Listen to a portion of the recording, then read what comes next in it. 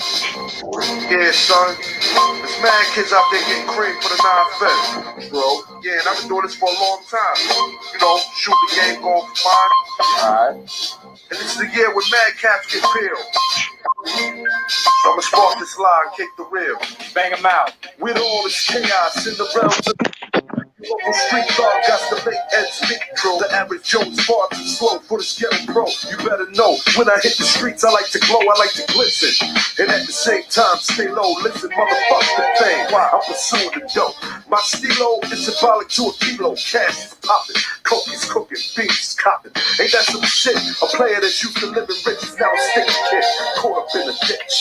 In 94, Giuliani kicked down the door. In 95, niggas flipped to stay alive. Peeling caps while I laugh. In the stats, the flow in the half. Remy in the glass. Spark the boom, then I blast. They wanna confine me. Sneak up from behind me. Bust a cap in my back and put me where they can't find me. They hate to see a young player pay. I don't wanna see that. They rather see it spray.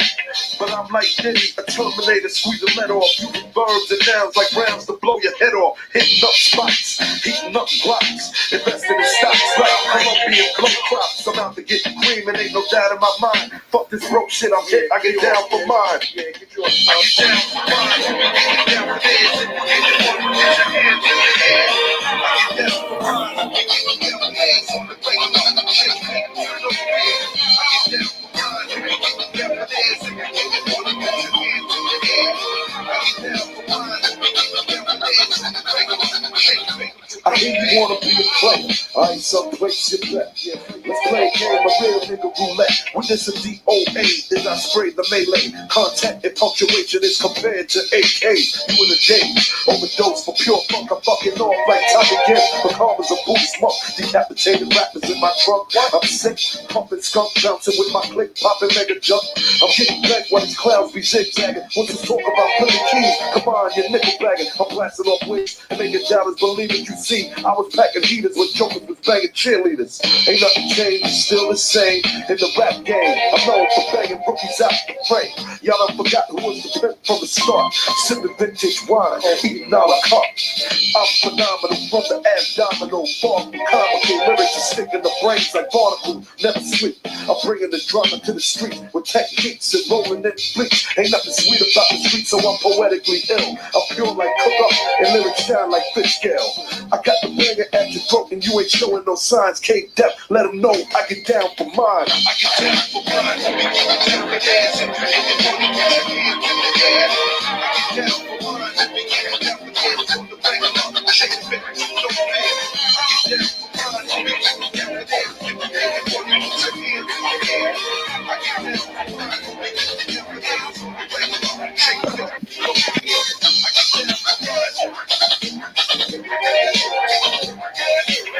I get down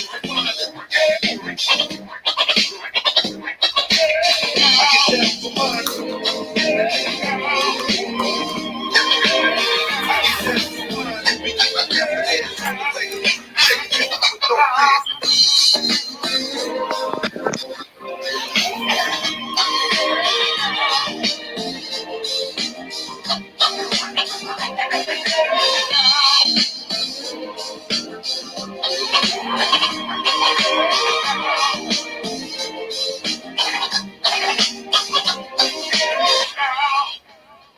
All right. What's going on, everybody? Welcome to this spur of the moment broadcast of Gangsta Talk. I wasn't going to do anything this morning, but some things have been brought to my attention overnight, and we're going to address that. But before I get started, let me say what's up to everybody in the chat. Peace, power, unity. Misfit, Nikki, Hassan Burton. All right, let me get right to it. As you can see the title says, "Let me clear the air." All right, now, there were some things that was said on last night's podcast on Conversations with Lady Dame that seemed to start a chain reaction of negative comments. You know, the sissy bims are doing their thing. Dame, can you go on mute, please? Doing their thing, okay? Now, apparently some people don't understand this platform. And I understand some of you are new to this platform. Okay. Those who've been riding with us from day one know what this platform is about. And so let me state that first before I get into what I'm about to talk about.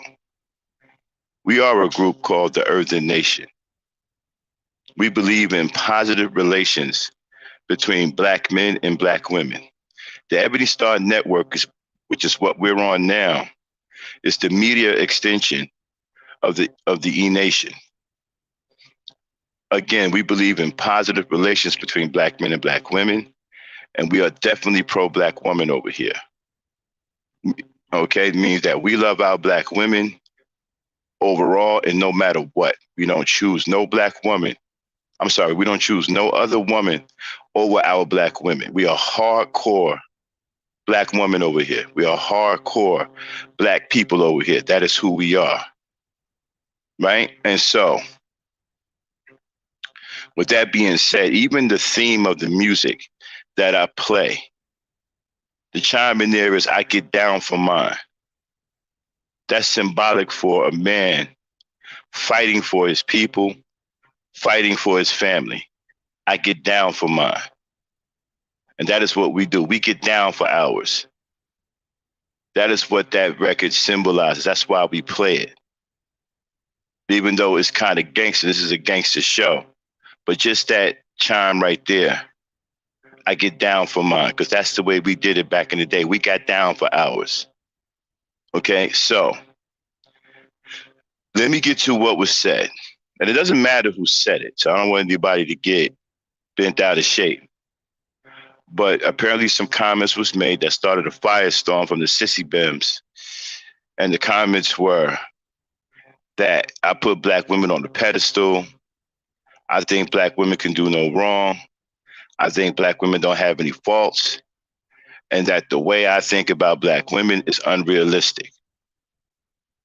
So you can imagine what the sissy bims did getting their hands on that, because they've been trying to tear down this platform since day one. Now, let me explain to y'all my stance for those who don't know me and you're seeing me for the first time, and why I talk the way I talk about our Black women, and why I show our Black women the utmost love and nothing but love. I don't allow no negativity on this channel towards Black women whatsoever. And the reason why is because, for one, I love Black women. I was raised the right way. People call me a simp, whatever. I don't give a damn about that. The love I have for Black women is in my raising. I was raised that way. I was raised to protect my sisters. I was raised to protect the women and children in my family. And so, the reason why I don't allow no disrespect of Black women on this channel, or negativity towards Black women on this channel whatsoever, is because before I came here, I sat on YouTube for about a year and a half, and all I heard was nothing but negative things thrown towards Black women.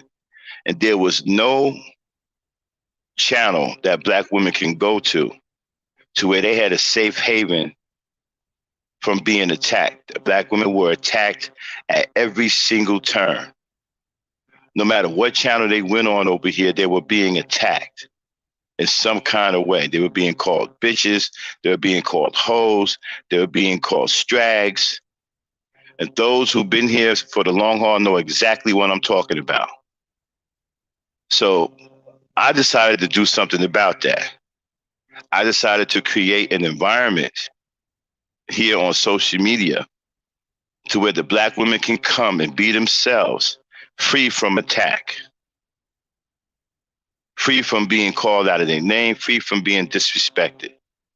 A salubrious environment to where they can come, relax, be themselves, talk the way they want to talk, do their girl talk, express themselves however they want, without fear of any crazy men coming over here and attacking them.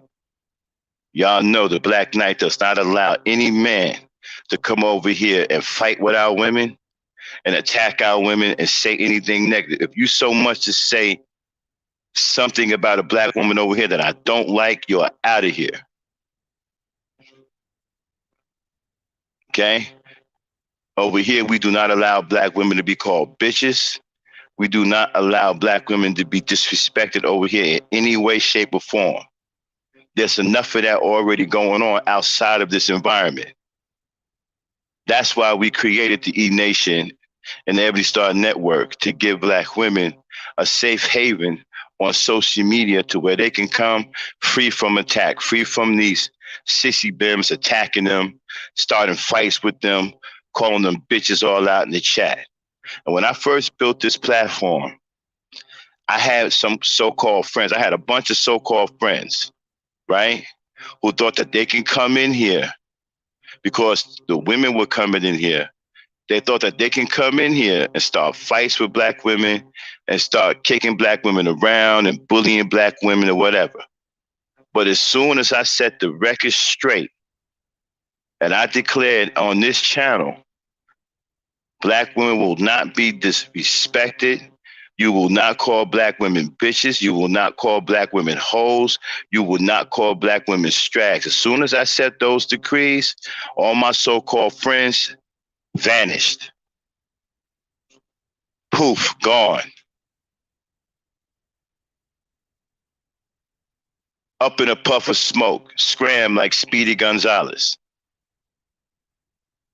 Because they were upset with me because I would not allow them to call black women bitches. And those who've been here when I first started this channel, you was here when that shit went down. Y'all saw what happened. And so I talk about positive things about black women.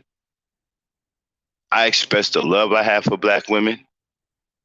And no, I don't blame black women for anything, because the way I see it, it's about leadership. And if the leadership is bad, then you cannot blame the people for being led astray. That's the way I see things. That's the kind of environment that I grew up in. The men were real leaders. The men did not complain about what the women did, because the men set the standards in the environment and the women followed the standards. You didn't have women doing these crazy things because they respected the men in the environment, because the men were real leaders. I've seen that model work. And that's the way I see things now. If the men would get their act together and do it the way they're supposed to do it, you wouldn't have this kind of mentality from the black woman that you keep complaining about.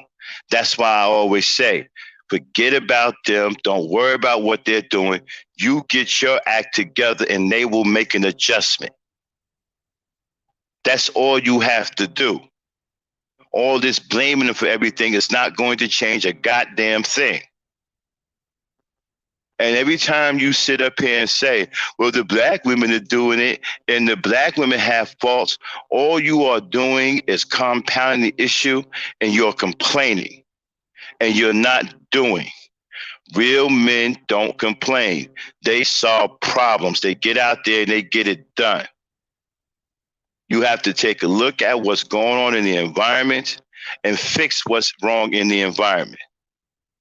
The women are going to act according to what's going on in the environment. And if you have an environment that is corrupted and you've allowed all kinds of trashy things and crazy things to come into your environment, then they are going to adjust to that and their behavior is going to change. You have the power to change their behavior by changing yourself. That's why I don't blame black women for nothing, because it isn't their fault. They're not the leaders in the environment. They've been dealt a bad hand. They've been left a bunch of trash to sift through, and they're doing the very best that they can. I'm not about to blame women who are doing the best they can from what they've been dealt and what they've been left with. And these guys, don't want to take any kind of responsibility. They don't want to stand up and be men. They don't want to stand up and do anything in the community. They don't want to accept the responsibility for failing as fathers, for failing as husbands, and failing as just men, period. The sooner we come to grips with our failures, the sooner we can start turning shit around. But you can't fix anything if you won't admit fault, if you won't admit failure, if you won't admit that anything's wrong and you've done things wrong. All this attacking me because I choose to show love to black women, and I don't ride that bandwagon. Well, black women got faults. We all got faults. So when you tell me that black women have faults, you're not telling me anything. To me, that's just an excuse. See, I'm sorry. This is weak shit to me. I come from a hard era. Raised by hard men. They would think shit like this is weak. And they would call you guys crybabies. If your environment is bad, you get into your environment and you fix it. So all of this trying to attack this platform that is showing love to black women, that is trying to promote positive relations between black men and black women. All this trying to attack this platform by coming up here and saying things like the love that I'm showing black women is unrealistic, that I put black women on pedestals, and I think that they will walk on water and all of that. Miss me with all of that. You see, maybe that's the problem. Maybe you don't think much of your black women. That's why you would say those kinds of things. See, I don't think like that. I think very highly of black women. My mother was a black woman. I think very highly of black women. I don't think sarcastic thoughts. Oh, well, you know what? Y'all think y'all angels. Y'all walk on water. I don't think like that. Now, maybe some of you think like that. And you can't really show the black woman the love that she deserves. That's on you. Don't reflect that shit on me. Don't come over here on my platform and try to soil what I'm trying to do for black women.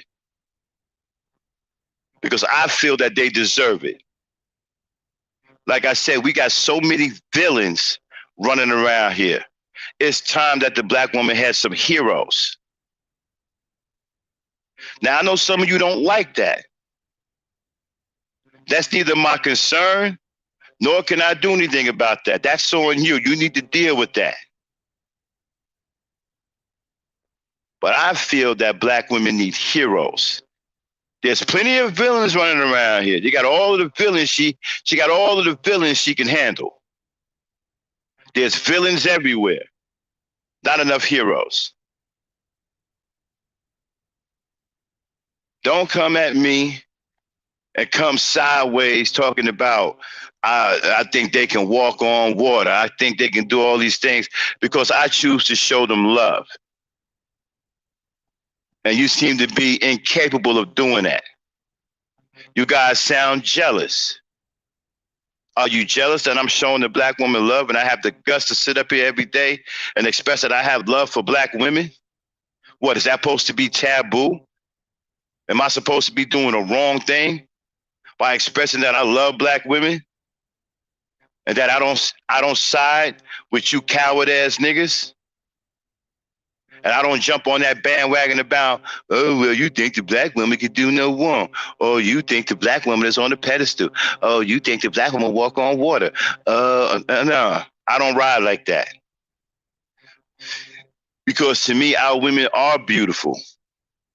And if I want to think that they can walk on water, I will think that and I will express that. And I will be proud to think it and I will be proud to express it. And don't give a damn about what you think. Maybe if you thought like that once in a while, we wouldn't have all this goddamn hatred towards our women. Maybe if you thought like that once in a while, you wouldn't be such a freaking coward worrying about how bad her attitude is. So don't come up here trying to soil this platform, trying to find a way to get in close to us just so you can come up here and drop some toilet bowl shit about black women, some old sideways shit. See, we understand that. We hear that too. But I don't understand why y'all trying to tear this platform down. Because if you pro-black and you pro-black woman, you really love black women, you should be helping this platform, not trying to tear it down. Because we're not going to stop loving black women over here. You got me fucked up. You think I'm going to stop loving black women and expressing love for black women, right? Because you coming over here with these little sideways, punk ass, knock needed, weak ass comments about, I think that they can walk on water. I think that they're angels. Those are good. What's wrong with having good thoughts? What's wrong with having positive thoughts about your women?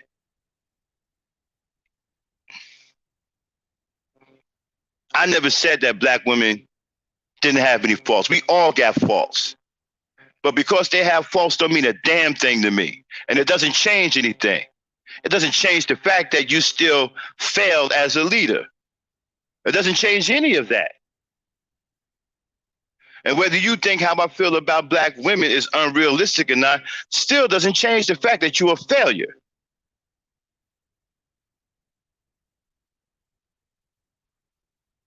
Now, shout out to my man Raji, that's my brother, and I respect him. But he's doing the same thing the rest of these sissy bims are doing. And no. And don't get me wrong, Raji is not a sissy bim. Okay? He's none of that. But all of this, passing the buck, your generation, this generation, that generation, you're never going to get anything done by blaming other people. You need to clean up your backyard right now. You are your best asset. You are the best person for the job. You need to get into your backyard. Your backyard has nothing but straight garbage in it.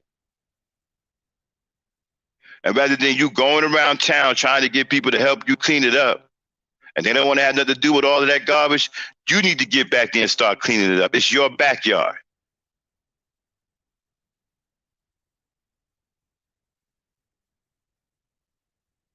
I'm sick and tired of y'all taking these little pop shots at me because I love black women.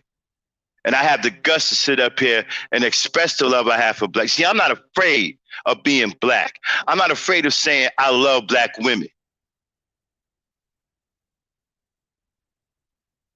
I don't need to hide and say I love black women, then go hide some fucking where.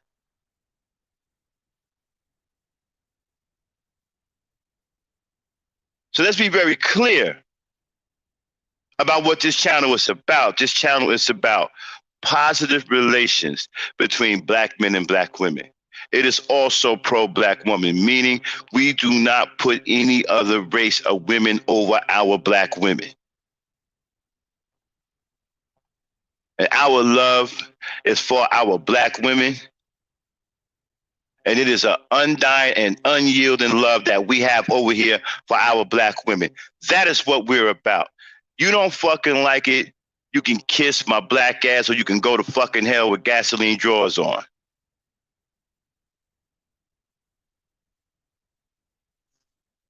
Because we're not going to stop.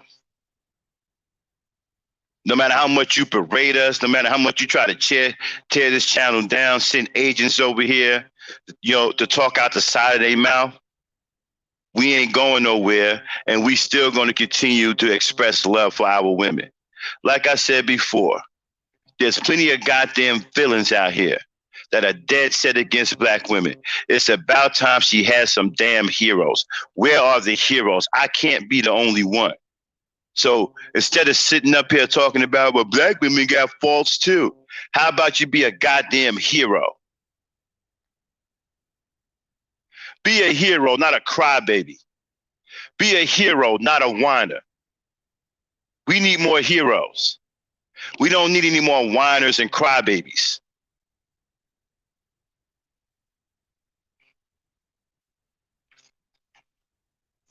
Dame, Yes. come in here. How you feel about what I just said? It was great. It was much needed, and it's a little bit of the love letter to Black women. They need to hear more of this. And they people are under mistaken impression that you don't see Black women's faults and stuff like that, but that don't matter to you. That don't hide the beauty that they are. Um, that's not important. If they have a fault, you put it right where the blame. Um, the men in their lives, the environment that they have, and you just try to understand the why, but you still go on and do what you got to do. You still give them love and respect. Hmm. Hmm. I mean, who are they to try to tell me I can express love by trying to undercut it by saying that I think that Black women? Well, actually, I don't think Black women can do any wrong, and I said it, and those who know me understand why. Because the Black man can do no damn right until the Black men start doing right. We're not when Black women doing wrong is not even in the picture. There's so much the Black man has to atone for before we even think about looking somewhere else. There's so much failure of Black leadership in our communities. Even one of our most prominent speakers and prominent minds of the day, Dr. Claude Anderson, said that there's no leadership in the Black communities to speak of.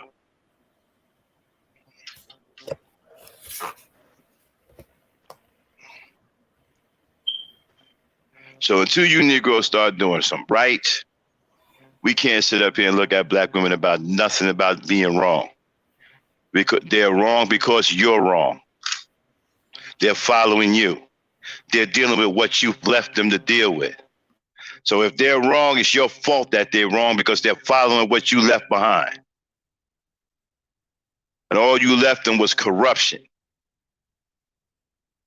And when people become corrupted, oh, guess what? They may behave in a bad way because they're corrupted. And that corruption is something that you allowed to happen in your environment.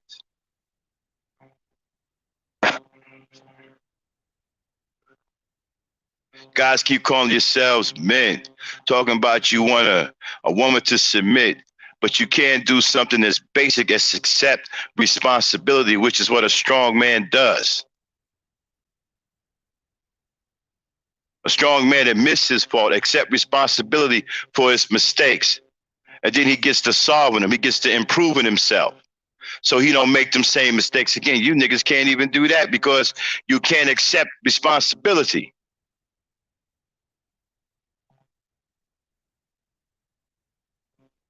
You keep hiding from responsibility. You guys are irresponsible. You don't want to be accountable, but yet you want to try to hold some. How the hell are you going to hold somebody else accountable when you aren't accountable for being a failed leader? You guys need to be held accountable. Talking about you holding Black women accountable for what? You have nothing to hold them accountable for.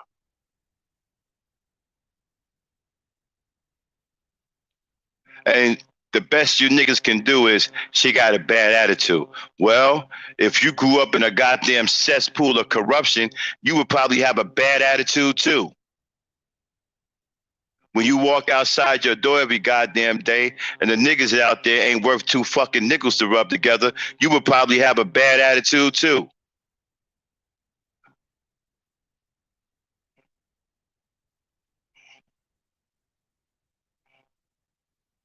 Okay? All this her dating choice. The hell you talking about her dating choices? You need to raise better men. Raise better men if you want to correct her dating choices. See, this is how you deal with shit. You see, you guys run your mouth too much. Too much talk and no action.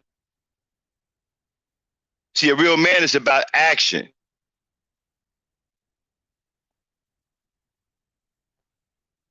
If there's bad dating choices, that's because there's bad men. If there's too many bad men in the damn community, it's really hard not to make a bad dating choice because the community is saturated with bad men. It's kind of hard to make a good dating choice when the damn community is saturated with bad men. You want to fix their dating choices? Start raising your boys to be proper, upstanding, and black men with fucking integrity and courage.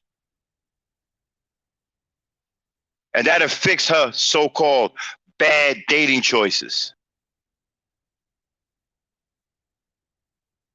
All you niggas do is talk, no action. Go ahead, Dane.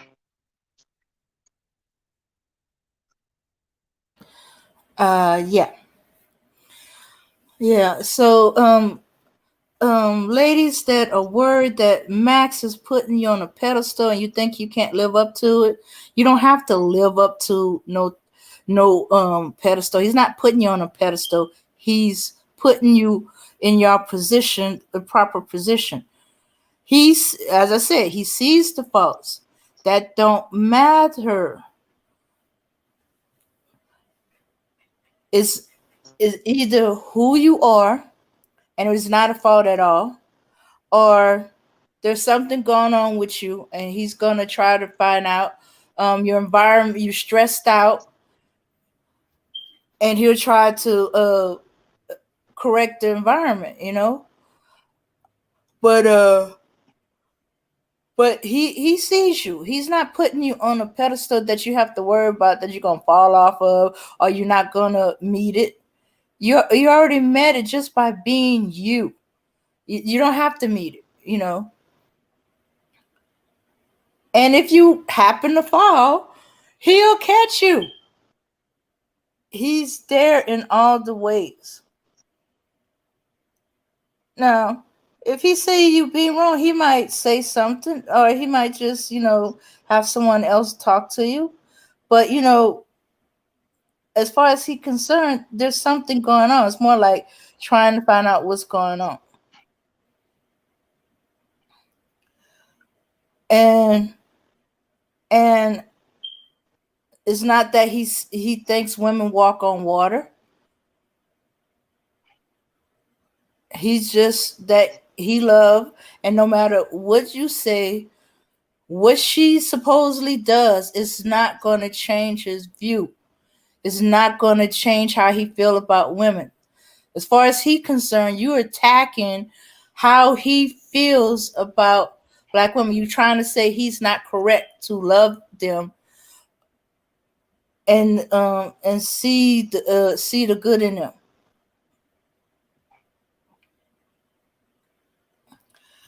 Yeah, and he hate black men who do things to harm women. That's why he's against pimp culture and the Mac culture and the player culture. That's all about using women, hurting women, manipulating women.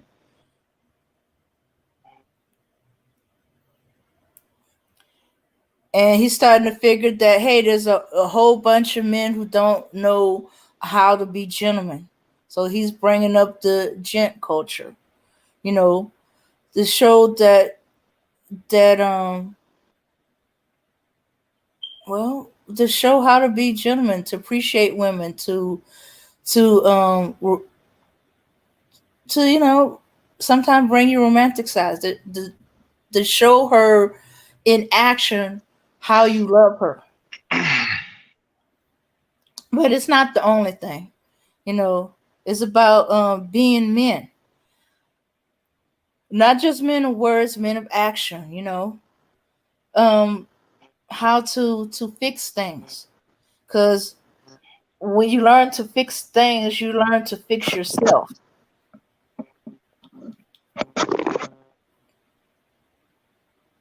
Hmm. Exactly.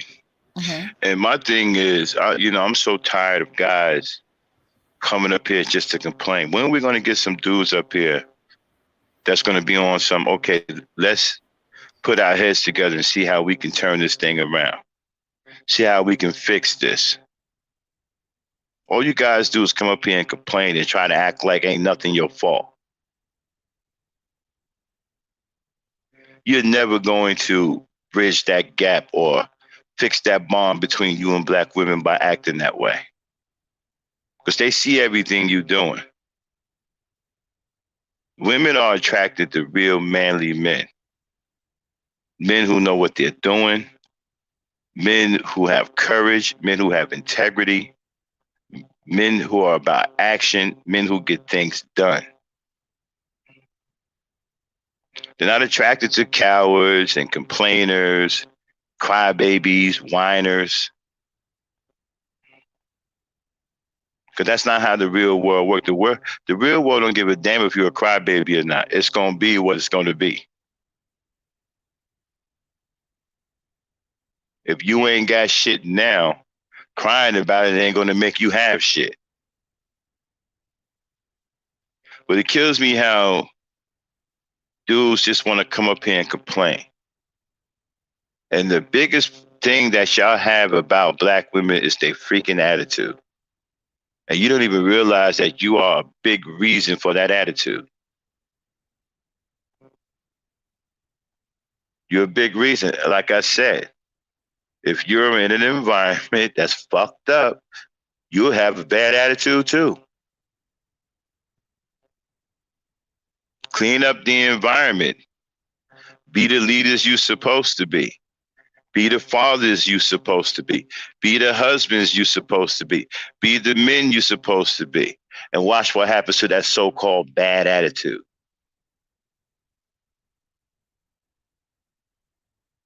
But y'all don't have the courage to do that. You don't have the integrity or the fortitude to do that. You see, you don't believe in yourselves as men. You don't have any confidence in yourselves. You don't have any self-esteem. You don't believe in yourselves as men. That's why you're always blaming somebody else. Like a child. Children blame other people. Grown men, adult men solve problems. Children point fingers. Children are always trying to get everything they want. Children always want their cake and eat it too. That's what children do. And all you dudes want to do is act like children and just keep pointing fingers rather than solving the problems in your community.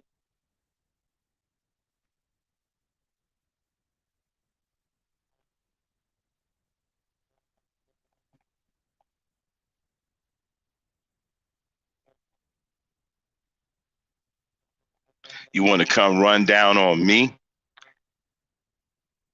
because you got a problem that you don't want to address, you don't want to deal with. And the thing about it is, your fight ain't even with, we already established this.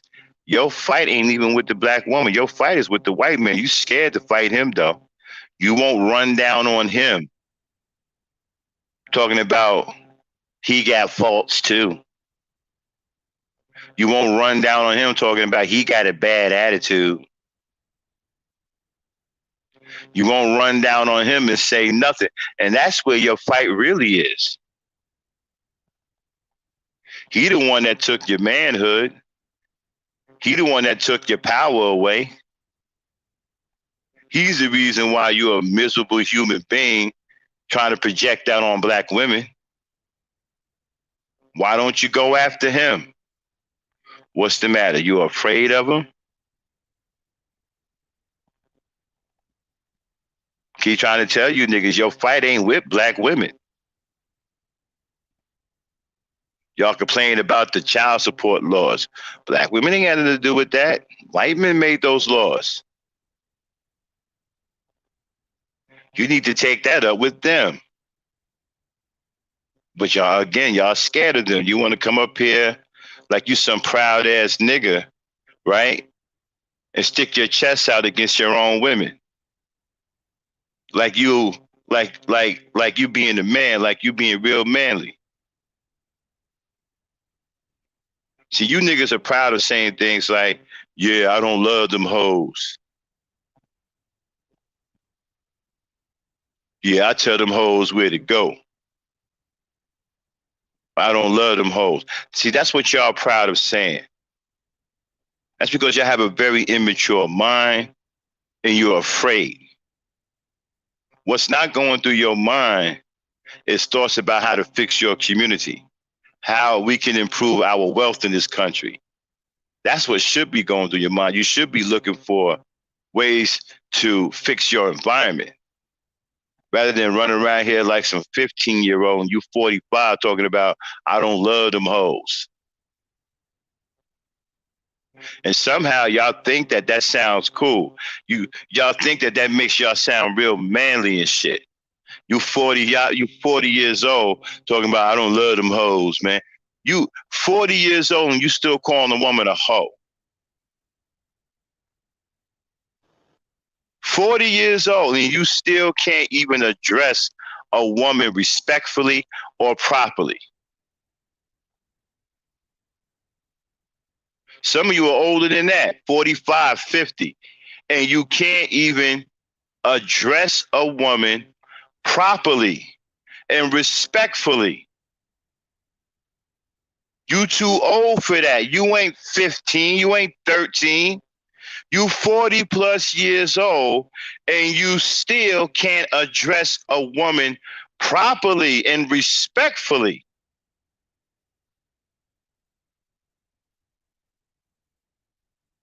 But you want to run your mouth about submission.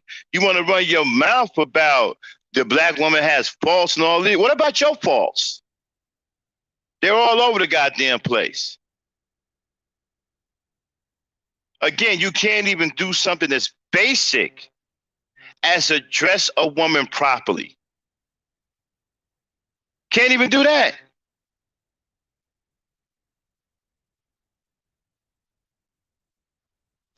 Dang. Yes.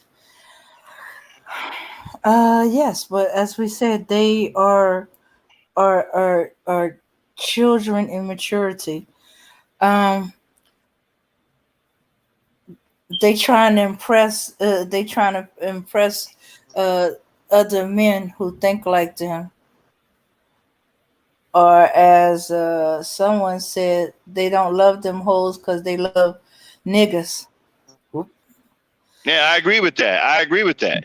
Mm-hmm. Shout out to Melody the Misfit. I agree with that 100%. I've been saying that, but I say it another way. I say you don't love black women because you love other men. That's the way I say it. You guys coming here loving other men talking about, well, black women get faults. So what? What the hell are you saying?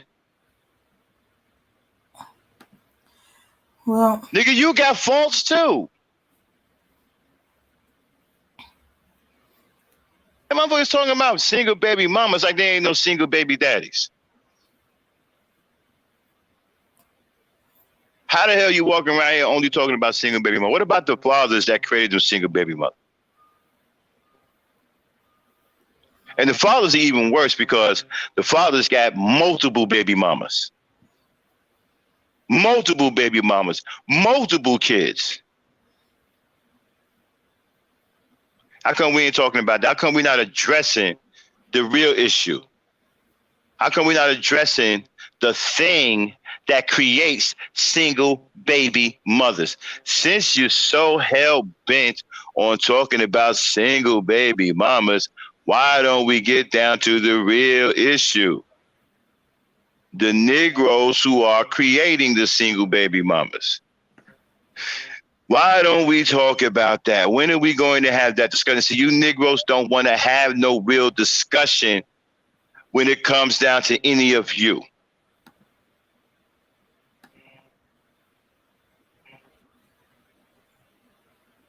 Single baby mamas don't get made by themselves. A woman can't make herself a single baby mama.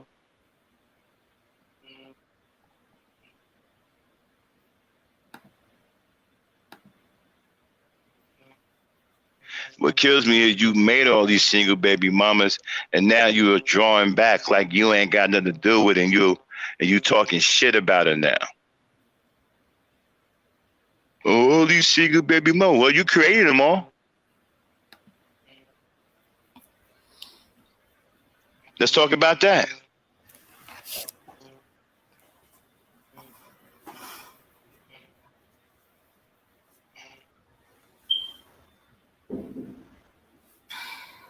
Hey, Ona, you know where that comes from?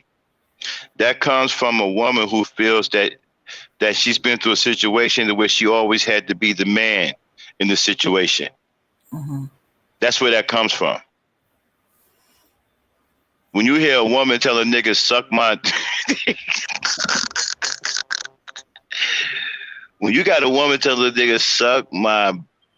Yo, that's because she's used to being the man in the relationship. She always got to do what the man is supposed to do. So you tell a nigga to suck my... You know what I'm saying? But that's where that comes from. And on it, they trying to turn us into masculine brutes because they trying to be feminine females.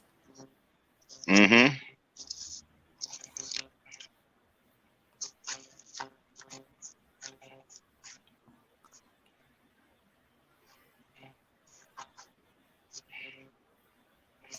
And so, yeah, I just wanted to clear the air because I am tired. I wanted to address this. And for the new people that's coming to the channel, you don't know what this channel is about. I wanted to put that out there. What we're about, we about loving our black women over here. And that's the way we're going to continue. We're not stopping anything because a couple of crybabies want to, talk sideways out of their mouth and make little cheap ass comments like we think black women walk on water and they supposed to be angels and all this other stuff. What do you think you niggas are?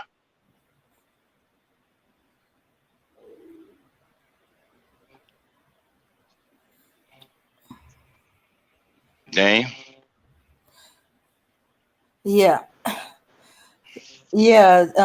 I think the thing is they are putting women, they expect black women to be perfectly submissive, whatever their little ideal is and stuff like that.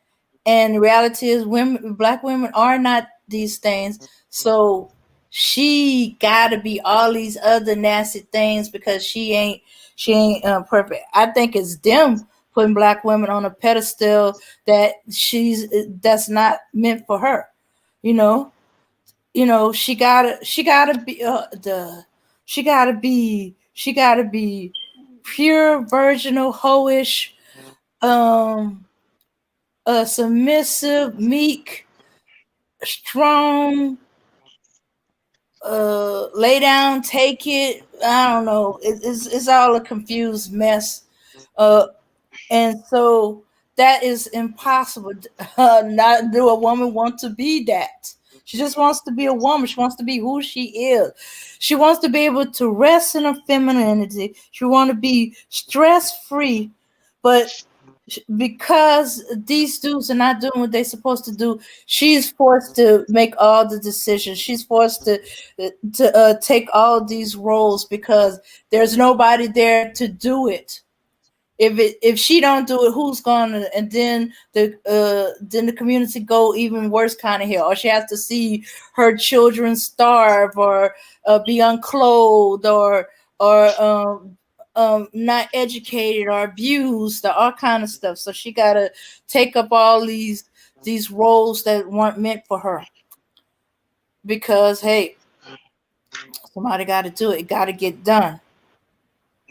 Children got to eat. The house got to get built, got to be repaired. Cars need to be fixed. Lawn got to be cut. Nah, Razi, I don't blame you. I'm just using you as a catalyst. I know you're not a sissy bear, my brother.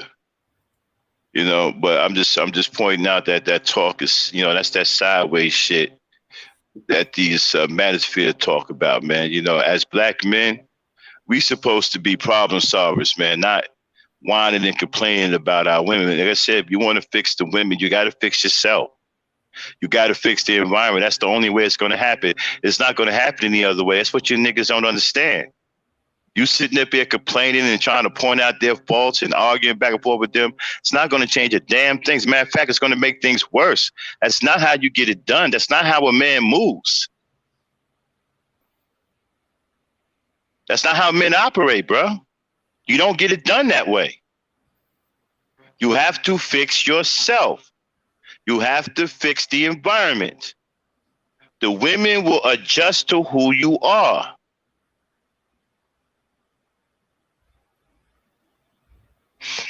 The way the women are now with these bad attitudes, that is a direct reflection of you. Many of you are terrible people. And so this is reflective of you. This is what you've left the black woman.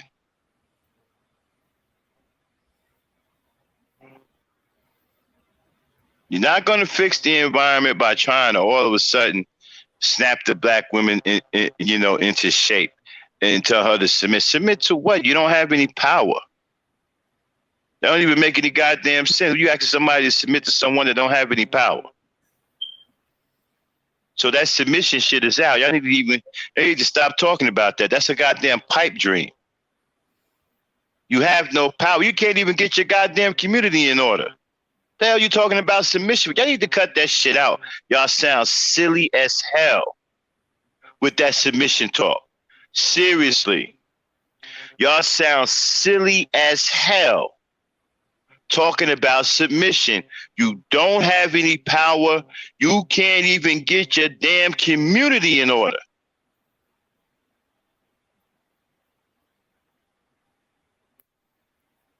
Y'all need to cut that submission talk out. Y'all sound foolish as hell talking about submission with no power. Don't even have no leadership in your own communities. And you live in your communities and don't lead your communities. Your communities are led by foreign men.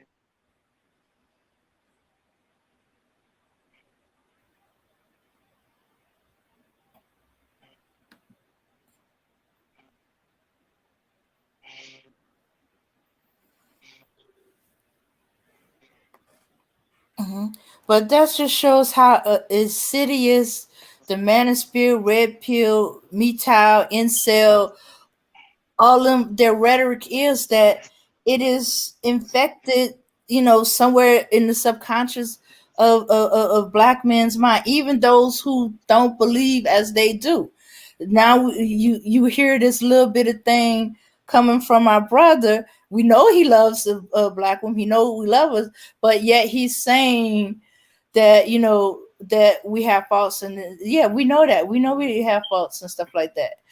But it's sounding like almost like he's trying to make an excuse, but that wasn't what he was trying to do. But that talking point of theirs came out of his mouth.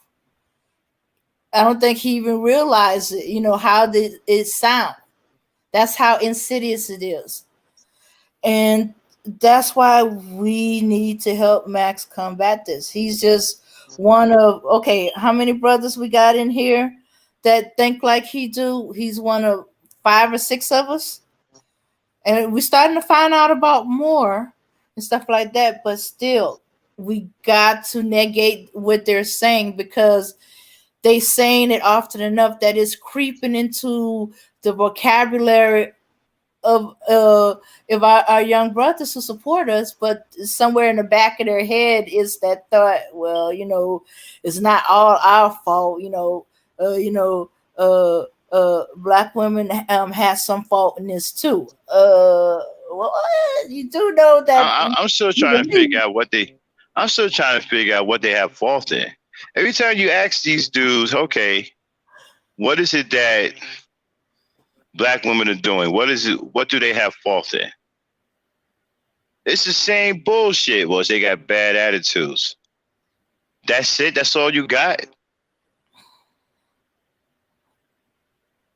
I mean, that's they smoking gun. You got bad attitudes. Well, again,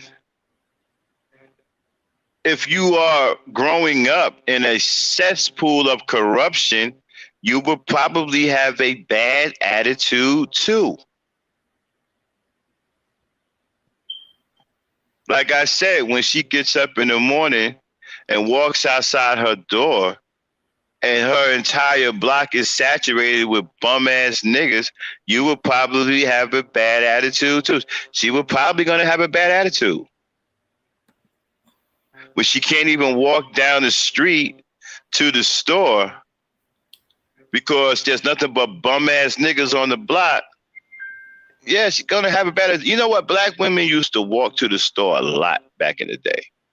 Well, that's because a lot of brothers would walk with them and protect them. We had that we was in maximum protect mode all the time. Because that's the way our fathers raised us, to protect our sisters. So they always had male chaperones. But the black women don't hardly walk nowhere no more. They get in their cars quick and they gone, man, and they try to get to where they got to go and do the most least walking because there's too many creepy ass niggas out here. Back in the day, the black woman used to walk up and down the street all goddamn day long, sashaying those beautiful hips, showcasing that beautiful body, and we'd be sitting up on a porch drinking some Boom Farms. I'm talking about, whoa, look at them hips. Them hips is educated. Them hips got an attitude. Yeah, boy, them hips got a lot to say. Boy, we had eye candy all day long. We was in paradise. Black woman would get out there and showcase her beautiful body, walk all up and down the street because the environment was safer. The brothers had a different mentality. Yes, we'll sit back and look and go, "Ooh, baby, I want to sop you up with a biscuit," all like that, right? But we never let no harm come to them. They didn't have a problem walking past a whole bunch of dudes in one area because they knew the mentality that those dudes had. She can walk past a group of dudes and everybody would say hello. Everybody would say, "How you doing?" Wouldn't nobody say something, "Damn, bitch, shake them hips," you know? Didn't nobody say nothing raunchy and out of the way. Ain't nobody did nothing like that because we had what is called manners. I know that sounds crazy to a lot of you, right?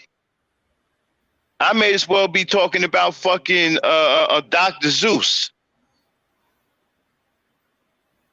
I know that sounds crazy, right? But we had manners back then. I came up in an era where you can be rambling around with your boys. As soon as a woman came into the area, right? You stood up straight. You corrected your speech. You stopped cursing. You presented the best of yourself. Why? Because there was a lady present. That's where I come from. That's the upbringing I come out of. We could be cursing up a storm, shooting dice and shit. Here come a woman. We stop playing dice. We stop cursing. Everybody stand up straight and say, "How you doing, miss?" Everybody even say hello.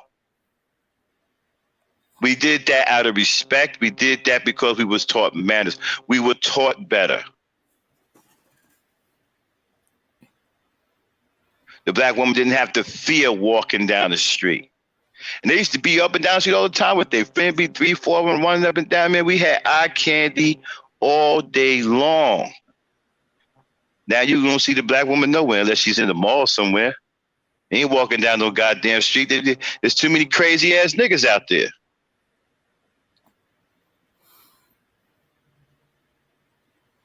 And that's because you Negroes, right, have allowed them crazy niggas to saturate your neighborhood.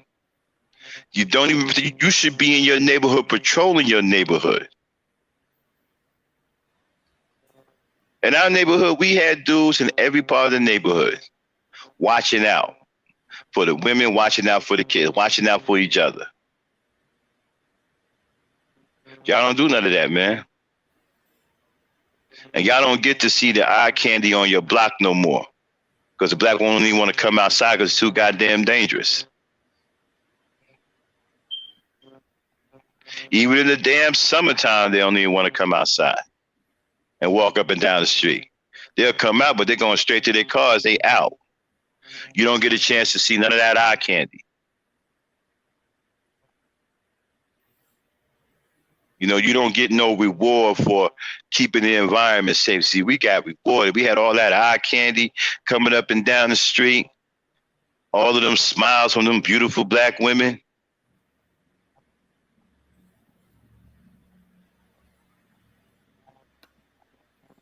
Yeah, y'all don't get to see that no more because y'all can't protect your environment. You can't create that kind of environment to where they feel safe enough to get out there and showcase who they are.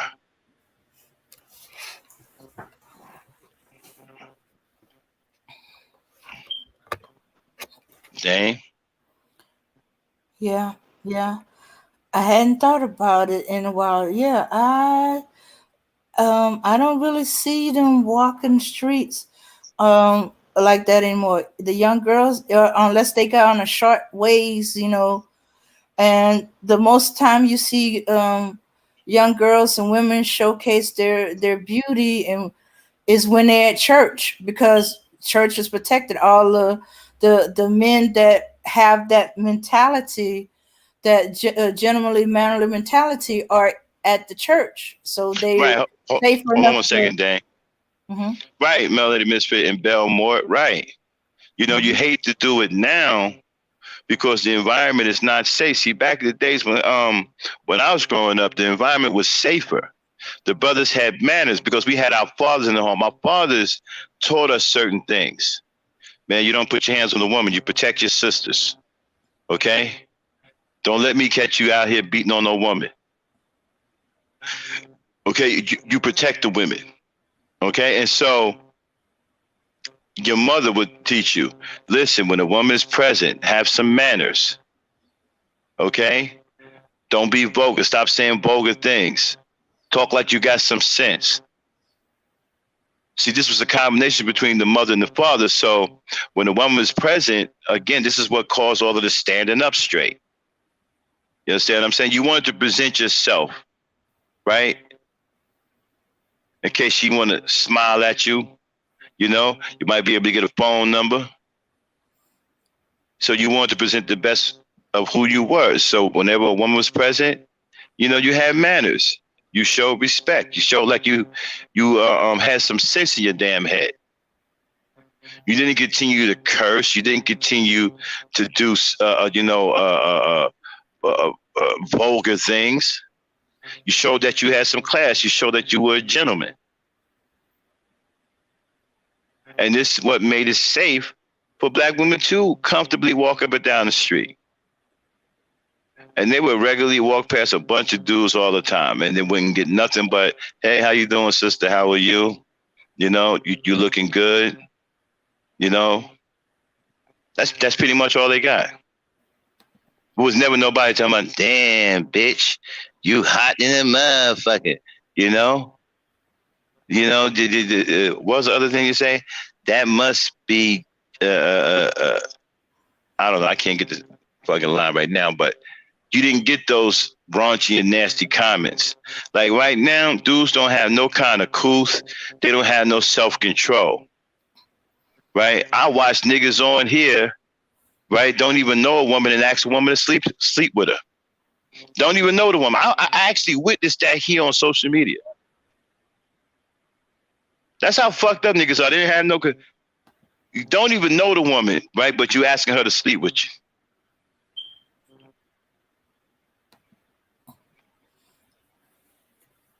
And so, we got to recreate that kind of environment, that maximum protection environment, to where we can get our sisters out again, to where they feel safe to walk up and down the street. They don't feel safe now. Like you niggas can't even have no. I remember I was sitting in my neighborhood a couple of summers ago. I was like, man, where are all of the women? I'm sitting on my porch. I don't see no women walking back and forth. It's a beautiful, sunny day. I don't see no women walking back and forth. Back in the day, if I was sitting on my porch and it was summertime, you see women all up and down the street. Eye candy 24/7. You don't see none of that now. And that's because the environment is fucked up and it's too damn dangerous. Too many of you goddamn perverts running around. You damn child molesters. Too many of you sexual deviants running around. Some of you are borderline rapists, if not rapists. Too many of y'all running around.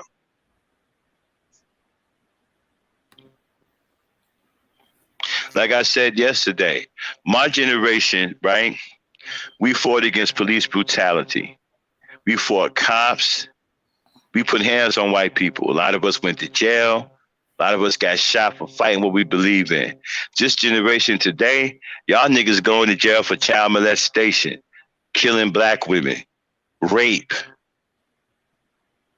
That's what y'all going to jail for. Y'all not going to jail for no real shit like the people of my generation went to jail for. Y'all going to jail for some pedophile shit, rapist shit, murdering black women type shit, murdering children type shit. That's what y'all going to jail for. Go ahead, Dane. Yeah, and then to further combat that, they flooded our community, and with crack. Don't know how it seeped through the cracks, and it just took over like nothing before. Because before, had weed every now and then, but it was no different from a cigarette at the time. At least that was the mindset and attitude. I got pictures of relatives all over back in the 70s where they were smoking joint. That's how much it was taking. Weed was just another form of cigarette, just a little bit more relaxing. So when this drug came through, they didn't realize how dangerous it is, how so addictively fast it was. Hold on one second, Dan. Mm-hmm. Now, see, Rozzy, you misunderstanding what I'm saying. I'm not saying that brothers didn't go to jail for rape back then, but that wasn't the main thing they were going to jail for. You see, the main thing that they was going to jail for back then was fighting cops, beating up cops, setting up cops. Okay? They was fighting police brutality. That's what claimed the lives and freedom of a lot of black soldiers in the community.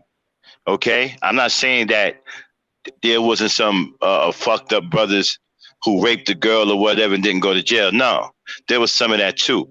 But the majority of what was going on, they were being thrown in jail for fighting against police brutality. Your generation today, y'all known for going to jail for rape, pedophilia, and murdering, black women and murdering children.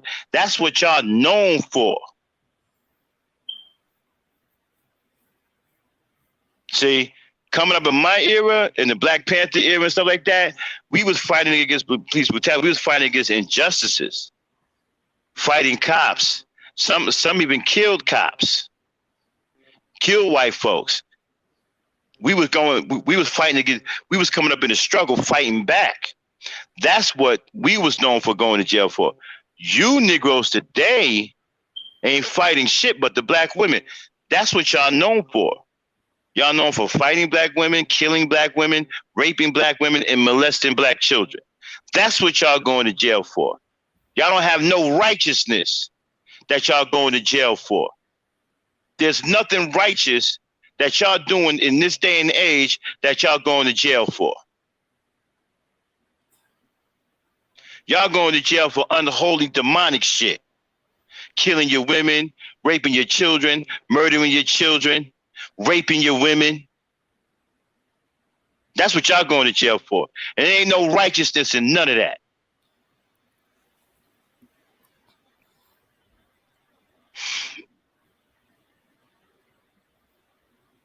Yeah, name.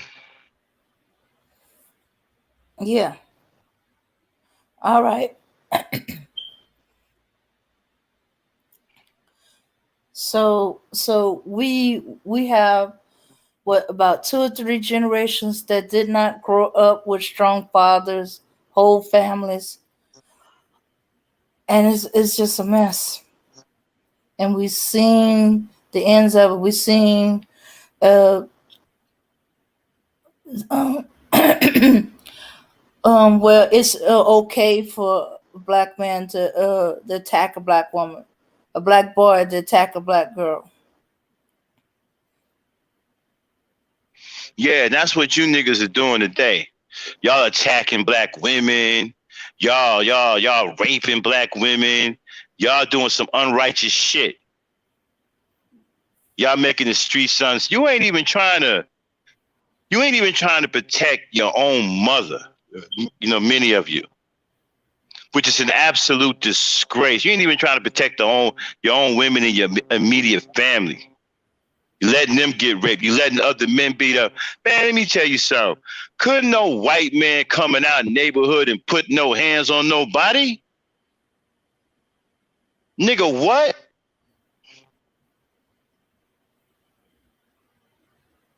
That didn't happen.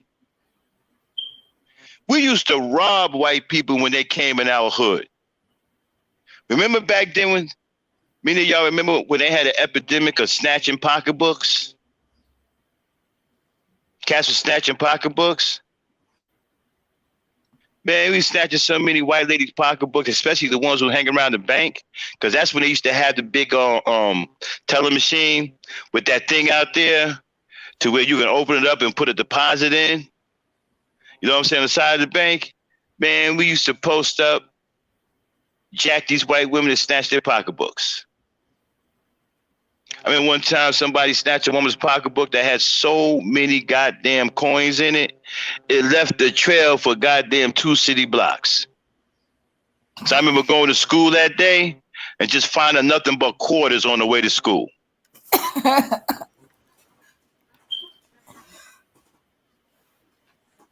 See? So y'all ain't even going to jail for nothing righteous, man. Y'all out here doing demonic shit.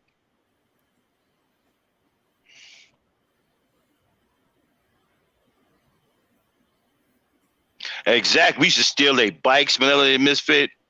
Because we had between Jersey City and Bayonne, that was the Bayonne and Jersey City line.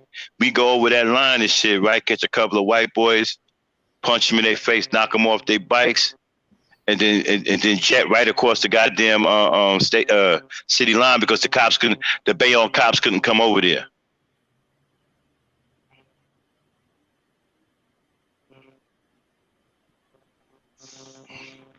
Yeah, man, we was snatching their pocketbooks, man. That's why they started rolling their windows up and locking their doors whenever they saw us and clutching their purses. You was jacking white folks back then.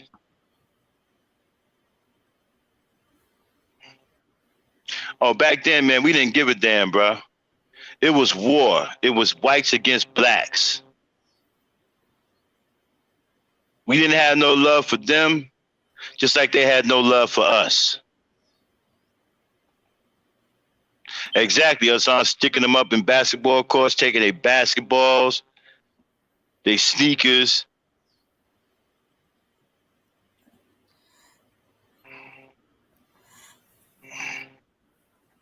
And right, and the thing about it was, like I said, Razi, you know, this generation, y'all ain't even doing nothing righteous, man. Y'all doing some unholy, demonic demon shit. Y'all killing your kids, you're murdering your women, you're molesting your children, you're raping your women. That's what you're going to jail for. Unrighteous shit.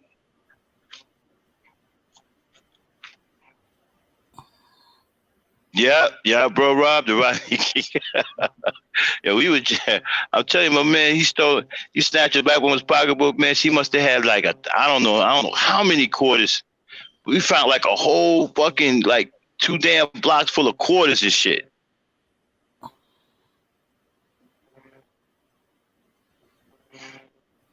We was getting them, man. Yep, that was the era where they was snatching pocketbooks. Uh, well, that explained my uncle's torture these white boys that wanted to be down with them. Mm-hmm. The one white boy that came, I guess the neighborhoods was starting to blend a little bit. This white boy wanted to play Cowboys and Indians. In our neighborhood, the Indians won, not the Cowboys. Well, the And only way that you can be white and be in our neighborhood, you have to have your family have to have been there, mhm, and you have to have been born there and grow up there. We did have a one white family on our block, you know, little Ray and them. But they family been there for decades. They actually lived on that block for a lot of black people got there before it turned all black, and they mhm, grew up there. So we knew them, mhm. you know. So, well, I don't know where this white boy came from. All I know was he was like, "Do y'all play Cowboys and Indians?" And me being the only female in the Cowboy Indian saga game, which meant we I had think to. she had just went to a bank and pulled some liquor. Mm, I'm telling you, because we used to squat there on the banks because they used to do outside banking. They used to bank instead of going to the bank when the bank was closed. They had this big side window thing. Now it's a drive through. You can drive up to it now. But it used to be on the side of the bank where you can walk around the side of the building and go mhm. right up to it, okay, and do some banking, and you can deposit money and you can get money back. You know, so he probably waited. They probably squatted at the bank.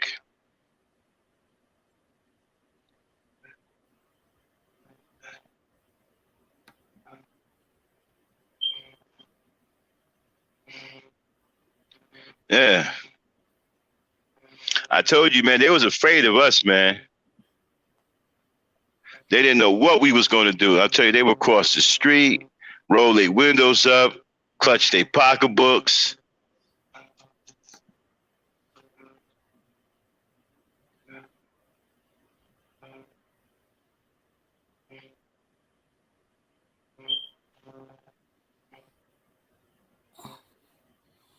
Yeah.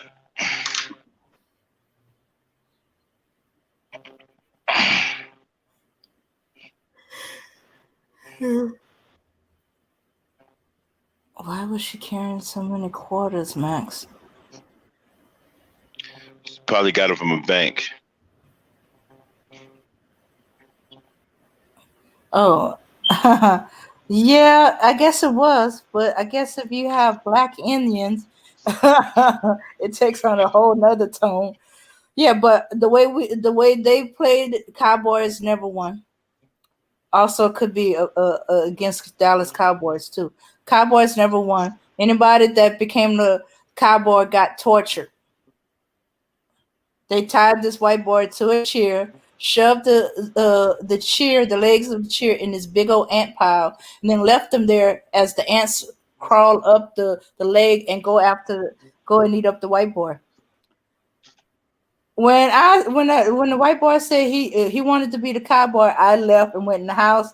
I said I might as well go eat a sandwich. I tried to warn him. He didn't listen to me. Don't do it. Don't do it. And next thing you know, here screaming and howling. So, well, the torture has begun. And I was just, hey, I got my sandwich now. I ain't going out there.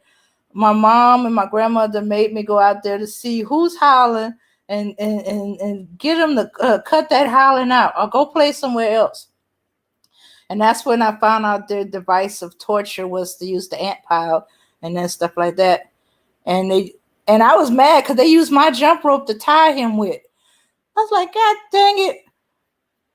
So I couldn't untie it, so I had to knock him down, knock the chair down, which meant knocking him down, and drag the chair away from the ant pile a little bit. That way I could take my time and untie that jump rope. I think he still got bit. Well, he ran off, and we never saw that white boy again. Then they got mad at me for setting them free. I said, well, mom and Big Mama made me go set them free. They said do whatever I had Hold to on, do. Dane. I'm going so carried away. Okay. All right. I'll be right back. I gotta go on mute for a minute. I'm doing laundry. I'll be right back. Oh, okay. Yeah, that was an excuse to lock everybody up. That mob action. I never even heard of that. But then again, that's up north. You live in a small town. Everybody know who you are. Shooks. I've seen a place get robbed, and I recognize who the robber was. I ain't say no names. I ain't stupid. That ain't my money. And the rule is, if we get robbed, just give them the whole drawer. Don't fight it. Don't try to be no hero. You need a link. Okay, hold on, hold on, Hey, hold Abby on. is up. Abby is up here. Hey, Abby. Hey, Ebony. Hey, what's up, guys? Now we over here fighting Abby because they keep saying that I'm putting black women on pedestals, and I think that they can walk on water, and that they're angels, and that they don't have any faults. Yeah, that's what they're saying. Uh, why are they saying that?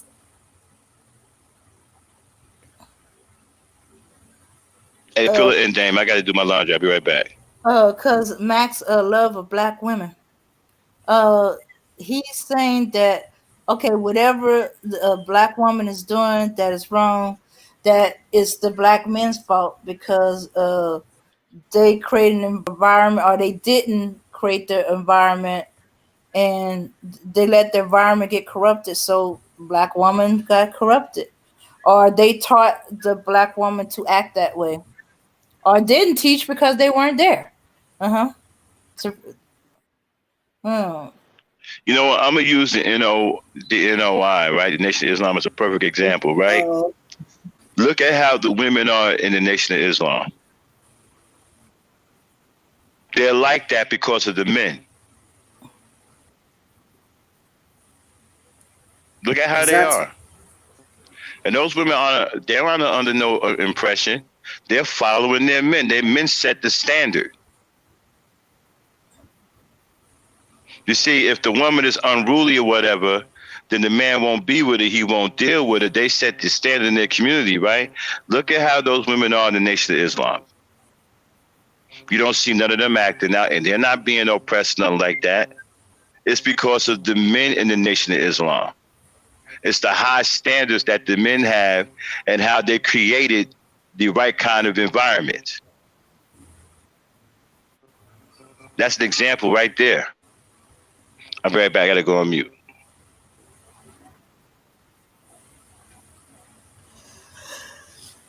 Yeah. So so believe Oh, that. put the link out, Dan. Put the link out. Oh, okay, okay, all right. I'm gonna put the link up. Oh, okay. So every time somebody try to say uh that black women do this or she acts like that, Max would be like, "Hey, that's your fault." Women do this, and let's see. All right, all right. Okay, here Yeah, y'all they go. like to talk about black women. Yeah, they like to talk about black women. I'm not quite certain how that got started, but every time, so, but okay, the person was trying to say that that that first uh um black men and women got to admit to their fault that there was wrong on both sides, and then work together to build the community. And Max was like, no, no, no, black women are not at fault here. It's the black men's fault for the way the community is because uh they created or they left the environment corrupted.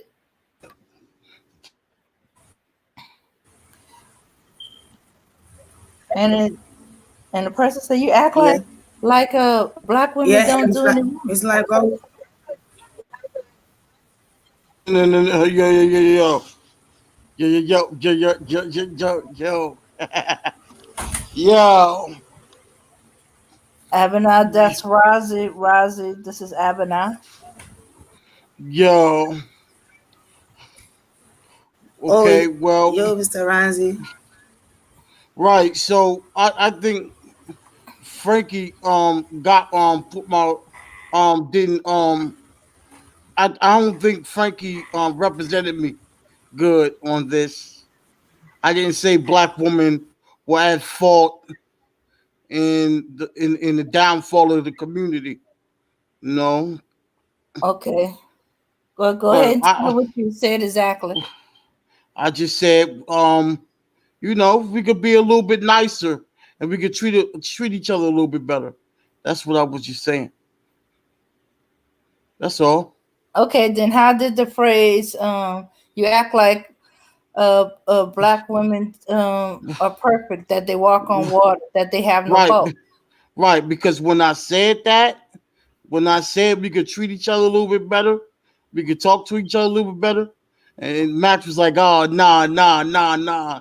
It's just the black man that's being disrespectful and doing things wrong." And I'm saying, hold up, man. We could hold up, right quick, hold up.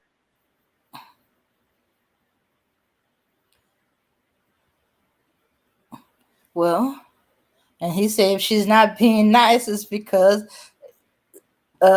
some black man made her that way. Oh, but I'm saying that's wrong.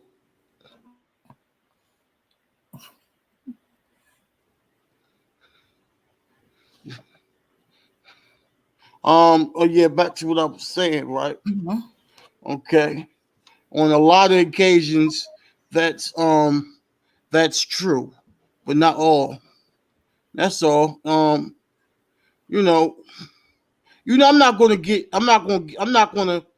get back into this discussion about what I said yesterday. You know what I'm saying? When I say walk on water, I was being sarcastic. I'm not was not being sarcastic about that. But I want to get back to what Max has said before, right? About about this generation. This generate about this younger generation, right? So this younger generation is a lot different, right? It's just like weird, man. This generation is really weird to me, and I can't get down with this generation, man. And I'm part of this new generation. I'm only 28. I'm a millennial, right? I ain't old, Wait, when you right? say So 28 or 38, 28, 28. I think you in the Z. I think you No, Generation Z. no, I'm millennial. 95 or 96. 92. Oh, okay. Well, yeah, I guess, yeah, you, okay. Right. So it's like, you know, a lot of this same a lot of this shit that Max was taught, right, to respect women, well, to not hit on women, right? To I wasn't taught everything that Max was taught in his generation, but I was taught. I grew up around. The old folks brought me up, right? So Mhm. I didn't like the people who brought me up it's in Max generation. Matter of fact, a little bit older than Max. Okay, so the people who brought me up, they're old school. You feel Uh-huh. me? They're old school. So some of the lessons, some of the things that they've been taught, they taught me. So I didn't grow up with no, you know what I'm saying? Like my mom, you know, she didn't raise me. My mom didn't raise me. Oh, Okay, okay. I was brought up by my great aunt, my mom's aunt, Uh-huh. and my grandmother. So they're part of the older generation. So they taught me the manners. They could have taught me more, but they I was always brought up not to hit women, and Max talked about the Nation of Islam. My grandmother is part of the Nation of Islam. Okay, so my grandmother was taught. She's part of the Nation of Islam. So um, I see what he talked about as far as the Nation of Islam, right? So um, they did set the standard in the Nation of Islam. All right, so what else? You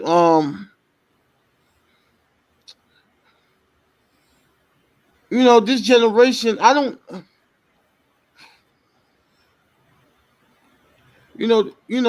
these folk today are, it's like anything goes today.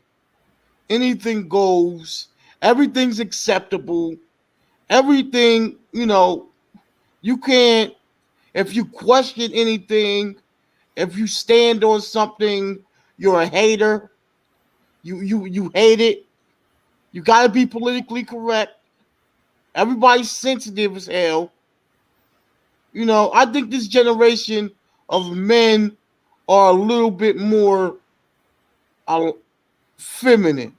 I'm not going to say a lot more feminine, but a little bit more feminine in the way they act. But I don't like how Max talked about how the last generation didn't go to jail for molestation and rape, and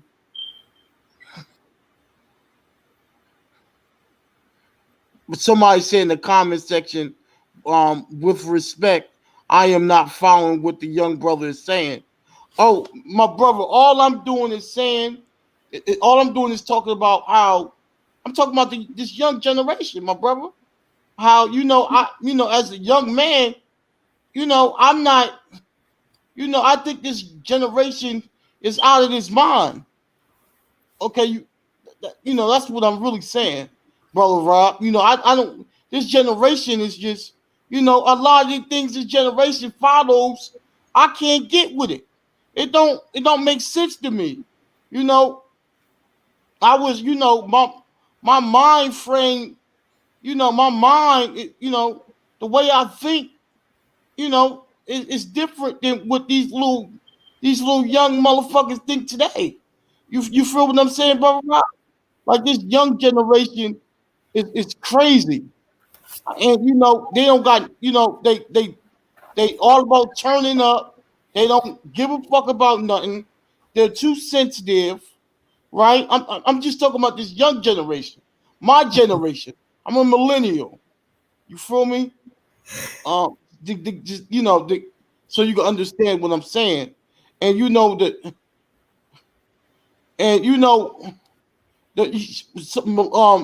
melanated misfit said that um the generation of Max's generation got um locked up for righteous shit. A lot of them did, but come on, man, evil and fucked up shit existed all the since the history of time. See, there Motherfuckers you did. go again, Razi. This is what I'm talking about. You're not focusing on what we're talking about, bro. Uh-huh. What? No, what you talking about?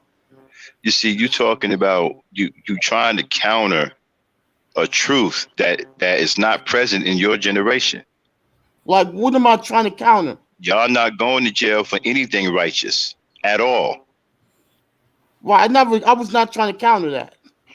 Well, you Are said you that listening, we man? went through some, yeah. You said we went to jail for some righteous shit, which a lot of us did, a lot of righteous shit, right? But now you're talking about evil this and evil that. Ain't got nothing to do with it, man. We're talking about your generation. Your generation is going to jail on some demonic shit. Right, Y'all out and here murdering women. Y'all out here murdering women, okay, and raping brother, kids. and brother, you're right. Y'all did too. Nah, brother. Nah. We didn't get down like that. Man, We you're had some. lying, man. We Okay. had Man, but some. We had go ahead. some. Allow me to finish. You had some niggas back then that raped women and they were in jail for that, right? But it was not like it is today. Right. Nowhere close. We gotta check the statistics. There was more righteous shit going on in the struggle than there was anything else.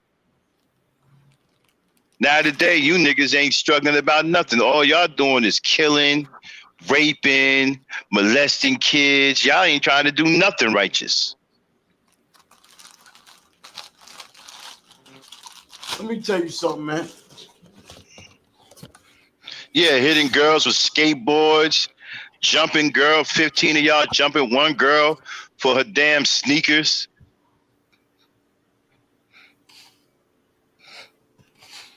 I would have loved to have been back then, man. Because you know, one thing about old folk, I guarantee you the folks in your generation would have said, "Oh man, you know what I mean?" They would have looked at your generation and say, "Oh man, y'all crazy. Y'all ain't got it together." So you know, I would have loved to have been back then, man. I would have loved to have been back then. Those were good times back then, bro. We had some good times back then. We had house parties back then. Used to be able to go to people's house for a party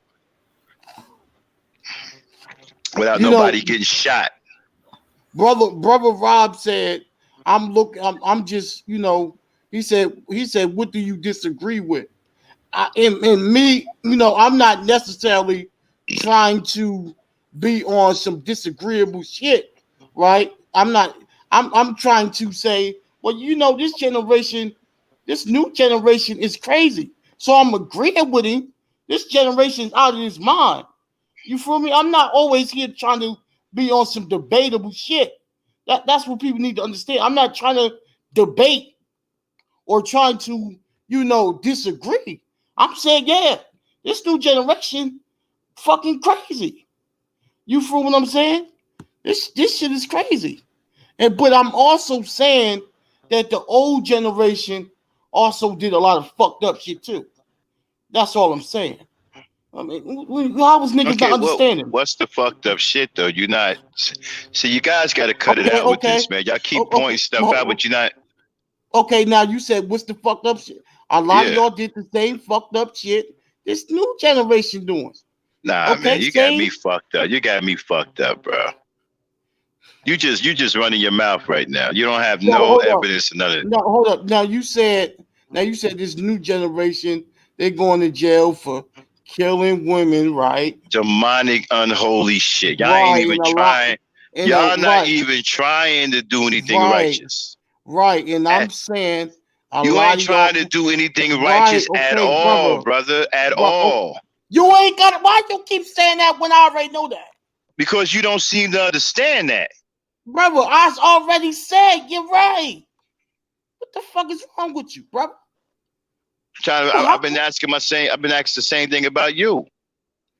And I'm telling you, bro, y'all been going to jail for shit that ain't righteous, neither evil shit too.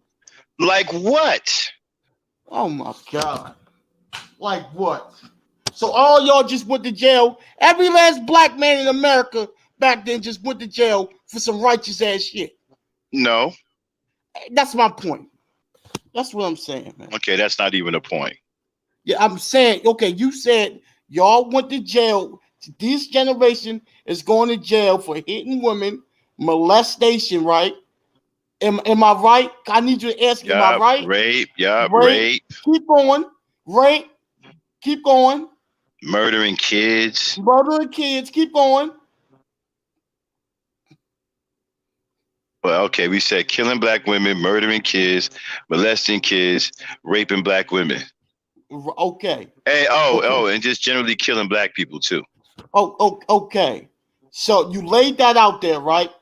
And I'm telling you, the generation before me, your generation, they did a lot of that same shit too. That's all I'm saying. They went to jail for that shit too. Do you get it now? Nope. They did the So same shit too. look, this brother Rob, peace, good brother Rozzy, man. This is my What's up, first bro, time. Rob? Man, what's going on, Max? How you doing? What's Peace up? and What's love up? for a game. With respect, bro, because I don't Hey, know you. You know what I mean? hold up. Just a minute. I'm sorry, I ain't mean to cut you off. Brother Rob, this the same Negro that was not even willing to admit that the last generation failed this one. So, this is my boy, but I he done crazy. told The you that same Negro your that won't generation even came out of admit. the crack era, bro. Same, That had nothing to do. That had nothing to do with my era. you won't even Y'all admit come y'all out. failed. Y'all come out of that crack era. We ain't had All nothing right, to do go with ahead. that. I'm done, brother. Go ahead. Let Brother Rob speak, bro. What's good, Yeah, baby?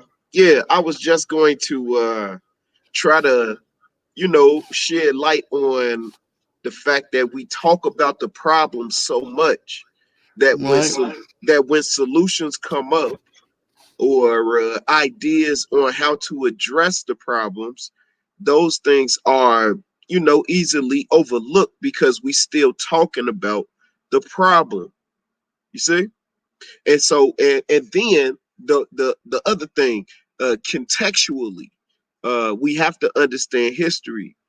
You said that we was doing fucked up things just like how y'all are doing fucked up things. Yeah, I'm just trying to see if you agree with that point. Repeat that again, man. You said that our generation back then Right. was doing fucked up things too, just like how y'all generation is doing. Yeah. Exactly. Ain't nothing new under the Oh, sun, man. okay, good brother. Okay, good brother. So, over here and in other circles that I participate in, I always give the pushback.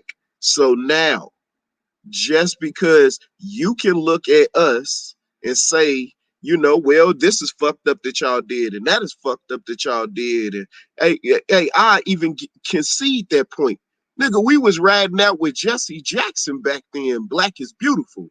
You hear me? Hey, look, man. Everybody had one of them pens. You know what I'm saying? Max, man, go ahead and tell them, G. You probably got one in the closet somewhere. I think I got two of them. Yeah, I think I got two of them. So you see what I'm saying? We was riding out with Jesse back then. So we realized the mistakes that we made, right? But look at the mistake that we made.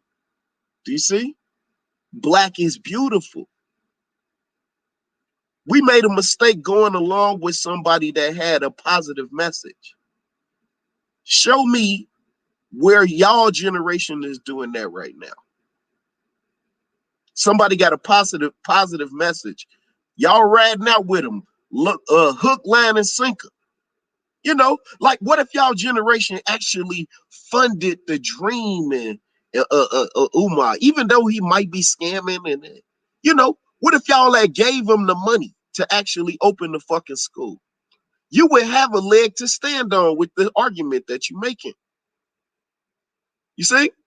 We can't continue to make the same mistakes and justify it because the last generation did it too. You see what I mean? That's immature. At this Hold point, up, hold up. no, Hold let up. me finish. I'm gonna let you talk. Let me finish my point. It's immature in the fact that we are justifying our inappropriate actions right now based on the mistakes that past generations made. It would be wise at this point to look at the mistakes that we made and then do better. Not justify, continue to justify inappropriateness. You see? Yes, it was wrong for our generation to sell crack. That's what a large majority of us went to jail for. But contextually, please understand, all of those manufacturing jobs had left the urban city. Nigga, you was winning if you had a job at McDonald's, nigga, if you was Calvin, nigga. You hear me? Motherfuckers was hustling, fam. Motherfucker, hey, it was competition to rake leaves, nigga. You see? You young niggas don't understand that. We was hustling. We had to out-hustle the crackhead, nigga, just to have a couple of dollars. Shit was bleak back then, bro. The economy grew. And you grew up in the economy that grew. We were poor for real, nigga. Poor for real. You hear me? You understand? See, this is the part that y'all young niggas don't hear, right? I had homies who mamas got hooked on crack and was doing strange things for change. We never brung it up though. Huh? If we had social media back then, do you really believe that I would put one of my homies' mama doing something strange for change on fucking Facebook? Hell no, because the consequences, you see, the consequences. Not only would somebody might beat your ass for that, right? You might motherfuck around and lose all your street what? Rep. That shit meant something, your name back then. Now motherfuckers will say anything just to get attention and don't care about the consequences because they doing it in what? Cyberspace. You see? The consequences was dire for being a fuck boy back then. You get your ass beat, bro. Everywhere you went, bro. You couldn't be a mod, bro. You couldn't be a pussy, bro. You see? All that lame shit y'all be talking, bro. All that young lame ass shit. Hey, be talking that tough guy shit around some tough guys. You going to see the dentist, bro. Real talk. You see? Man, look, I'm telling you, look, right? I wasn't always an educator. I wasn't always a man a study and all that. Yeah, I was one of them block dudes for real, bro. You didn't want to see me when I was young, fam. You didn't want to see me. That's real, man. I'm ashamed of that. I don't talk about it. I don't glorify it. Snitching. Hey, Aaron will tell you, bro. Aaron to tell you, you had to leave Chicago if somebody found out that you told, man. You leaving. You leaving. That's how Milwaukee got populated, boy. You heard me? That's why so many niggas live in Minnesota, fam. Because they was snitches and they had to leave. I'm telling you the truth here. Huh? Huh? Let a nigga tell you he from Chicago, he live in Minnesota. If not him, his daddy was a snitch. His mama was a snitch. I'm telling you the truth, bro. Hey, the consequences was dire. Dire, bro. Life or death. If it was found out that you was telling. Nobody told, bro. Nobody told. Nobody. If you got caught, you got caught. You went to jail, that was it. We took care of niggas' kids, bro. I done graduated 4 of my guys that ain't here no more, babies from college. I got 2 that's in trade school right now. I just don't talk about it. See, that's some shit that real block niggas don't talk about, bro. Y'all young niggas don't understand. Real street niggas don't, man. Real niggas just recognize real and keep it moving. These conversations you ain't gonna hear on YouTube, cause real niggas, real street niggas, right? They ain't on YouTube, fam. You hear me? You know where they at, bro? Yeah. You should already know the answer to that question. You know what I'm saying? I'm gonna go back to my my intellectual stance, because that's the stance that I try to take when I'm on YouTube. Let's try to be noble. Yo. Let's get to the point. First of all, if you didn't hit a point, bro. Hold up. Hey, wait, time out. If you didn't hit a point, my brother. If you didn't hit a point, bro. The point was painstakingly pointed out to you. But hold up, brother.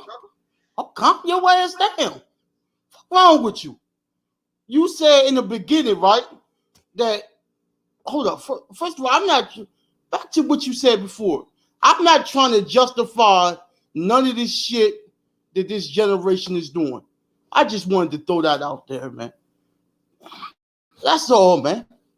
I ain't trying to justify shit. That's all. That's all I wanted to say, man. I wasn't trying to justify none of this bullshit that you see today. So calm down when you talk to me, man. Calm that shit down. I ain't come at you. Yeah, partners, bro. Partners, okay, bro. Hey, partners, bro. Partners, bro. Partners. My part. My part. All right, man. That's all I'm saying, man. I wasn't, because you was trying to make it seem like I'm trying to justify this bullshit. I wasn't trying to justify none of this shit. I'm simply going by what was stated, and that's simply what you stated. That's what you stated. You stated. Max said back then. I'm just clarifying my point. Max said back then we were going to jail for righteous shit, right? This is where the conservative vice lords come from. The reason why black folks on the South Side would be conservative was because they was against the Democratic mayor. That's why they call conservative vice lords. You see? And so when Max say that we was going to jail for righteous shit, yeah, you can look at it and say, hey, niggas was selling drugs and niggas had guns and niggas killed each other. And man, them was street wars over resources. Like I said, you know what I'm saying? Sometimes crack was the only means to making money. Crack made a lot of millionaires in the projects. A lot of the businesses that you see today was funded by the crack era.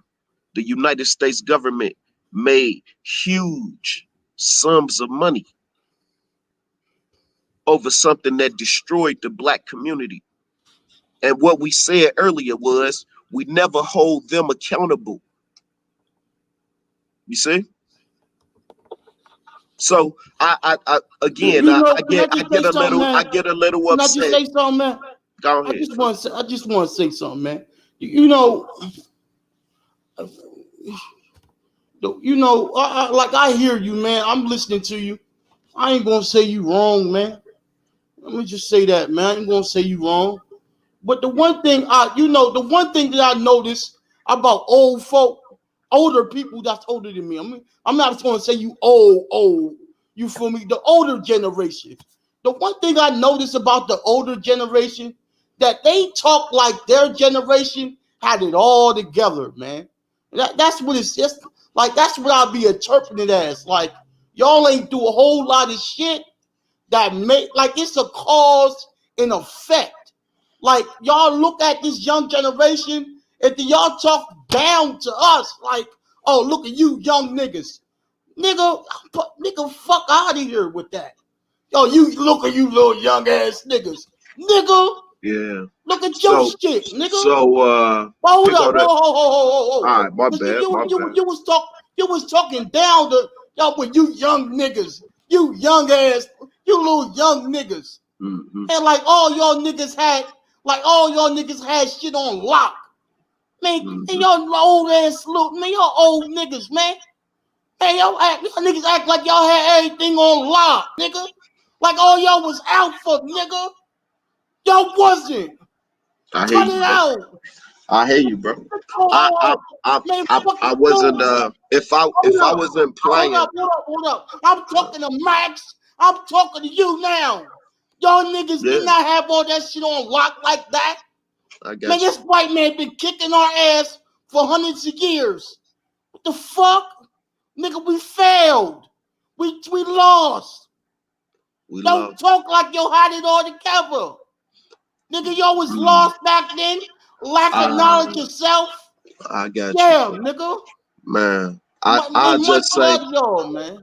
I just say that I hope that me raising my voice, it just felt like you dismissed a lot of I what I wasn't had trying to said. do that. Wait. Okay. I just felt like you had dismissed a lot of what I said when you said let's get to the point. I felt like the point is what I was stating, and somehow that got lost. And so I got upset about that, and that's where that anger came from. And again, man, pardon me. Again, I don't know you, and so I shouldn't have raised my voice. But I will say this though. Um, we throw a lot of terms around, alpha and having things on lock and all of these types of things. I'll tell you this, bro. I grew up on 79th. 79th right off of Damon, right? And about, you know, 10 blocks, about 6 blocks. I'ma tell you right now, you know what I'm saying? That over there, bro, ain't wasn't nobody coming over there that was gonna say anything or do anything against the mob. You know what I'm saying? And so I felt like I was an alpha over there. I could check anybody about anything. Pick that paper up, Joe. You don't know Miss Garrett. You don't know Miss Garrett don't like empty bottles in front of her crib. Man, pick them bottles up and go through it. I could check anybody, bro, about anything. You know what I mean? So that did make me feel like I was an alpha. I realize now that it was a mistake in controlling the neighborhood like that and not controlling the businesses. That wasn't even in my mind. I really was just trying to survive, Yeah, under the circumstance. let me jump in there real quick. Let me tell you something, man.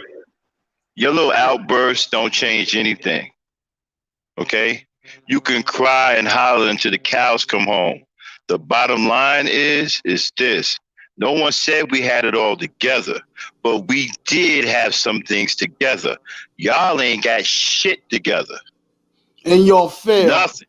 Hold up, bro. Nothing. See, And this then, is why. here's something. All right, Wait. All right, go ahead. You ran your mouth, so now I'm running mine. And here's another thing, right? Y'all don't even want to help each other at all. Y'all just want to sit back and cry about, well, y'all failed. Well, why were you still failing then?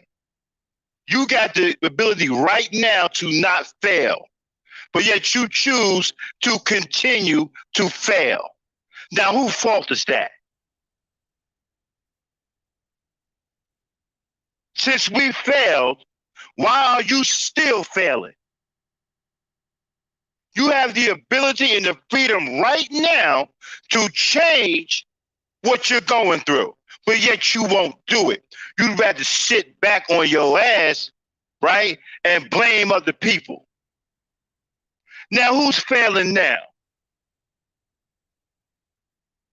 Who you blame now for your failure?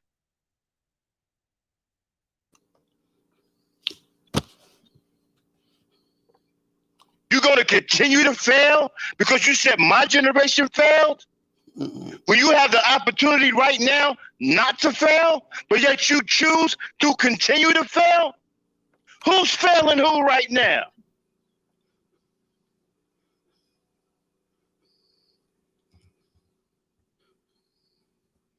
You want to answer that? Oh, I'll answer it. I'm just waiting for you to get done. Answer it. Right. I'm going to answer it.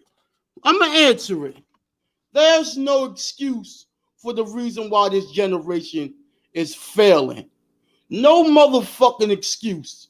Now, you see how I'm able to admit the truth? Now, the reason why I got hype is because the brother on here got hype a little bit. So, Me, I'm always hype. I'm always loud, and when I speak, that's just how I'm generally am. Okay, so let me just say, let me nip this, and brother Rob, when I said, let me get to the point. I didn't mean that to discredit you. I just wanted to get to my point. That's why I said, let me get to the point. I meant to say my point. Let me get to my point. I wasn't trying to dismiss what you said, my brother. And you know, I heard you speak before, and you on some B1 black first type shit. So I'm all, you know, I'm on your side. I fuck with black men like you. Okay. So let me get back to Max. See, let me get back to you. Because, you know, even though I like you, I fuck with you. See, you old niggas, you annoy the shit out of me sometimes. See, you don't want to listen to shit. You think you know everything because you older. That's the thing with you.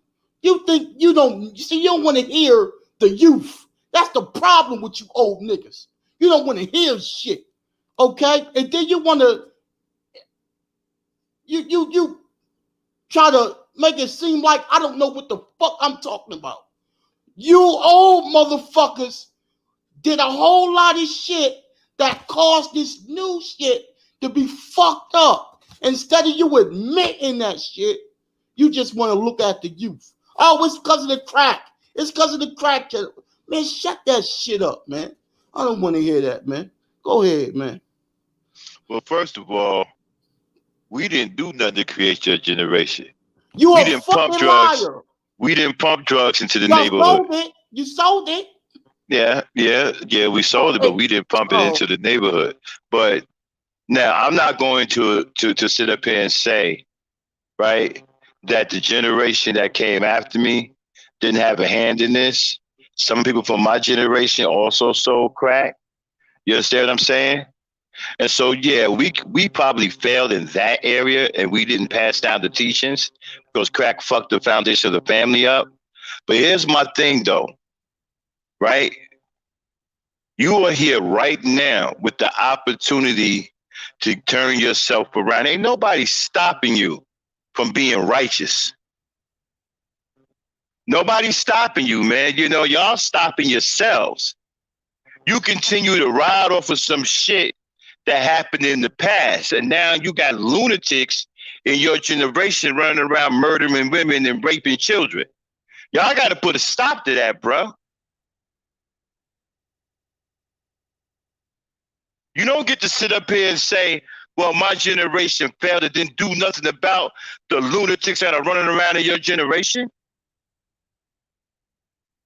Can I ask you something? Why is it so hard for you to admit that? Why is it so hard for you to admit that y'all did fail, though? Okay, we failed somewhat. No, y'all failed totally. A whole lot. No. Okay, Hey, then if we failed a whole lot, then tell me what we failed a whole lot at.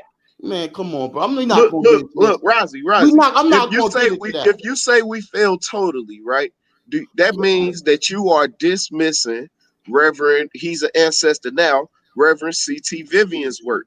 Are you familiar with Reverend C.T. Vivian? No, I'm not. Please don't call God. Please don't call God. No, who's that? Who's that, though? Are you familiar with a program called Upper Bound? No, I'm not. Okay, so what the Upper Bound program is a mentoring program that's nationwide, that's federally funded, that was started by C.T. Vivian. You see, and what did Upper Bound produce? What did it produce?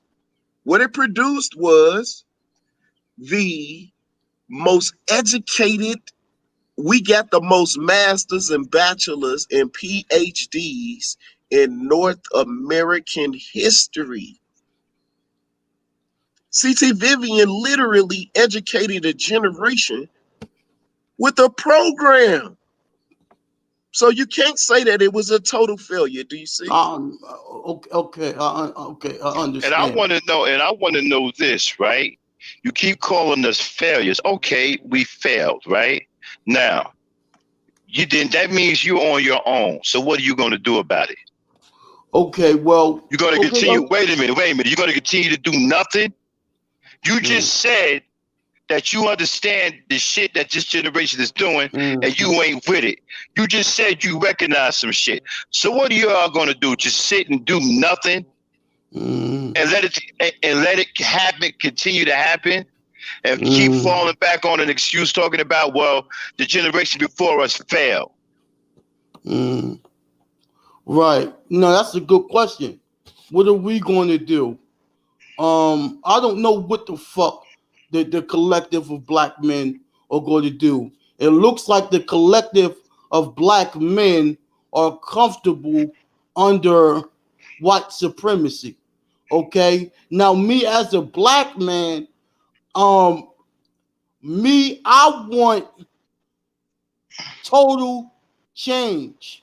So, me as a black man, I have to first change myself in the way that I have to elevate myself and transform, for one, before I get to helping anybody else. Okay? See, I'm able to sit back and look in the mirror and say, I have failed. You see how I'm able to do that? I'm able to say, Vazi Harris, I failed. I failed. Me, personally, I failed in my life. That means I have to transform. Okay? The one thing that's hard for people to admit that they failed. Something, okay? So what are we going to do? I don't know what the fuck is going to happen. I don't know what the motherfuckers ain't going to do nothing. Keep it real. Motherfuckers ain't going to do nothing at this point.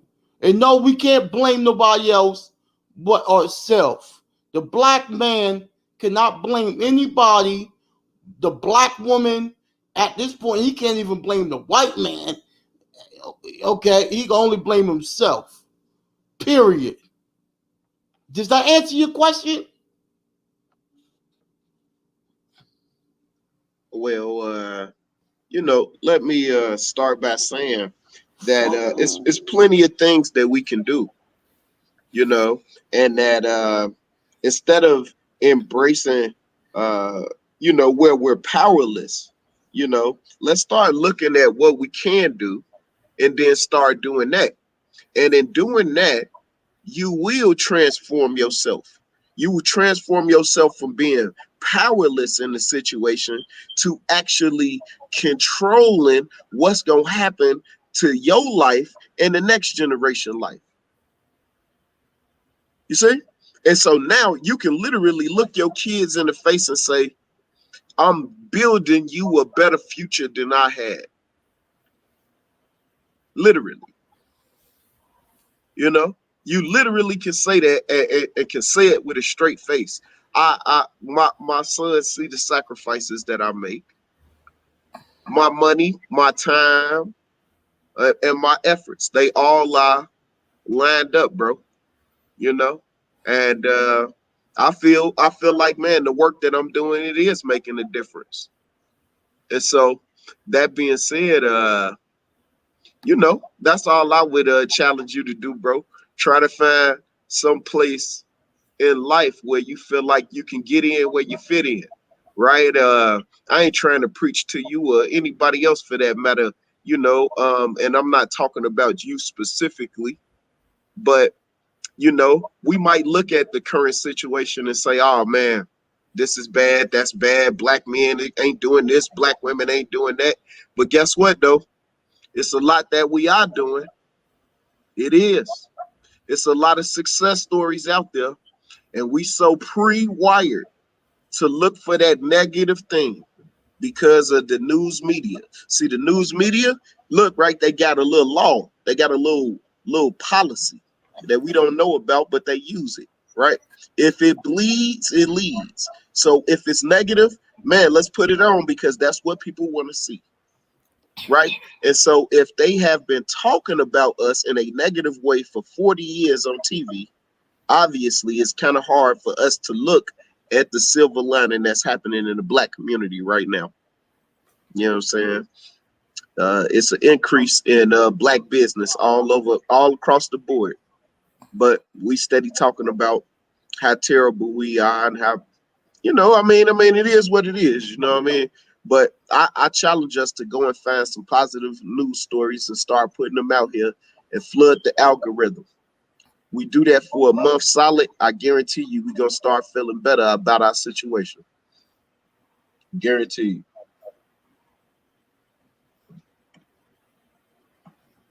And yeah, you're right, man. Real shit. Real shit, man. This type of conversations, man, get me heated a little bit. I ain't gonna lie, get my blood pressure boiling. You know what I'm saying? Like, just keep it all the way real, man. You know, it's we've been in a fucked up situation as black folk for a good minute. You know what I mean? We've been here. How much more it's gonna get? How much longer this shit gonna go down, man? Like, how long we gonna be in this situation? The fuck, nigga, it's like, nigga, we on the down slope. You know, we, man, no, barely no resources, no wealth, you know, from poverty everywhere. yeah, When this shit gonna change, man? it's gonna change when we change. That's what I say. It's gonna change when we change. When we decide, you know what? I'm gonna take some steps to try to better the situation for myself, for my family, and for the people around me. When we develop a communal type of mindset versus this rugged individualism, when we realize that capitalism, right? If we try to function as an individual in capitalism, and it is slated for our group to be at the bottom, once we realize that we have to move as a group, man, that's when the shit gonna change. I'm telling you, if you look at every major social mobility marker, right? It man, we damn near at the bottom in every last one category. That would say that we have to move as a group, but we keep in trying to embrace rugged individualism, and we can't do it. It's impossible, and that's it. When we start moving as a group, that's when shit gonna get better. G, that's when. Yeah, man. Yeah, that rock. I don't like that individualism shit.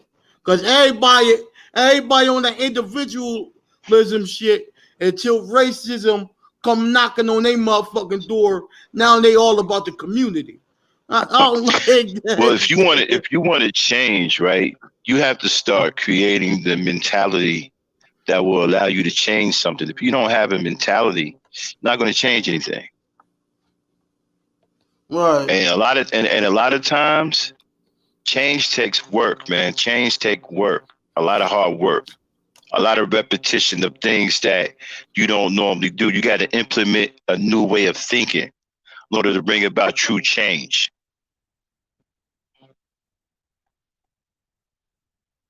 It's like I was saying before, right? Some of the things that we can do right now that people are scoffing at, they're designed to start to get you to think a different way. If you start thinking a different way, then you start doing different things. You understand? See, change has to be ingrained in the mind. Can you guys hear me? Yeah, I Hello? can hear you, Max. I can hear you. Okay. Yeah. Yeah. Yeah, it has to be ingrained in the mind, brother. If it's not in the mind, you're not going to make a change. That's why I suggest that even right now, you look at this on a small scale, right? But if it's connect from one brother to the next brother to the next brother to the next brother, then it becomes large and then it creates a powerful mentality to where brothers are now doing something different.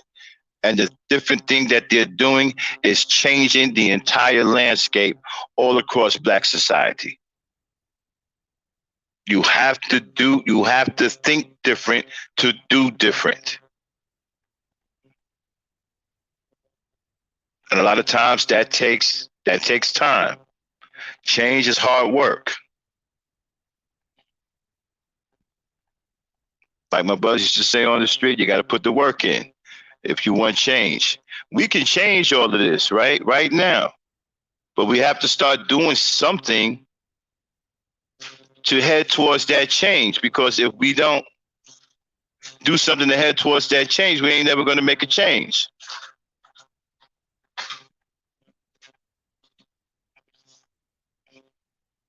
Can y'all hear me?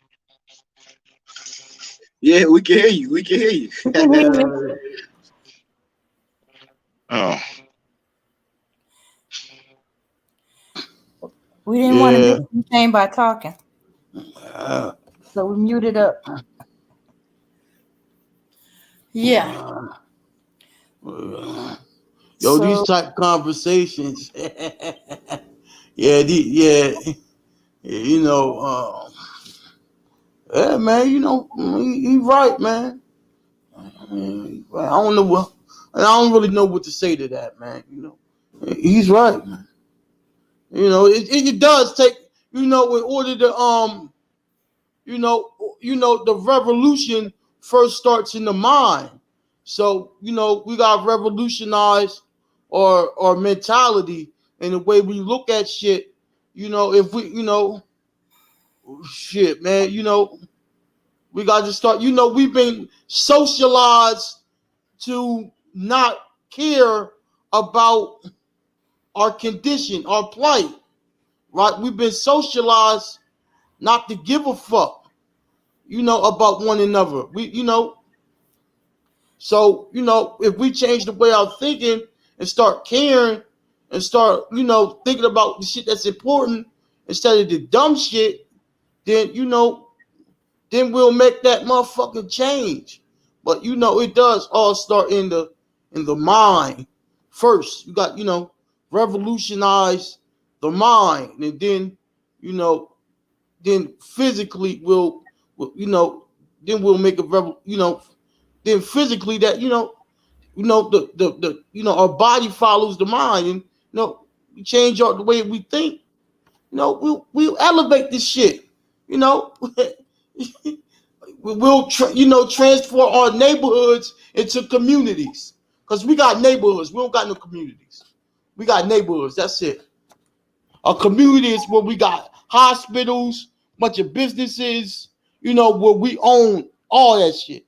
We don't own none of this shit. You know what I mean? So it's time for us to, you know what I mean, start owning shit, start building shit.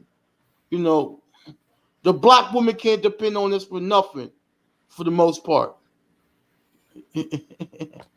That's all I gotta say, dog. Well, I mean, again, I guess it would almost seem like I'm naive, right? Listen, brother, I work literally on the south side of Chicago with kids that come from very difficult backgrounds, and I try to help them get back on track. So in terms of hearing stories about poverty and tough times, and man, I'm an expert in that area, right? I can't embrace that part though. Oh man, it's messed up, man. Shorty wouldn't be in this situation if his mama, if his daddy, if I can't do the if game. You see? The shorties I'm working with, man, dude. Like literally, fam, Monday, you know, I gotta literally provide some solutions, man. You know, I can't come to him with the if. You see? I literally gotta provide some solutions. Look, this is what we need to do. And this is how we gonna do it. It gotta be concrete. It gotta be something that we can see in our mind. that we actually can win in this game. We can Right. win, bro. We can win. Exactly. We can't. But we gotta stop talking about the problem so much. The problem is what it is. You know what I'm saying? Like, man, eventually we gotta start talking about what we gonna do to address the problem. Yes. There's Unity several is ways. unity is one. You know Yeah, what I'm there's saying? several Go ways we ahead. got to come at it. There's several ways we got to come at it from uh, a protection standpoint. We got to come at it from a resource standpoint. We got to come at it from a clear thinking standpoint, educational standpoint, medical standpoint, even a dietary standpoint. You know, there's so many things that we have to change about ourselves as Black people so that we can make a change, period, all across the board. It's about a healthy way of thinking. I don't think as a people we think very, our thoughts are very healthy towards each other. And the crazy thing about that is I believe that Black people are naturally benevolent. Go figure that. I do believe that we're naturally benevolent, but we're so confused. What's And benevolent mean? What's it means that benevolent you're mean? kind of like, it means that you're kind of like well, I wouldn't say godlike, but like a very forgiving person, like a very nice or beautiful person. A person Right. that's very, very aligned with nature, a very, very forgiving person, a very like you would choose good more than you would choose anything else. You know what I'm saying? It's almost like being godlike. Hey, Okay. I wanted to address the comment that's on the screen right now. Only I had a show a little while ago where I am literally in my consumer ed class. I have my students building a city, right? Mm-hmm. So she had said we need to direct the youth and we need to walk them through it. And that's what I'm literally doing. I'm talking to her about I'm thinking about Maya Bolden for instance, right? She wants to start a construction company. We talking about procurement of contracts. We talking about leasing big cranes and stuff like that. You don't want to own $1 million crane for what? You only gonna use it one time. It would be more business savvy to lease it. No, so these are real conversations that we are having, right? In Mm-hmm. class. You know what I'm saying? So literally I'm walking our students, and even if a student isn't thinking about being in construction, they're literally thinking about the process as it applies to their profession. You know, so Right. these are things that we are talking about on a daily basis, y'all. You know, so that's why I'm hopeful, man. That's why I always think it's a silver lining, because I'm talking to the silver lining. You know what I'm Right. saying? Right. And Rodney, it's like, you know, Black people are naturally kind. You know, we mean well all the time. We're always looking for the good in people. And I think that's one of the reasons that led to our downfall. I think they took advantage of our kind nature. That's why I believe that we are a benevolent people. You know, we're always looking to do the good in life, or always try to see the good in people. I think naturally that's who we really are. I think we're people that are always looking to do well, mean well, and look for the good in other human beings. And I think that was taken advantage of. Hey, how y'all doing, man? Peace to Hey, everybody what's on the going on, panel, information, man. man? Whoa, what's Hey, what's happening, going family? on? What's going on, fam? Good conversation. I had a chance. I wanted to bring something up to you, Brother Black. Late last night, I had a chance, or yesterday, I had a chance to sit back and listen to the conversation on your channel that you had with the brother on here, as it relates to the generations. How do you pronounce your name, brother? Who has the Malcolm X Denzel Washington avatar? Oh, that's Razi. Razi. Okay, I just want to make sure, respect to him. I had a chance to observe the conversation that you had with him as it relates to what generation did this or failed. The brother Razi Max, you're only about 2 years older than me, brother. I'm from the same generation as well. Right. And what you were saying yesterday was factual.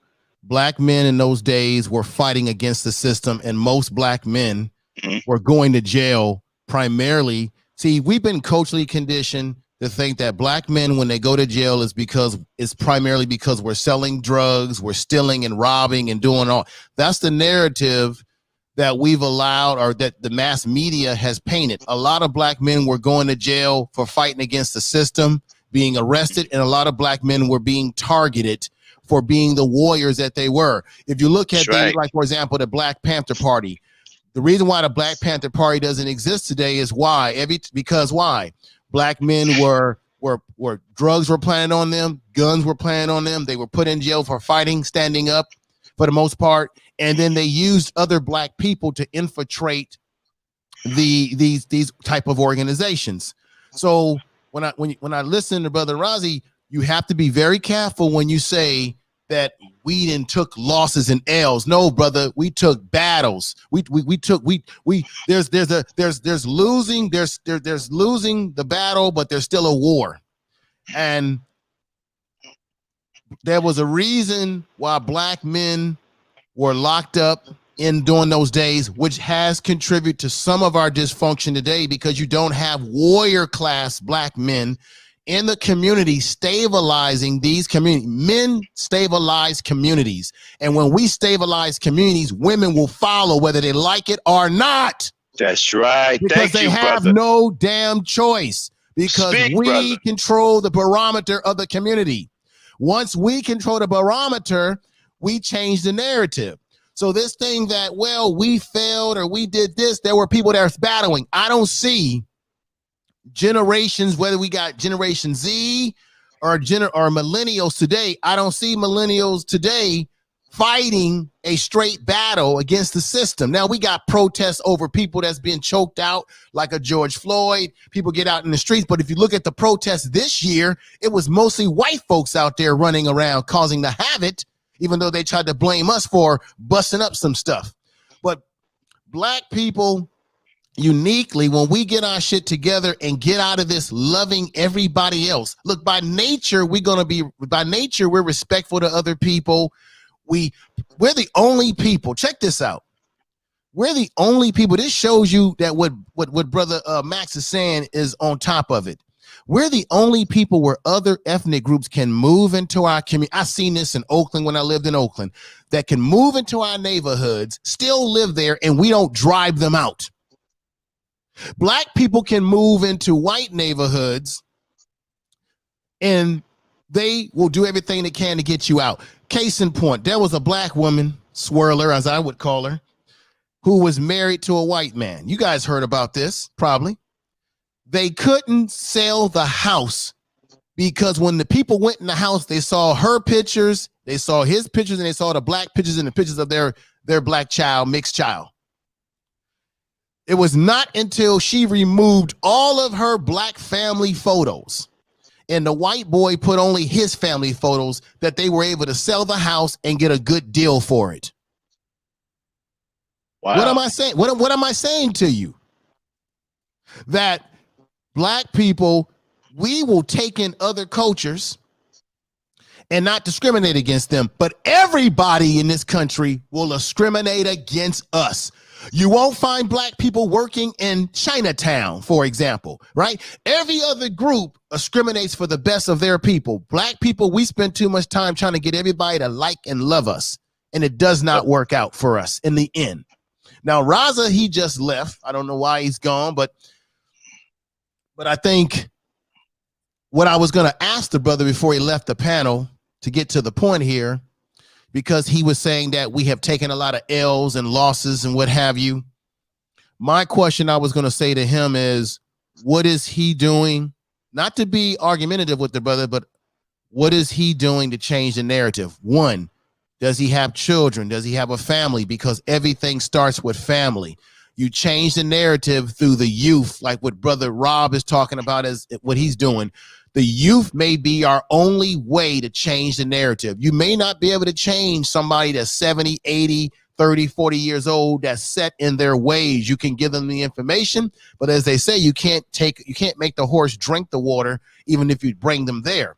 But we can build something with our youth to change the narrative. I was just reading not too long ago, Brother Max, first black girl and youngster, young black male win third consecutive Harvard debate competition.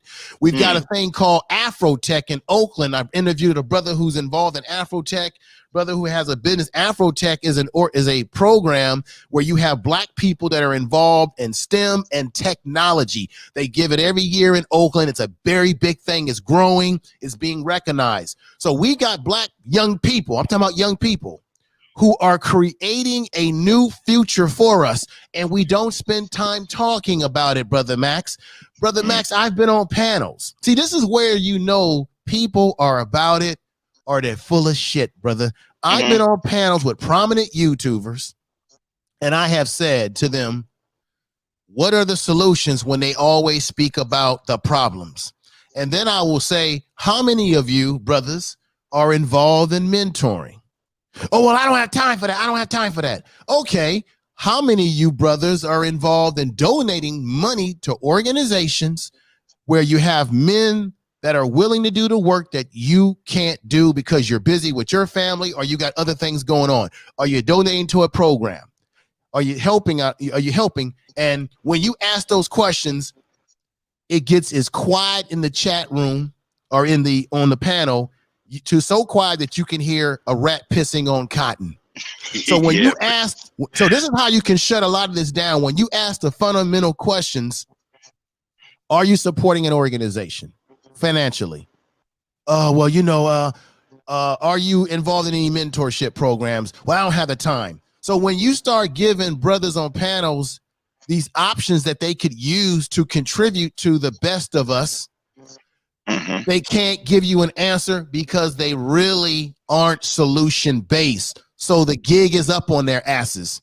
And when I identify people that are like that, I try to gravitate myself away from those kind of panels, realizing that I'm getting more frustrated with it, that these individuals sometimes on social media are not solution based. Now, what Brother Rob just said was solution based. See, he's talking about creating a new narrative in our community. When these kids are learning the skills of building a city, we don't know where those kids are going to take our future. So the way you fight against white supremacy, the way you fight against the losses that we have taken, is we have to start with our youth, build them up, get them in the right direction. And that takes men as well as women. But I specifically feel that men, when it comes to black males, we really have to take the lead and teaching them. So if we're not happy about black males growing up being effeminate, and you have guys on YouTube who complain about the effeminate of our young black males, and I talk about that too. I always ask cats, well, how do you expect that to change if you don't have brothers in the community to change that narrative? Because the narrative on YouTube when I first jumped on here was that burn the black community, burn it. And if you out there trying to work in that community, then you're a cleanup man, which makes you a simp.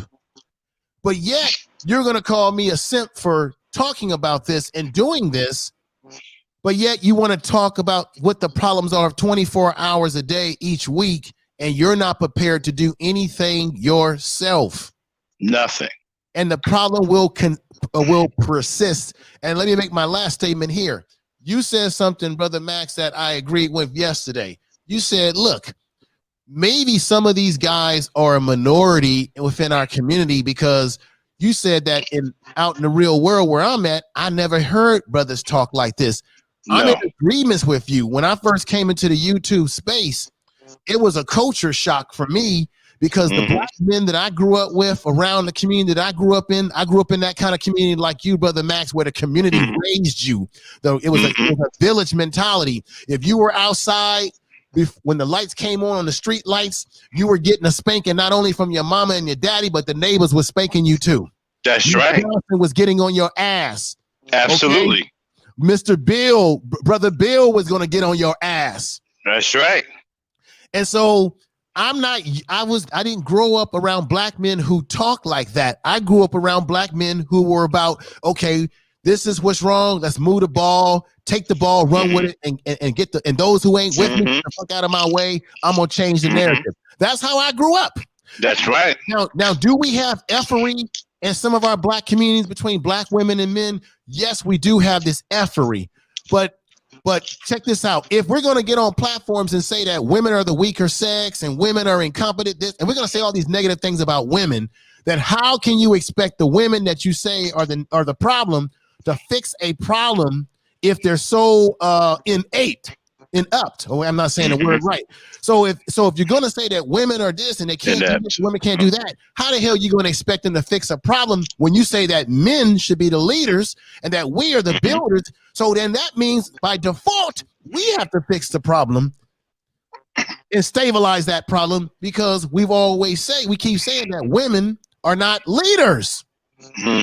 So how you expect them to lead the community and fix it if they're not a leader? Now I'm going to stop right there. Absolutely. And you can't ask for submission when you have no power. You can't even stabilize your community. How the hell are you asking for submission? You have no power. See, this is the problem. This is why Raza, I don't know why he dropped off the line. Razi. Razi, I don't know why I don't know if he had some technical problems, but I actually wanted him to hear this, and I actually wanted to ask him, not to belittle him, what is he doing from a personal point of view to try to help and change the narrative himself within his own environment? Well, some of them done fell into that.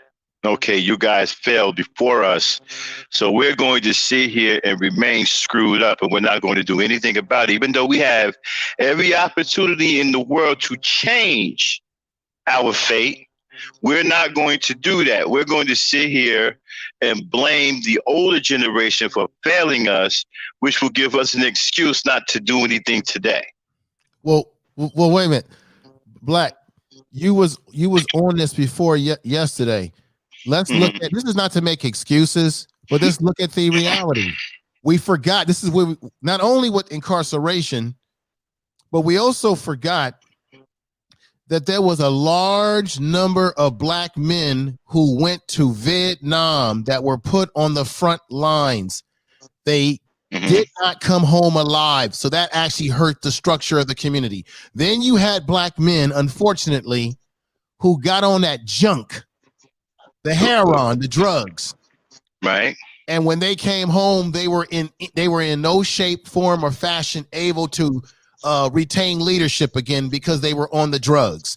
So you had that issue. Then you had the crack baby era. Somebody yesterday said the 80s and 90s. No, in the 80s, I was a teenager.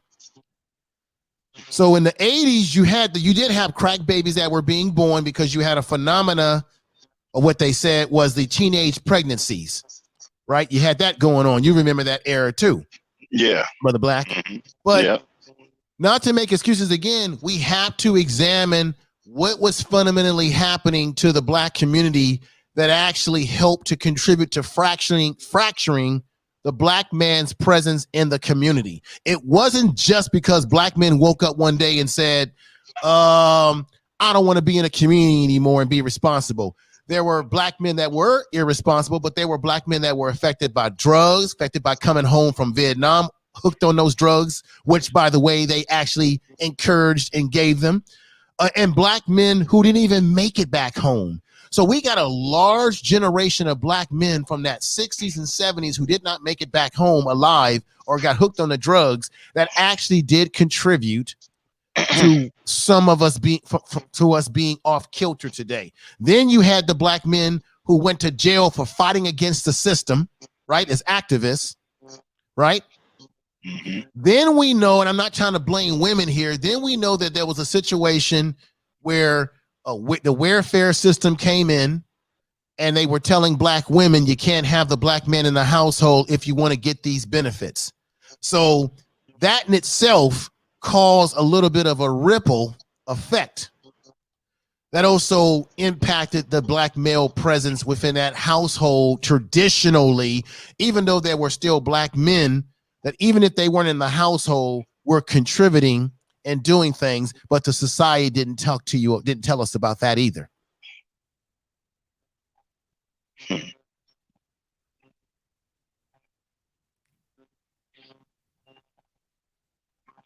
You know, it seems to me, right?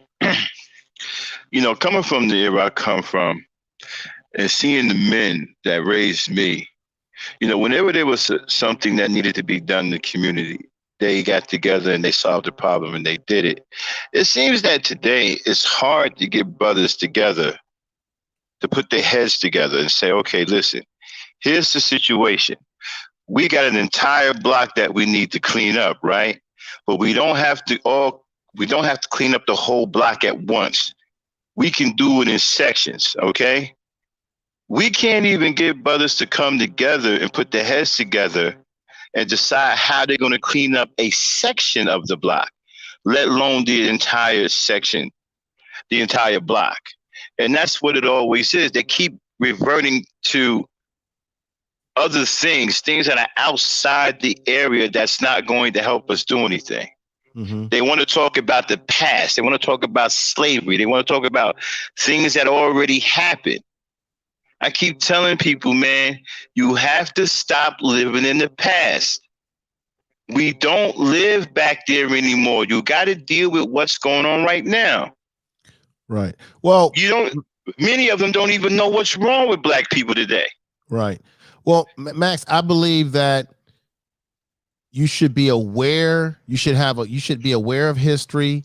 You should be aware of what happened to us in the past, because if you don't know what happened in the past, you won't understand what's happening all around you today. However, with that said, agreeing with what you're saying, we shouldn't allow our past. We should not allow ourselves to be a slave to our past or use our past as the excuse for why we can't do better today. We should be using the past as inspiration to be transformative today. Think about it.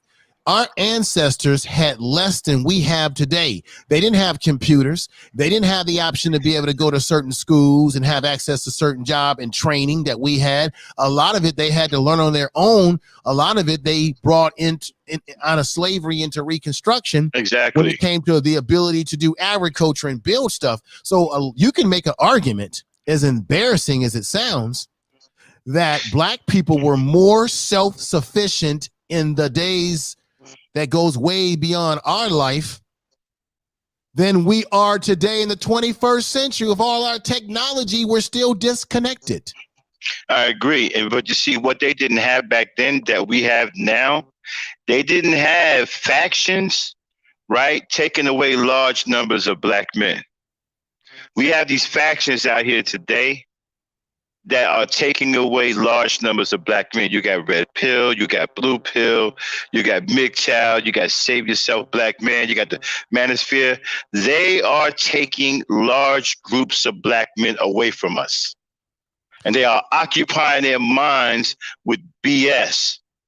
They're not teaching them how to do anything in their communities. They're not encouraging them to do anything in their communities. What they are doing is encouraging them to hate women, encourage them to think all screwed up. And I'm talking about hundreds and hundreds of black men are following these factions. Well, let me bring this to your attention.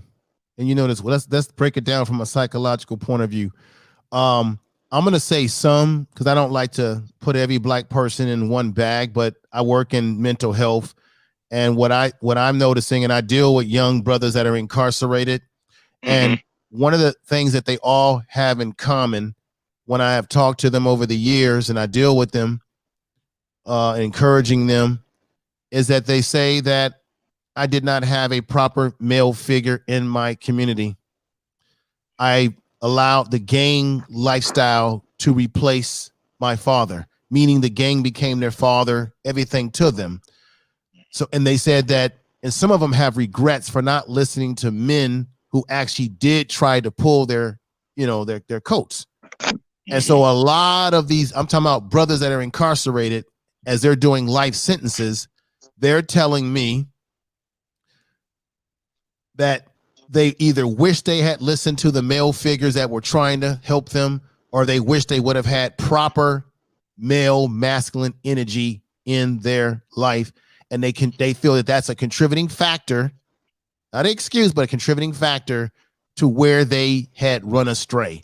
And that's why I say to men, if you don't like what's happening in the community, these young men, they need real male examples, because I myself personally, and I'm still in contact with young men that I've made a difference with in transforming and helping to transform their life. Some of these young men are married, living stable lives, are entrepreneurs that are doing well for themselves. And they said, what you did, what your organization did, made a big difference. Matter of fact, we even had gang members in the community who said to everybody, I don't want the lifestyle that I'm living for my brother, my sister, whoever. Leave these individuals alone. Let them do the work that maybe we can't do or not equipped to do. Leave them alone in the community. Don't mess with their cars. Don't do this. Let them work with our youth. You would be surprised how many of these gang members will leave you alone when you don't come into the community preaching to them, but you're simply doing the work and you lead by example. And they actually appreciate what you're doing, even though their life is all screwed up. So that's the kind of stuff that I have dealt with personally, Brother Max. But there go Raji information man. He's back. I'm glad he came back on. But I want to say this. Black people are in a state, some black people are in a state of trauma. We've been traumatized over the years. And when you have trauma and you don't feel good about yourself psychologically, consciously, and self-consciously, the only way you can make yourself feel good about yourself, and this has been proven through time, is that you have to look down upon someone else. You put someone below you to prop yourself up. And then another way you prop yourself up is you come up with labels. Those labels could be red pill, alpha male, whatever. You come up with these labels to feel good about yourself when you're really hurting inside. And so when you can tell everybody how masculine you are, it's almost like you fake it until you make it, when actually you're deeply hurting. So black people have this problem, some of us, where we use superficial terms like these kind of words to kind of put ourselves on this different plateau when we're all got boo-boo in our drawers. And in the community, you don't have dudes running around saying, you got to listen to me because I'm red pill. I've never in my life heard black men who were really putting it down in the community running around saying, I'm red pill, God damn it. No, your masculinity is by your example, your actions, not a goddamn label. A label is what? Using, and this thing is crazy too, Brother Max. This whole, what always kills me is when brothers say, I'm going to go my own way. I'm going to lead a community. Let's go get a passport, go across seas. Because because black women ain't this and that, and get you a white woman because white women know how to treat a man and blah blah blah blah. And I asked myself, how did MGTOW get created? It got created because white men were dissatisfied with their women. Yep. So now you're following a white man's narrative. Nice. And then now you're running around talking about get the white woman because she's better than the black woman. Well, if the white woman was better than the black woman, why is the white man saying he wants to get away from the white woman as well? He created MGTOW. And he trying to get a black woman. Right. But they'll tell you that, well, no, MGTOW was really created by a black man first. No, white boys. Look. One of the things I've learned is that too often black society, we too often follow shit that was created by Europeans. And then we try to justify it by saying, well, we put a little blackness on it. No, you're following something that Europeans come up with, because Europeans, their concept is individual ruggedness, individualism. Their shit ain't about collectivism. And what is MGTOW? MGTOW is about what? Going your own way. Worry about yourself as an individual, not the collective. I'll stop there.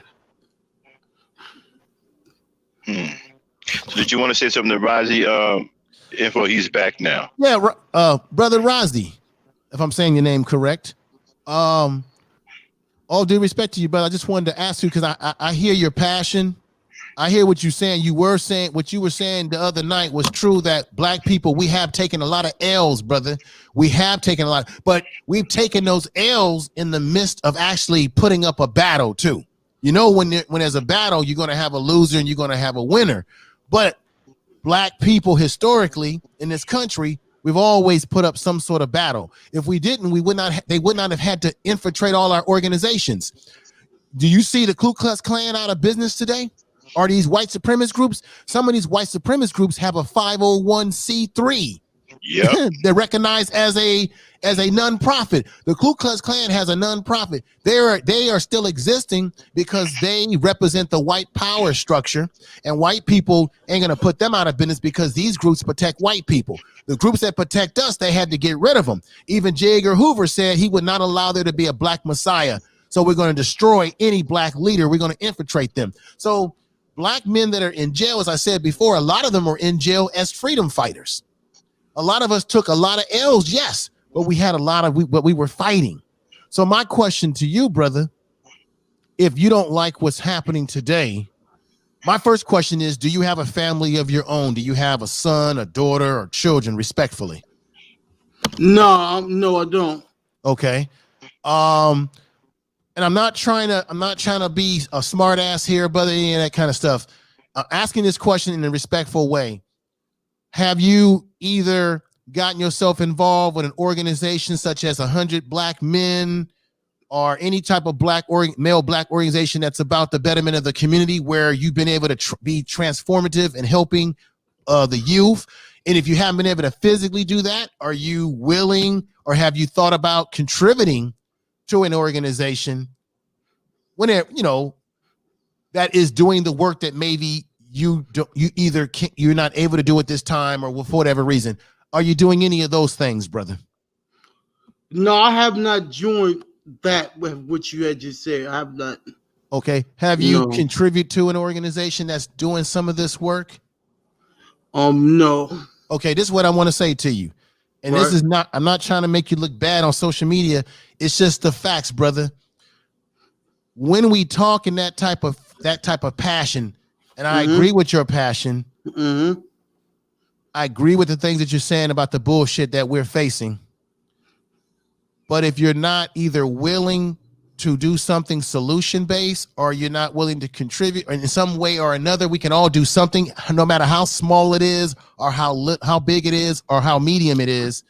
Then you have to ask yourself, why are you complaining when you're not in the game to see if you can change some of this narrative? Because if you're not trying to contribute to changing the narrative, then one can make the inference that you're complaining, but there's no action.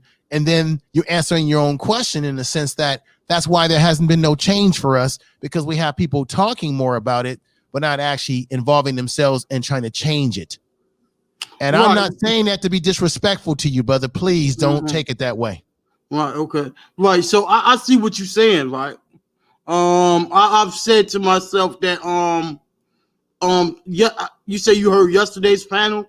Yeah. Right. So I listened to the panel, and I agree. I agree with both of them. You and Max made great points. I agree with the passion that you made, because it's the same passion that I would make too, when you said that black people have taken some L's, that we've been losing, and shit has kind of been messed up. I agree with that part, but on the other hand, I agree that we've taken L's, but some of those L's have come through the fact that we have actually put up fights. See, there's no other ethnic group in America, and even brothers and sisters that come from the Caribbean or even Africa and their respective countries, that have put up the fight that we have put up against the white man. I know the Haitians put up a hell of a fight in which they defeated the French, which is the reason why we're able to have this country called America, because the French had to sell the whole middle half of the country, right? So other ethnic groups have put up fights, but black people in America, uniquely, we have been fighting this monster since the very beginning all the way up to now. The problem that I'm scared of, Brother Raza, is that a lot of our young boys are becoming more and more effeminate. And when they become effeminate, they're not putting up a fight against the system, because we got too many of our young boys too worried about skinny jeans and all that type of bullshit. Right. We got too many of our young, and I'm sorry, ladies, I got to be honest. We got too many of our young women that are too busy worrying about how big their booties are, and let me tweak it on Instagram. What I'm saying to you, someone said in the chat room, we both have roles to play. We got to do something with this effeminizing of our young black males and sisters. I love my sisters. You're beautiful. I like booty like the next man. But I sometimes wish when I go on Instagram and certain social medias, I sometimes wish that black women, I'm saying some black women, not all, but I wish some black women would stop doing this twerking stuff. It is not in the best interest of our culture for the twerking. It really isn't. And I know you can make the inference that, it comes out of African culture because in Africa, the women would dance a certain way and the men would dance. I get all of that, but it's not in the best interest of what we need right now. I don't need twerking. We need action. We need action like these young black children that are going and winning debates, kids that are going into STEM, making technology. We need to promote that. Less of the twerking and less of the feminizing of young boys and more of showing young black women and young black males doing incredible things for the future. They're out there, but we don't promote them. Right. That's true. And I just wanted to, fully respond to what you had said. Okay, I'll be quiet and listen to you. Yeah. Oh man. Okay. Now you see, Razi, if you hear info, right? See, that's the way a leader talks. Right. That's the way a leader talks. You see, the things that he said, he also set a precedent in the environment. He just spoke to black women. Hey, listen, this is not the correct behavior. We don't want to exhibit this kind of behavior. That's the standard that he's setting as a leader. This is what I'm talking about. The leaders, they set the standards in the environment. If you set the correct standards, you won't get this kind of behavior. The women will make an adjustment. He just did it. Just spoke like a true leader and set a standard at the same time.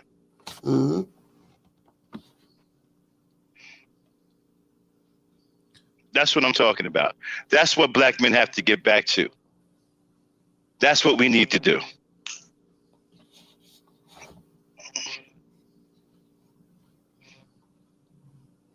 I'm sorry, y'all. I got to, No, go ahead. No, I got to step off with it. Damn, I got to go for a minute, so hold it down for me. I'll see you guys later. I'll be back on in about 20 or 30 minutes. Okay. Razi, I'm here, brother. I'm gonna listen to what you have to say, and then I'm gonna have to get off in a little bit too myself. But I'm here. I'm listening. Go ahead, brother. I won't cut you off. Right. So now, when you had asked me, are you part of an organization? Are you doing anything, to help, basically with the basically to help make a difference in the neighborhoods, right? So no, I'm not, and yes, I understand that. I remember I said before, this change, it starts with me too. So when I talk about black men and what we need to do, that also goes for me too. So yes, I do need to get, but I do need to get active in these neighborhoods. But I also need to get my life together too, because I can't do a bunch of helping other people when my life personally is not doing too good. So, once I get myself together personally, then all the other stuff will take place. It will take place, but I have to get my own stuff together first. Well, actually, by you getting yourself together first, you actually are contributing to a better black community, because that's part of the problem. We need more black men and as well as sisters out there to do everything that they can to do self-improvement. So when you're talking about your self-improvement, that's who you think that's going to benefit. It's not only going to benefit you as the individual, but it will ultimately benefit the black community, because you will be a black man who's bringing something to the table because you've gotten yourself together. The reason why I had asked you in the beginning if you were married or had kids, because why? Because family is the basics of everything. Your first responsibility in helping to change the narrative in our community is your responsibility to your family, meaning everyone. So there's a thing called like a shield, like a crest. If I have a wife, I have a daughter, a son, they fall under my crest of protection. So my first responsibility is to my wife and to my children to do everything I can as a man to create a narrative, or create not a narrative, but create an atmosphere in which they can be successful so that my children will go out into the world very well prepared. That was the reason why I'd asked that question if you were married, because family is the basis of it. And then you said you didn't have kids. Then my whole thing was like, are you contributing to these organizations, or are you doing A, B, and C? So I framed it like that because that's the blueprint, I believe, to how we can change some of this narrative, right? So, for example, if I raise a son and give him the tools that he needs in terms of what it is to be a man and how he is to treat women, and we have less knuckleheads running out here trying to impregnate all these women or impregnating women, because if you do your studies, ladies and gentlemen, and do your research, this is another stereotype that they have out here about black men. There's a stereotype that black men are out here pumping multiple women. Actually, if you do the research, there are women who are there are multiple females that are sharing one man, and that one man is impregnating those women that he's involved with. Now you can say, well, that's multiple women then, info, but there are women that are actually sharing a man. So statistically, most men, statistically, black men I'm talking about, don't have out of wedlock children. The majority of us. Matter of fact, there's a lot of black men that are in the upper to middle class that are doing well economically in general. Of course, we got a lot of problems today in society with economics going on with the COVID and all of that. But there are black men doing a lot better than we examine and give credit for. There are a lot of black women that are doing well, better than we give credit for too, but we don't talk about it because it's easy to talk about the negative, and to talk about the positive takes you researching what we're doing that is having a difference.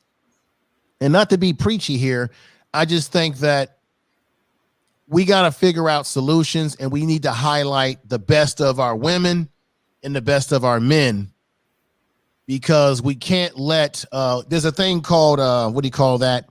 What happens is that we maximize the minimum and then we minimize the maximum. So we'll say, look at the black community that are run by women, and we'll say that that's a reflection of all black communities when it's not. So you maximize that when it's actually the minimum. Right. However, it does not mean that we don't have effery going on, because we do. Right. But I believe this is the thing. When you're dealing with brothers and gangs and stuff like that, as I have dealt with, what changes them is that they're not going to listen to, young people will not listen to you if you don't have anything to give them. So it's not enough to just say, hey, stop being in gangs, stop doing this and doing that. What are you offering them? That's why when you say, well, I got to get myself together first, because black men, we can't change our youth if we don't even have nothing to offer them, right? What are you offering them for? What's the alternative to what they're doing? If you don't have no alternative to offer them, that's why I think it is important to be a part of a collective that's fighting this problem, because you can do a lot more with a collective than you can as an individual. So I'm going to stop there. I'm going to end there, and appreciate everybody for listening to my preaching. let me ask you something real quick. Man, because you say you listened to the previous live stream. Did you listen to all of it in its entirety? Yeah, I listened to the debate that you all had yesterday. Got a little emotional, and like I said to you, brother, I agreed with what Brother Max was saying, and I agree with some things you were saying, and as it relates to the fact that we have had a lot of losses in battling this white man. But you got to understand, but brother, you have to, but I know you know this already, not to sound preachy, but you have to recognize why we had those losses. Did we have those losses because we were just sitting on our asses, or did we have those losses because we were actually trying to battle them? I would tell you it was because we were trying to battle them. And as a result, look, this is the thing. Keep this in mind, brother. I'm going to ask you these questions. Do black people have a military? Nope. Do we control the financial institutions of America? Nope. Do we control the infrastructures of this country? Nope. So therefore, when you say that black people took losses, well, of course we took a loss because we were fighting a system without a military. We don't have a military. We don't control the financial structure. We're not this country on our island to ourselves where we have the necessary infrastructure and materials to fight an all-out onslaught war against this system. And this is a system that is global, right? Right. So of course there will be losses, but check this out. The Haitians beat the French, and the French had more sophisticated weaponry than the Haitians. The Haitians beat them because of their ingenuity and their passion, like you, and their ability to put up a fight, to the fact that they drove them out. So if black people simply give up and say, well, we can't fight them because of what happened to us in the past, if we take that attitude, we'll never win this war. We might have lost, but the war is not over. And how you fight this war, the war to me is more psychological and technological than it is physical now. Yeah. Black people lost a physical war in those days, brother, because we don't have a military. You prepare your kids mentally to fight this war. So that means what? You do what they do. The white man, when he raises his daughter and his son, he raises them to be captains of industry and to own some shit. Black people got to stop raising our kids to be goddamn football players and basketball players and to be owners of industry. The hell with being the basketball player, own the damn team. So if we get our kids in that mindset, like other groups do, the war is psychologically. We can destroy them psychologically. And to my sisters out there and to my brothers, check this out. When I grew up, the hair industry was primarily controlled and owned by black people. Guess what? If you don't like the way the Koreans and other groups treat you when you go into their stores, you can put them out of business. It's a billion-dollar business, my sisters. They're making billions of dollars off of the hair products that you buy, off of the sport and wave and brushes that black men are buying in these stores. And guess what? All we got to do is stop going into their physical brick and mortar store, buy our products online from black people who sell it online, which they do, and we will put these Korean hair businesses and beauty stores out of business tomorrow because we're the ones making them rich. See how the war is? The war is technological, it's economical, it's many things, brother. Hey, yo, when are you gonna when are you gonna make your when is your next live stream?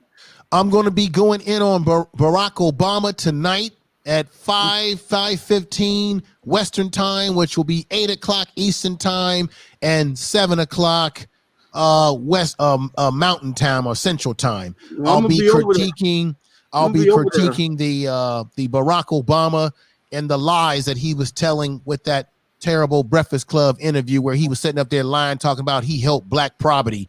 I got all the numbers and data. He was lying to you, black folks. I'm gonna be over there, man. I appreciate that. I appreciate that. I'm gonna get on off, but man, look. Just keep this in mind. The things that you were saying about the battles that we have been taking. You're right. Like I said, we've taken some losses, but this is where we go wrong. When we have these intergenerational battles, when we start talking about, well, you guys failed me, they failed me. Everybody's got some blame. Okay, the millennial, the Gen Xers and the baby boomers, we can all take some blame for what we didn't do and for what we did do. And we can also say that these millennials, you guys got issues too. Personally, I just think you need to get the hell out of these damn skinny jeans and these effeminate colors that you're wearing, but that's a whole nother story. And, and stop thinking that you're going to make it in this world through intersectionality. We got to somehow get away from what makes us different and figure out what makes us the same and come together on one accord despite our differences. Because we do have some differences, but we got to fight. We got to figure out a fight way through them, because our enemies, they want us divided. They want us fighting over all kind of bullshit because we're not getting any work done when we're doing so. So everybody, I appreciate that. Brother Black, thank you for letting me come on board. And the sisters out there, appreciate you in the chat room, and everybody, thank you. All right, Black Power. Okay. All right, Black Power to you all. Peace to you. Mm-hmm. Peace, power, and unity. Okay. Frankie, baby. Rozzy. Woo! What's up, King?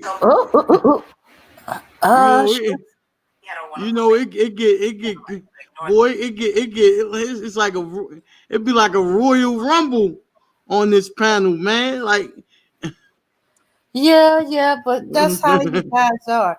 Y'all argue. Y'all get that testosterone out there. Y'all calm down. Then y'all come up with some solutions.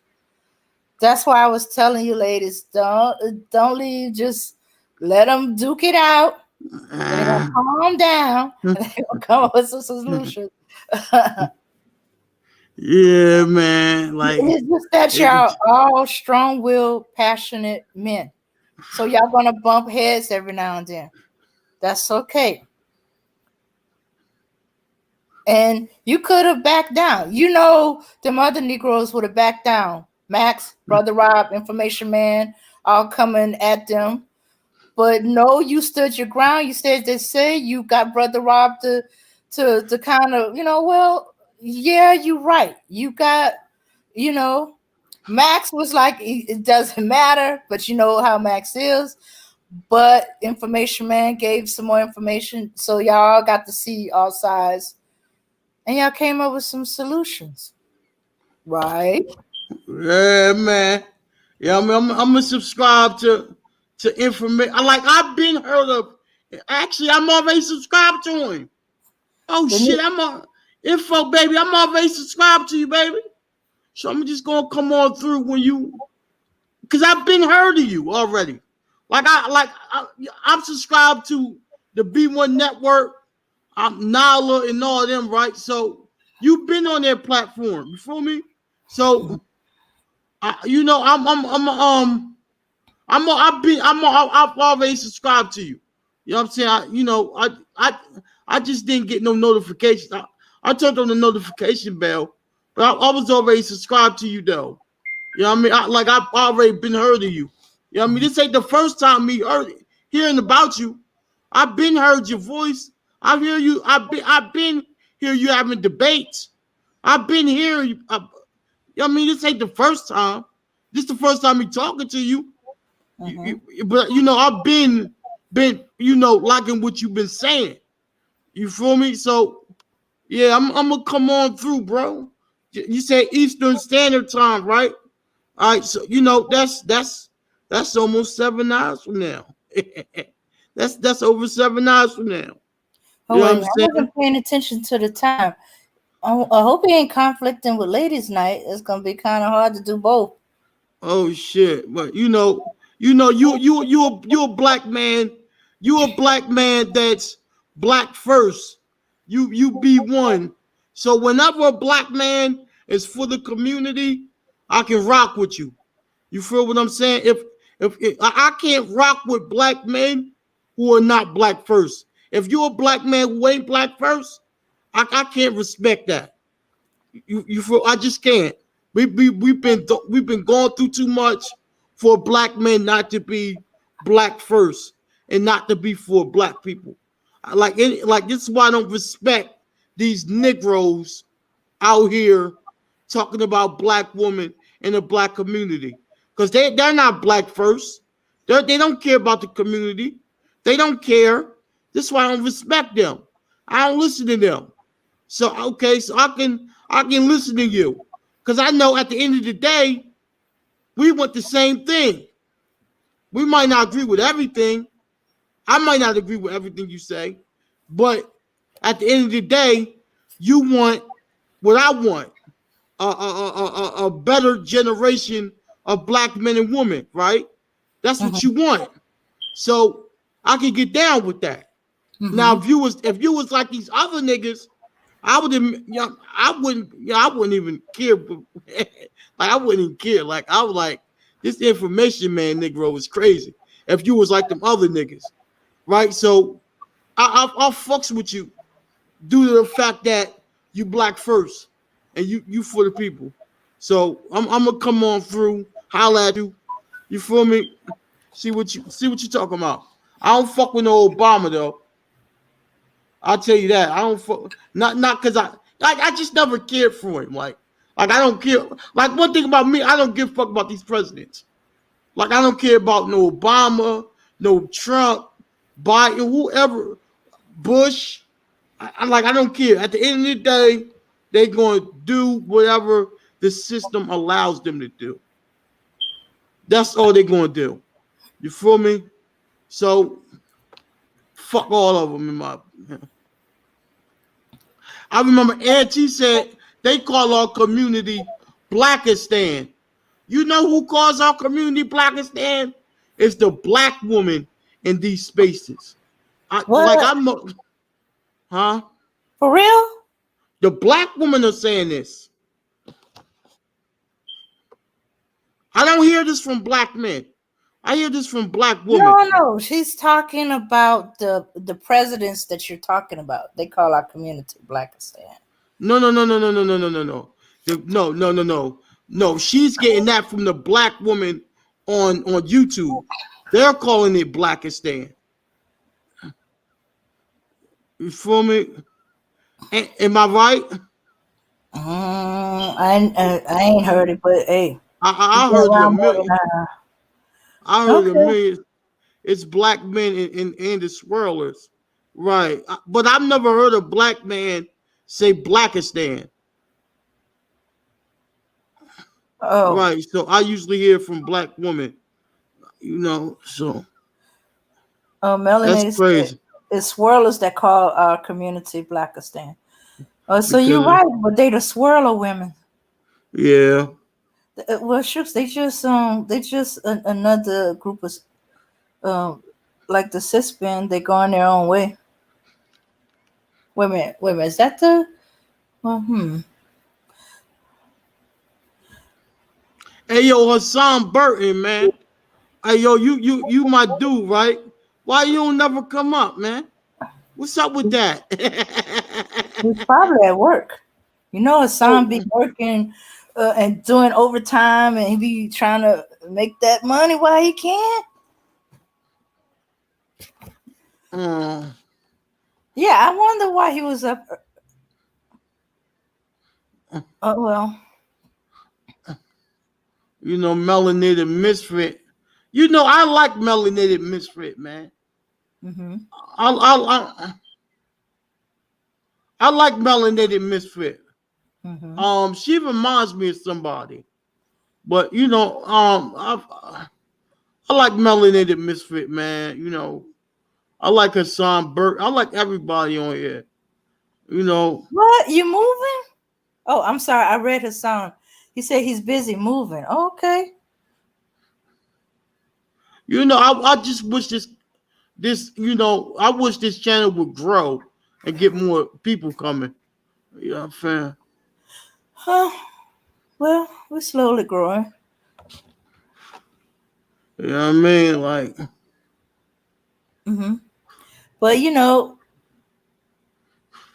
some people, one thing, and let me just say this, Dame Frankie. One thing about me, I'm very misunderstood, man. Like a lot of the I'm very misunderstood. Like I feel like I'm a misunderstood person. Like Like I'll be saying one thing, and then my head I'll be thinking about something, and then I'll say it, and then like people, you know what I mean, then people are interpret it a different way that that I was thinking about it. Like oh shit, y'all didn't get that. Like you ain't, I must ain't say it right, or you know what I mean. I'll be misunderstood a lot of times. You feel me? Like I'm a very misunderstood type of individual. Well, you're not the only one. You're not the only black man I've heard say they misunderstood. Uh, People either don't like what they're saying, or they don't get it, or they misinterpreting what I'm saying, or they putting words in my mouth that I didn't say. Roger, could you hold it down for a second? I gotta deal with my neighbor. Yeah, yeah, yeah. Man, you know, just want everybody to know, right, that you know, I just want to see things, you know, it's kind of hard sometimes. It's kind of hard, you know. Mhm. It's a lot of things that's inside of me that it's just hard for me to articulate it, right? Um,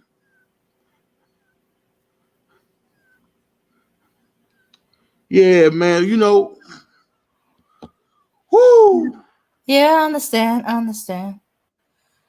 Yeah, uh, you listen, looking at the chat. Everybody in there is saying that it happens to me. We're different. I already do. I agree. So that's why Miss is her name, because people don't like my narrative, and I don't seek to fit it with white. So I feel like an outcast, but I embrace it. Though I don't give a f. let me just say this, man. I just want black women. I think about black women a lot, man.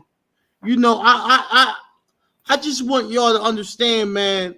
You know, I don't like the way black women get treated. For what Mhm. I'm saying, I don't. Like I'll be like I'm totally agreeing with Max, man. We do need to start treating y'all better, man. You know, y'all are everything. We ain't nothing without black women, man. You know, me. I'm not here to play the blame game. I'm not here to do none of that, man. You feel me? I ain't. I know who the blame goes to. It goes to the black man. I know who the blame goes to. So we need you, sisters. We need you. I know black men don't like to say it. We need you. Melanated misfit is black men that need you out there. Only Deuce is black men that need you. Okay? We need you. Okay? I Okay. don't let these. Yeah, man. Without y'all, man, we can't do this, man. We just can't. That's we can't rise high without y'all, man. Yeah. Well, then we're going to move forward and be about solutions. We Shoots. have to. Yeah. Brainstorm. Everybody got an idea of what they want to do. work on themselves. Somebody want to build another Black Wall Street. Somebody else said we should be owning our property. Somebody said we should not be concentrating so much on the presidential election. Work on the local and pay attention to them laws they're trying to pass and get some of these old laws off the books that are still there. And as long as they're on the books, somehow white man is gonna somehow use it to mess with us. Because a lot of them laws on the book is about controlling us and hindering us. See, we talk about solutions, right? Mm-hmm. See, we talk about solutions. Mm-hmm. But here's the thing, though, Dane. Mm-hmm. Nobody is. The solution is to educate the babies. That's to socialize, to re-socialize the babies in a different way. We got to start with the kids, the little baby, the little 8, 9, 10-year-olds, the 12-year-olds, the teenagers, the babies, the kids, the children, the adolescents, you know what I mean? Those, we're not going to, we can't, we can't, the grown-ups are, so many of them are a lost cause. So, what we need to do is just get to the little kids, and we got to teach them to be an asset to the neighborhoods instead of a liability. That's the solution. Get to the little babies. We got to build some, right? The purpose of education is to socialize, right? Isn't that is to socialize the next generation, right? Ain't that the purpose of educating? Is to socialize the next generation, right? That's what we have to do. That is right there is the solution, right? Okay. See, we can't, we're not going to be able to do anything if nobody gives a fuck, though. Like if nobody cares about black people, we can't do nothing. So Dang Frankie, you already know this. I'm not saying shit that you don't already know. I know you probably heard this a million times already. You already know this. Yeah. But I also think it's right that we have our own schools and stuff like that. That's why I support Q Butter. As soon as I find the link, I'm going to support Bro Rob and his Chatham Academy, and yeah, because our black schools, the schools are today, they're not designed to help our children learn how to discover. It's like it's suppressing them or is discouraging them, is beating them down in some ways. Or they trying to cram so much information in them, and some of our kids don't learn that way. There's no flexibility for different ways of learning or different intelligence. Yeah, and it's like just programming them, or it messes with their self-esteem that they can't seem to do nothing right. They can't do nothing right. I don't know what to say anymore. Dang Frank, I think I've said almost everything, like almost. Yeah. I don't know. I think I said everything, man. Yeah. So now you need to see what you need to work on. Because you gotta get yourself in order so you can be ready and prepared. So when you go out and help the community, work on yourself because you are part of the community. And you, Shooks, you already know that. Just need to take that step forward. Hmm. Which, yo, I'm hungry as shit. Well, What yeah, you want? I don't know what time zone you in, but it's 1 o'clock on my time. While y'all was battling it out, I was fixing my food so I can eat before the 1 o'clock challenge. I'm still on the 1 o'clock challenge. I'm kind of off of it a little bit, but I'm still trying to eat before 1 o'clock.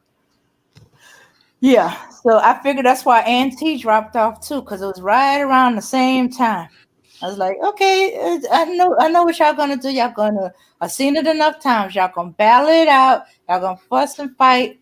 Y'all gonna lock horns, and then y'all gonna calm down once y'all blow a bunch of testosterone around, and y'all gonna calm down. Y'all gonna come to a solution, and Hey, then yo, I'm gonna be honest.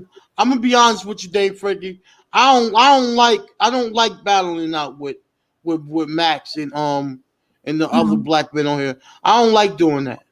To I be honest know. with you, I don't like doing that. Like, I don't like getting that hype Hmm. like that. I don't like doing it. See, and that's why you know, I'm gonna be honest with you, Dave Frankie.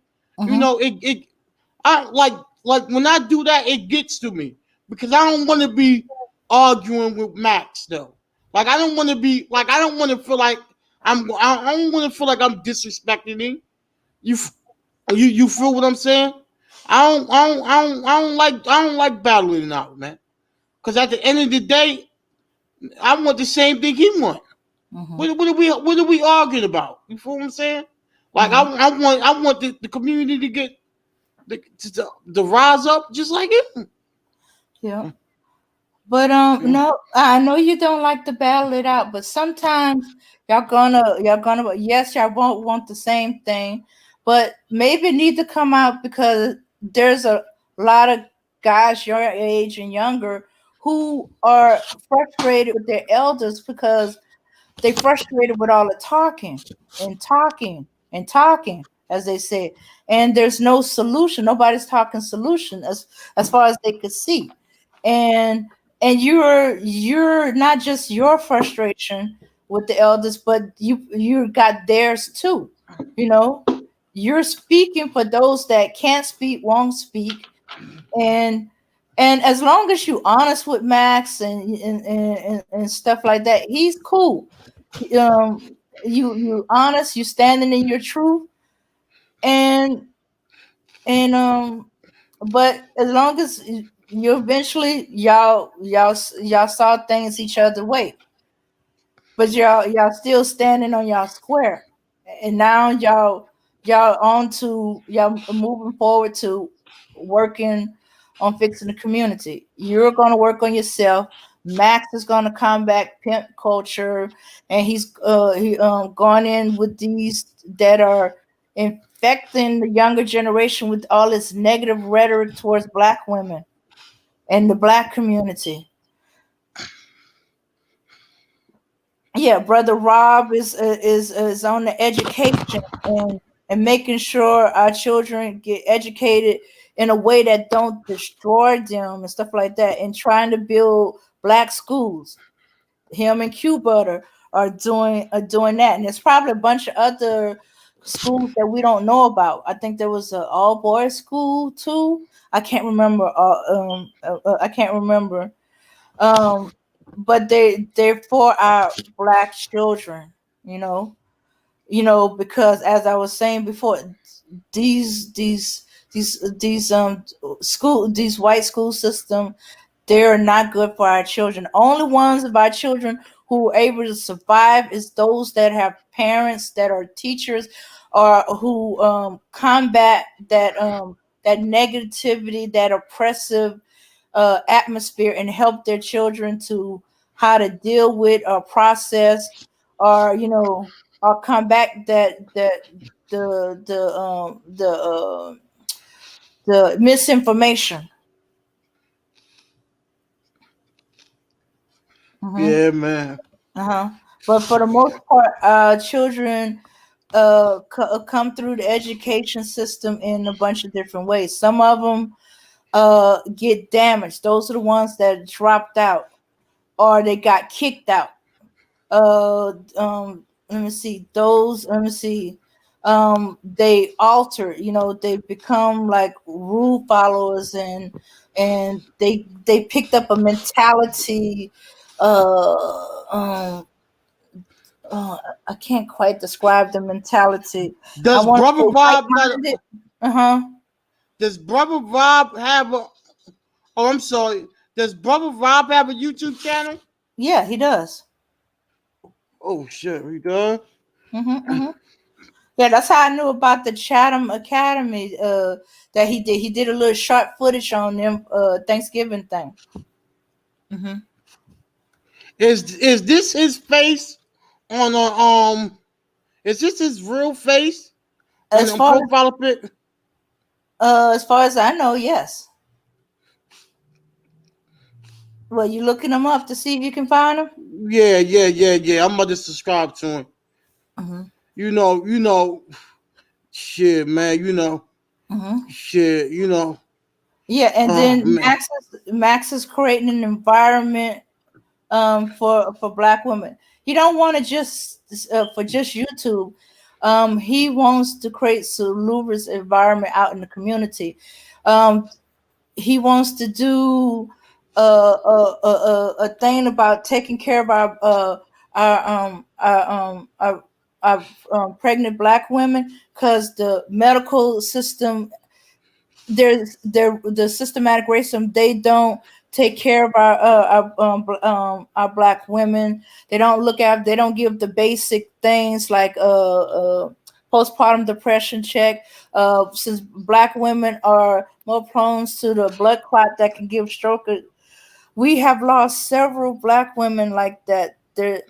They had a blood clot develop after they gave birth, or they had to have a cesarean, and they were sent home. They weren't monitored.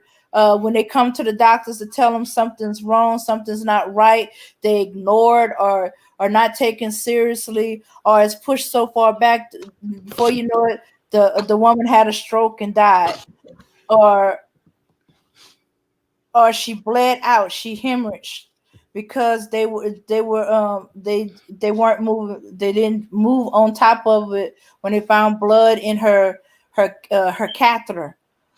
All kind of things. So he wants a better a medical facility specifically for our Black woman, um by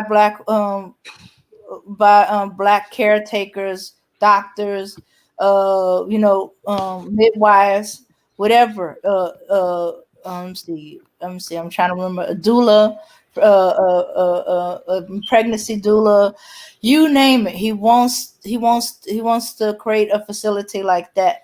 There's all kind of other stuff that he wants to do. Um, but he's starting here in YouTube, because this is where he's hearing all this negative rhetoric on Black women, and all the hateful stuff said and done to Black women. It hurts his heart when he sees things, or read things, or hear about things that have been done to Black women. You know. And I guess you've been hurting yourself, Rozzy, because I know you've been. Huh?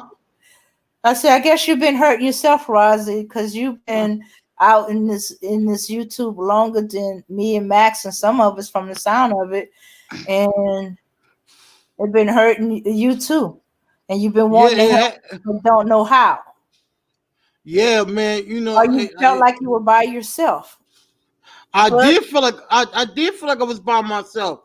I feel like I used to listen to people's, like, these content creators that we do not like. I listen to them, and I be sitting back thinking, like, dog, Black men are starting to become arrogant and starting to become like like delusional, and thinking that they have nothing to do on why Black women act the way they act.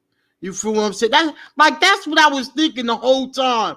thing, Frankie. Like, do y'all not know the reason why things are the way it is? And it's because of black men.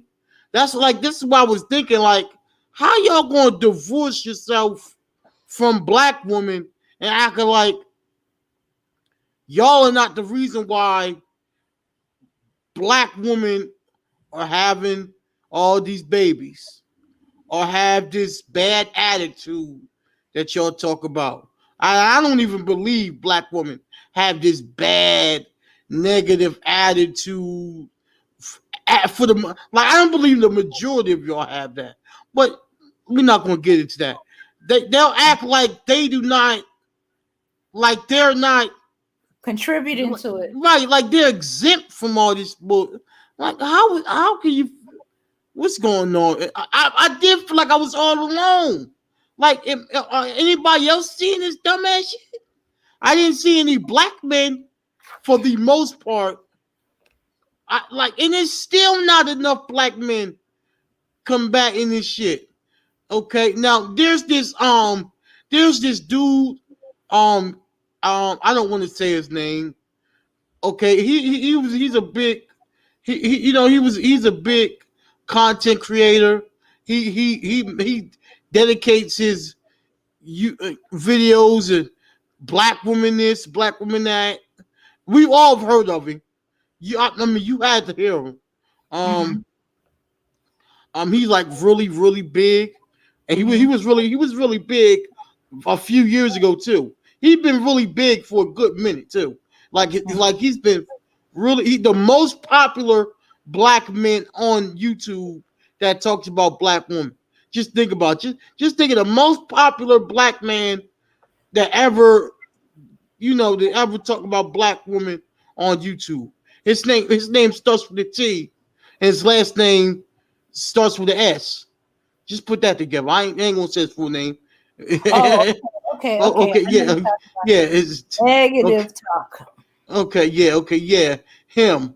So I've heard black men call up into his show and say, "Oh man, brother, you hating on black women. Stop hating on black women." So I've heard black men, defend black women and check a black man for shitting on black women, but it just wasn't enough. It just wasn't enough. Mhm. You know, it just wasn't enough. Yeah. Okay. But think what it is. We need to combine all the voices. So far, since me and Max been on, we had Hassan, who been there from the beginning. Let me see. We have Emmanuel Briggs. We got you. Um, let me see. Let's see.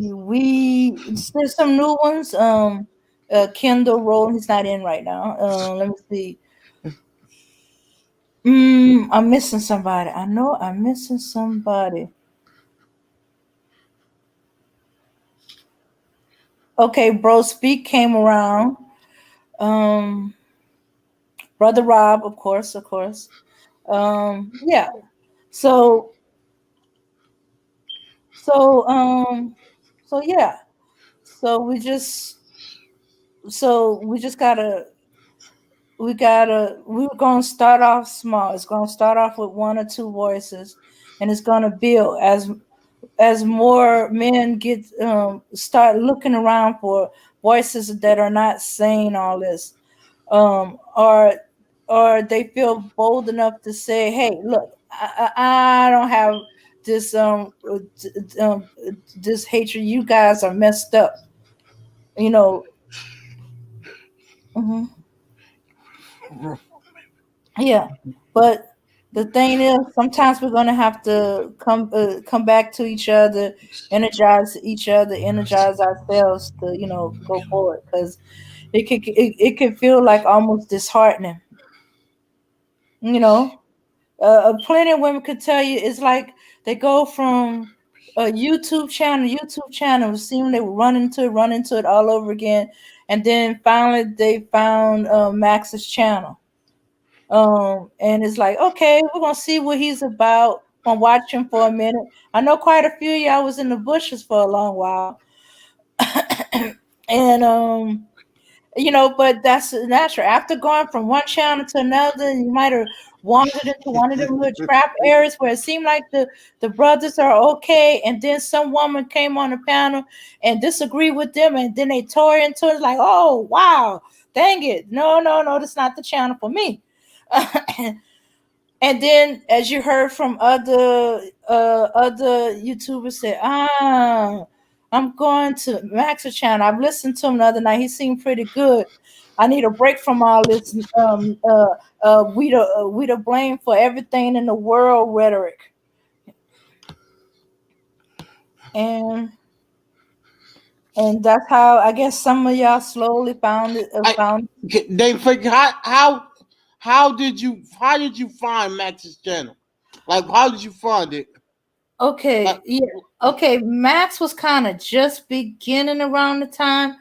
With him, I was going to I was at another YouTuber that I thought his was a kind of a safe place to go and stuff like that. It's just that the women didn't talk too much. It was just him, but hey, at least he wasn't dogging out women.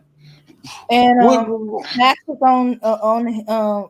was on his channel, and then they were ending up, and everybody said we're going over to Max. Max is finna go live, and stuff like that. And I was like, where's the link? And they was like, just type in. At the time, it was Maximum Overdrive. I was like, okay, but I kept coming across this movie. Yeah, when you type in Maximum Overdrive, the first thing that's gonna pop up is this movie called Maximum Overdrive with a truck. That ain't it. I wonder what happened to that channel. What happened to Maximum Okay. Overdrive? By the time I found it, I came towards the end, and I'm thinking, oh well, I'm gonna catch it another time. I'm gonna catch it, and then it was flagged. He had put something on there without the copyright, thing, and it was flagged for another country. Let's see. Let me see. Yeah. I came from Cerulean's channel. Oh, that's where you came from. Yeah. Yeah. Um. Yeah. Yeah. Oh yeah. And it got flagged. I was like, oh damn. So I said, okay, well it's gone. I can't find it. I didn't know it got flagged at the time. I just knew when I think I finally found it, the channel wasn't in existence. I was like, okay, I give up. So I go to, let me see, I start pulling back a little bit from certain channels because some of the channels were beefing and stuff like that. It seemed like every channel I was going to was beefing. Or one channel I was going to was fine, and then they start beefing, and I had to pull away from it. I go to another one, they seem to be fine, they start beefing, I had to pull away from it. Okay, so I would go to so I went to the channel, and they same thing again. They said, okay, we finna go to Max channel. I said, okay, what's the link to Max channel? Because when I went, it wasn't there. And one of the moderators dropped the link for me, and I clicked in there. Oh, no, I couldn't go. I couldn't get. I was kind of listening to it, but I had a issue. I have peoples that be calling me, so I was listening to him as I was driving. It wasn't until the second time he came on after that one that I went on there, and I was okay. I listened, but I was also cutting up in the chat.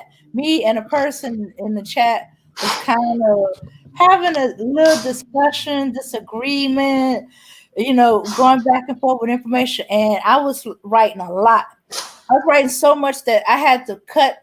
I would type it all out. I had to cut parts of it out and then paste the rest of it in because I had so much. But it was like I was doing it like back to back. So there's like huge chunks, and then all of a sudden there'd be these one line people talking, And Max is like, "Hey, Who's writing books in my chat?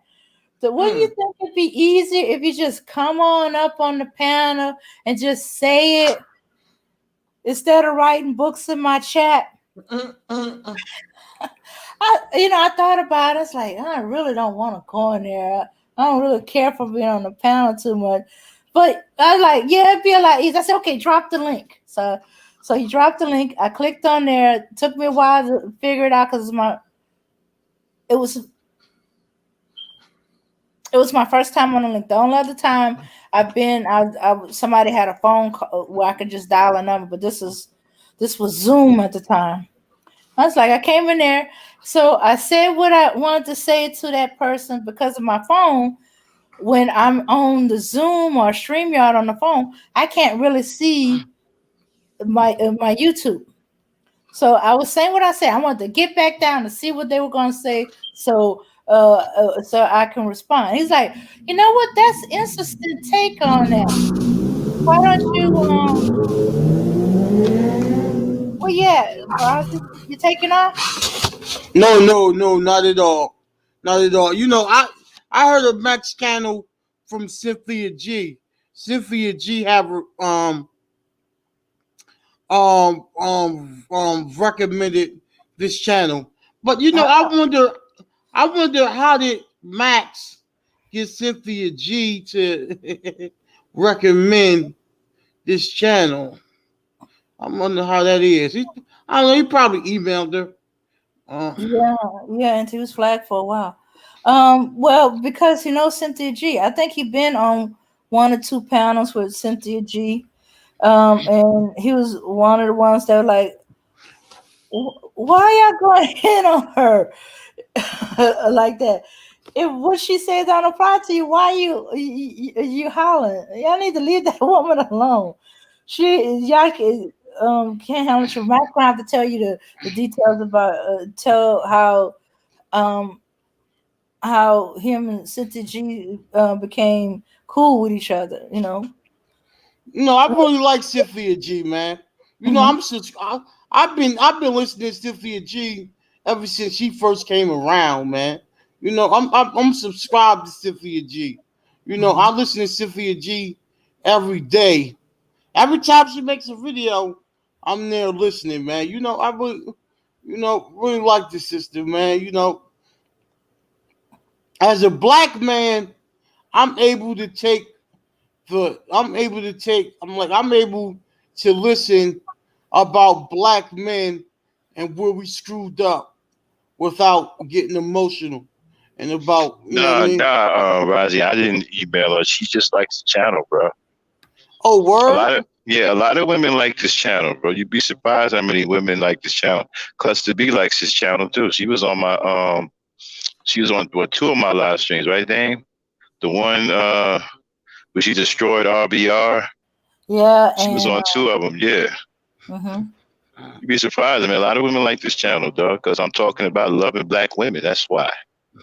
I wonder why. I wonder if Sophia G still listens to this channel. She Though. probably does every now and then. She probably peeks in every now and then. She watched a replay if she got time. Yeah, I haven't seen her lately, but she comes by when she has time.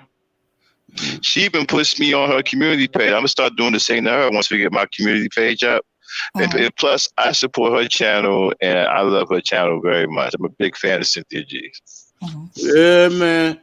Cynthia G is she, good, man. And yeah, but she's she good. likes it. Right, she likes the channel, man. And I'm honored about that. That a woman like that likes my channel. So definitely feeling that. But she ain't the only one. It's a couple of them. Like I said, Cluster B. She likes the channel. She came over. Oasis King. They just ain't been here in a while, but they've been by. Yeah, man. Because I'm not over here bashing black women. Yeah. Yeah.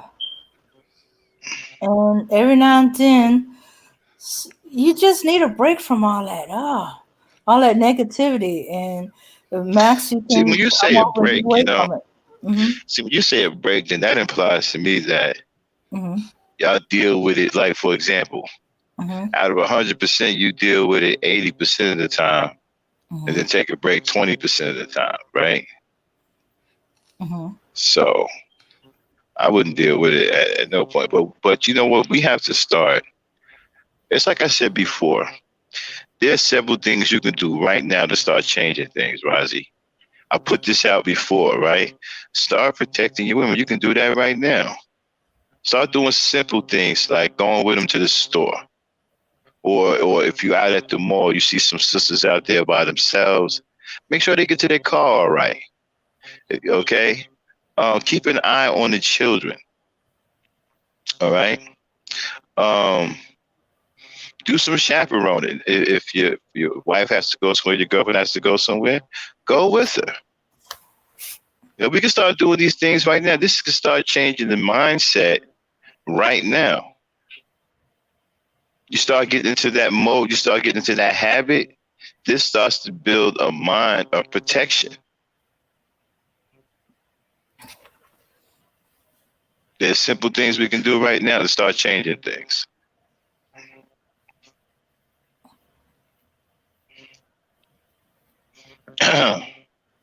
Oh, did I get knocked off?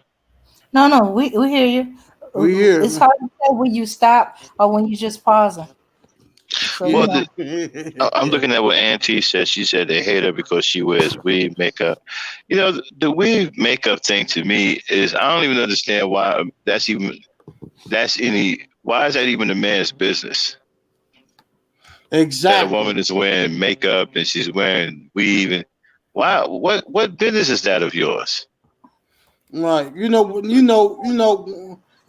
When I listen to Cynthia G, I would never bring up no, oh man, she got makeup on, she got weave on. Well, shit, that's what women do. They put that shit on. That's right. Women like to look pretty. They've been doing it for years. You know, and what kills me is the cats were talking about it. Their mamas and grandmothers wore wigs. Back in the day, wigs was the big thing. I used to make money running errands in the community, picking up wigs. I'm serious. I would run it, but when my mother sent me down to get her wigs, right? She had a list of the other ladies in the community. Here, go pick up so and so's wig, so and so's wig, so and so's wig, and I go get all these wigs and then make deliveries. I get 50 cents, 75 cents. That was big money back then. I had me a wig hustle, man. I was going to pick up wigs every Saturday. Shit, wigs were big back then. And nobody cared nothing about that. I don't really understand. Like, what does a man even care about a woman wearing makeup? If you don't look crazy, like for example, if you don't put on like if your skin is dark, right? And you put all of this sky blue, what do you call that on your cheeks, Dame? That stuff y'all put on your cheeks? Rouge? Okay, yeah, well, I don't know. I'm asking you. So, No, rouge. right, and if it's bright, if it's like aqua, I mean, you know, blue or some shit, and you dark skin, now yeah, that's gonna look crazy, especially if you got a lot of it on. That's gonna look crazy. Now, you looking all crazy like that, might say something like that, baby. You know, you got enough of that on? You know what I'm saying? Like, you know, might say something about that, but other than that, Hold you up. know, Let me just say this though. Let's say if that did happen, right? Like I'm not gonna say anything about it. I'm gonna be like, okay, well, that's makeup and that's what I was that's I might laugh. I'm gonna laugh, but yeah, I'm not gonna say anything about that. Nah, I gotta say something about that. 'Cause that's that's way out there. Like, I mean, if she got a little bit of an or whatever, you see, my thing is, if a man notice it's too much, it's a lot of it on. Because usually we ain't paying attention to nothing. We don't care about nothing. But if we got to stop and go, wow, that means you got way too much on. Like I saw a sister one time in Georgia, dark skin, right? And had on this bright pink stuff over the eyebrows and under the cheeks, and then had on glitter. I was like, what the? I thought maybe she was going to a party or whatever. They was like, nah, that was her regular shit. I was like, wow. You know, it looked kind of wild. You know, you know, you couldn't help but notice, man, because it stuck out. Like, wow, you know, that's kind of bright. You know what I mean? Like, you know. But other than that, you know, I don't care, man. I've seen some sisters. I guess they didn't know how to put on their makeup. You know, they look kind of whack. They look crazy. Had that raccoon look. You know what I mean? With that, yeah. I've seen a few sisters that didn't know how to do their makeup. You know. But other than that, I don't care. I mean, guys, we don't really care about that. So in other words, if they paying way too much attention, they are feminized. Hey, why y'all care? Yeah, Auntie, I had that wig hustle back in the day when I was a kid. I was making good money too, because there was a whole bunch of mothers on the block. We had these long city blocks. It was like 100, 200 houses. You know what I'm saying? It was like 100 houses on each side. I was getting paid like you know. I had my little bicycle. I go down to the wigs, and the wig spot was all the way down the street, right around the corner. Mr. Worley's wigs.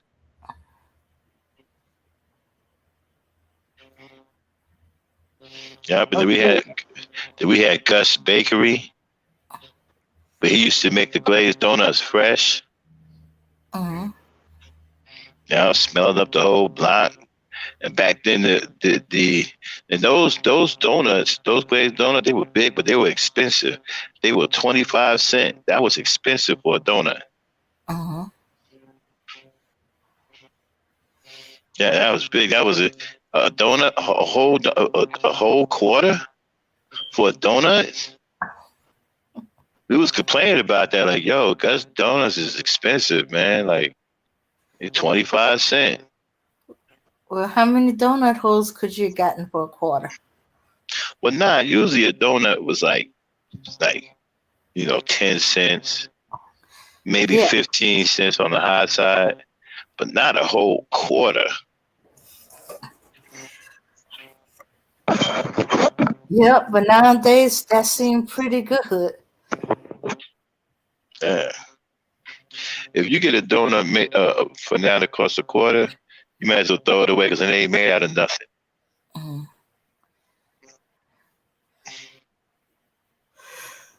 Yeah,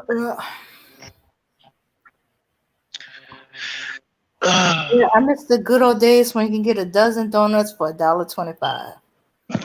Nah, you get a dozen for. We had a dozen. You get a dozen for what? Yeah, $1. Yeah, $1.25. You're right. It was $1.45.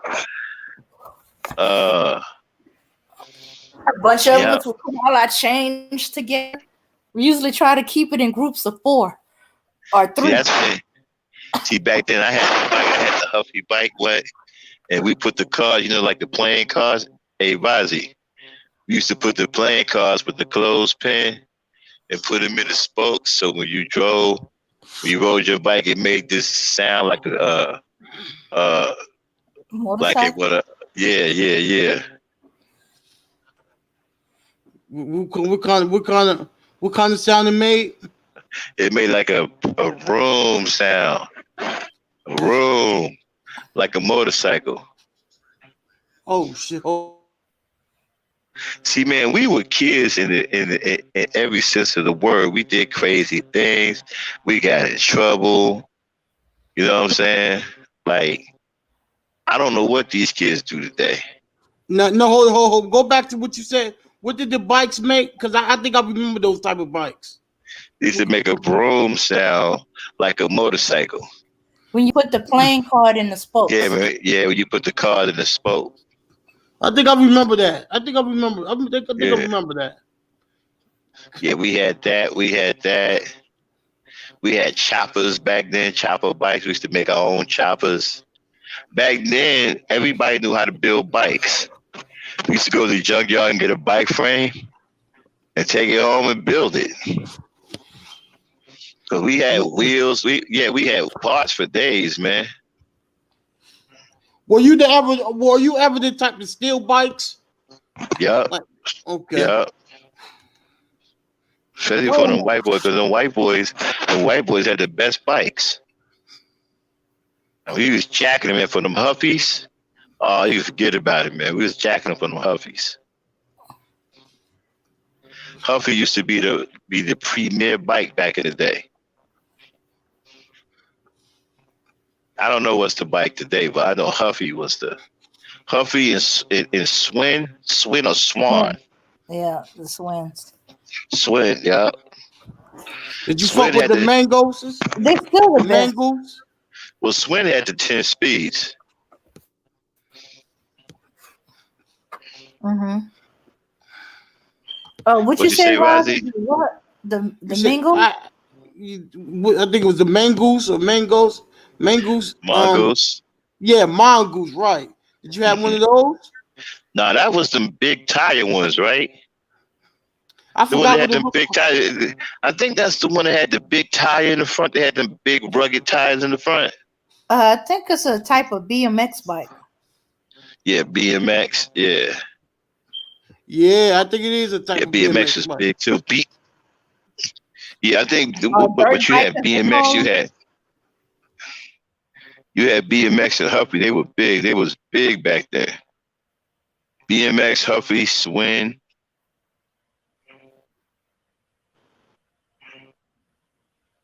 That's when cats had uh, electric racetracks by Tyco. it. Yeah, until your mom beat you behind with one of them. Yup. You always had to hide the track so you don't get a whooping with it. Then we had the Rock'em Sock'em robots, which was awesome back then. We used to make Yeah, money. We used to have Rock'em Sock'em robot matches, and we used to bet on them. yeah. I don't know what one of my uncles and my cousin did, but the robot head flew off and across the room. What did y'all do? That never happened before. Instead of just going up on the undercut, it just flew.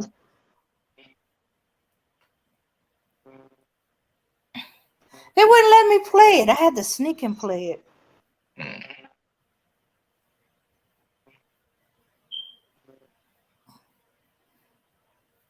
Hello, did I take over? Yeah. Now go ahead, Dan. Well, yeah. The Rock'em Sock. Let me see. The Stretch Armstrong. Um, of course, the GI Joe, the Army Men. With the GI Joe with Kung Fu grip. Yeah, I had to hide my Barbie. Barbie. Um. I don't Arnold. understand about the Barbie, right? I guess you can look at it both sides, right? Why didn't the black girls realize that Barbie was white? And why didn't the black kids, the black boys, realize that G.I. Joe was white? Because the advertising, it was a popular toy. Because it was advertised, they wanted it. But let me see. My cousin. I forgot where she lived. She's the only one I've seen with black Barbies. You know how black Barbies were a unicorn. Oh, and she even had a black Ken, which is even rarer than a I black Barbie. remember, I remember when you was young, your teeth fell out because you grew in new ones, right? Uh-huh. And the whole tooth fairy thing. Uh-huh. And one of my teeth fell out. I think I told my older brother or whatever. He said, "Quick, wrap it up and put it under the pillow. The tooth fairy will give you some money." I was like, "Yeah, okay." I did that and ended up with like $2, right? And I thought I was rich. I thought you couldn't tell me nothing. $2? Shit, that was big time. Yeah. I like the fact when the tooth fairy couldn't see in the dark and accidentally gave us a 10.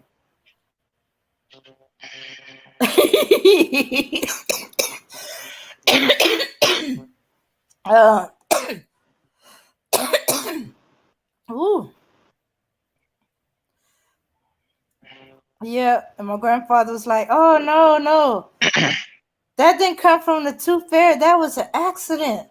The tooth fairy couldn't see in the dark." And we like, "Mom, Big Dad's trying to take my tooth fairy money."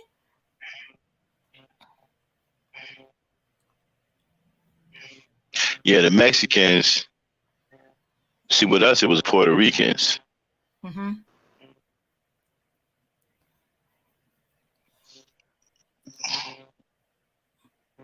Why do even black people? You see, they want like white people steal from black people, and then black people follow white people that steal from black people. Mm-hmm. You know what I'm saying? Like, keep stealing. Hold on, I'll be right back there. Yeah, I had to settle for white barber because, well, at least y'all had black barbers where I was at. You just couldn't find them. They just weren't on the shelves. Ooh. Oh, okay. So yeah, you had to settle for white.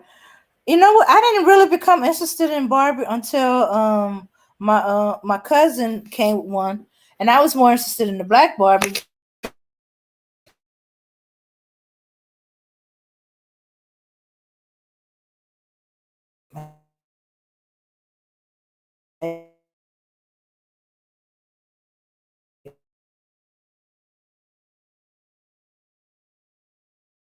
What's going on? Y'all still hear me? Rozzy? Yeah, I'm sitting back listening to everything. Okay. Okay, I'm just making certain. I just saw a connection problem. Gotta make sure. Okay, because if I go out, then hey, that's the end of the stream. Okay, yeah, yeah. So I did end up with a bar. I played with her for a little while, but it was more interesting with my cousin. My cousin was very dramatic. We had a whole soap opera with the Barbies. Yeah, Barbie was cheating on Ken with Black Ken, and then Barbie and white Barbie were fighting over Black Ken, and then when it was over with, they found Black Ken and white Ken in bed together. We never thought that was gonna be now could almost be a prophecy, you know.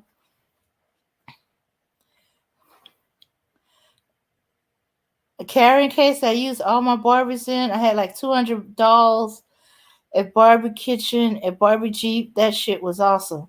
Ah, okay. All right. That's my other cousin. Yeah.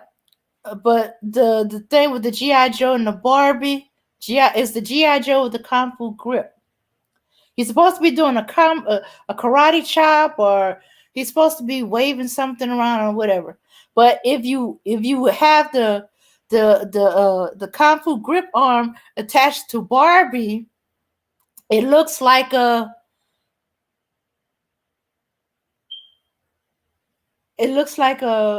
porno. That's why every time I couldn't find my Barbie, when I finally found her, she was naked.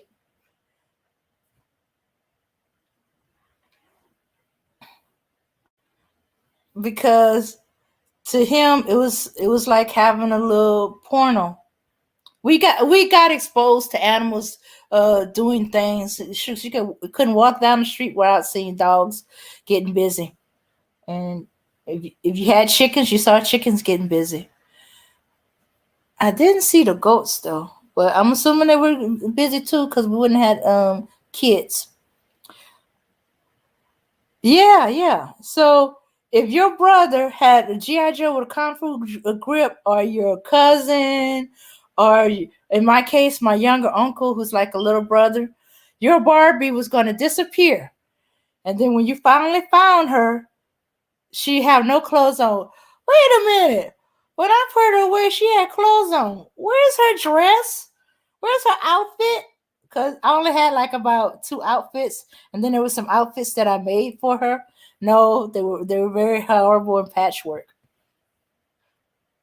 Yeah, yeah, and for many years I didn't play with her. My mom donated her to one of my cousins. One of my cousins that came and visit for the summer. She was playing with my Barbie the entire summer. And then and I don't know, she said in front of my mom, probably did it on purpose. I wish I could take Barbie with. I don't have a Barbie. I wish I could have a Barbie. And next thing you know, my Barbie is going with her. It's like, Mom, that's my Barbie.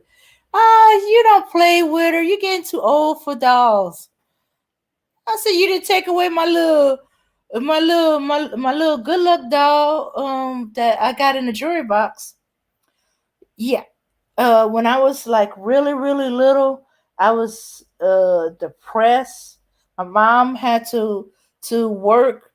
Where she had to work, she had to stay there. I don't know if she was working offshore or whatever. I was too young to know. I just know she was away from home. I was stuck with my grandparents, and my grandmother was treating me like a maid. So I was doing a lot of work, and I felt depressed and sad. And it was around Christmas time, which made me sadder because was my mom was saying she had to work for Christmas. Anyway, my uncle that's a little older than me, he used his money and brought me this little doll. I don't like any dolls, especially when I was young like that, because the way my mom figured out, I was afraid of the hair. I don't remember that being afraid of the hair, but I do remember holding a doll that some relative got me, where it's a whole family, mother, father, and a baby, where the mother and father had real hair, while the baby was just hair mold. It's like the plastic was molded into some kind of little hair like that. So it wasn't. And I guess in my little mind, I felt that dolls should not have hair. It was spooky. But I would play with the little baby one, and I would get rid of the mother and father. So here I am with these white dolls, and I'm tiptoeing down the stairs, and these are some very expensive dolls, and I'm holding the doll by the toe, and I go dump them in the trash. My mom had to fish them out of the trash can, and then when she went to fuss at me, there I am playing with the little baby doll. I guess so. I plot to get rid of her parents. So I had to take care of the baby. But anyway, so back then I didn't like dolls that had like real hair. Yeah, because I was about 4, maybe 3 or 4 years old. So when I got a Christmas present and was from my uncle, and I was like, uh, you know, and it was this little doll, and it was molded I liked them, and I just was so happy because I knew that he got it for me to cheer me up, and he used his own money. His mama did not give him money. He used money that he earned cutting grass and stuff like that to get me a present. You know, he didn't get his father a present, his mama a present. He didn't even give his little brother a present. He gave me a present. So it cheered me up. So I kept that doll for years and years and years. I would always lose something on that doll, which makes me think maybe it's a good thing I wasn't a parent.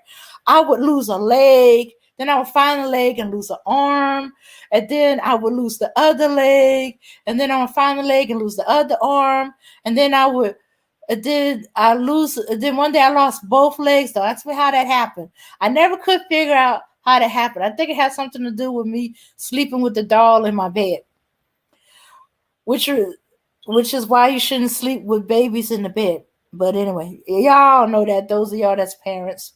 Anyway, and I never did find the legs. I could never find the legs for that dog, but I kept it. Had the little dress that I made for it, and I just put it in the jewelry box. My godmother gave me one of these old fashioned wooden jewelry, supposed to represent, Chinese something in there, and it had that velvet on the inside. that red velvet. I thought it was a perfect bed, and I put the baby doll in there. I wasn't really big on jewelry. I'm still not really big on jewelry. The problem when we start off in a heated debate to talk about dolls, hilarious. Oh, poor Rosie, he's stuck in a room full of women. That should have been Yeah. every guy's dream to be stuck in a room full of women, and we're talking about dolls. How sad, right?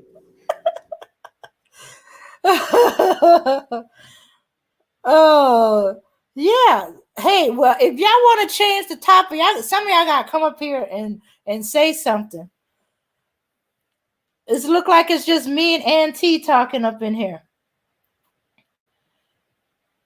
But I got my counter saying there's 10 people.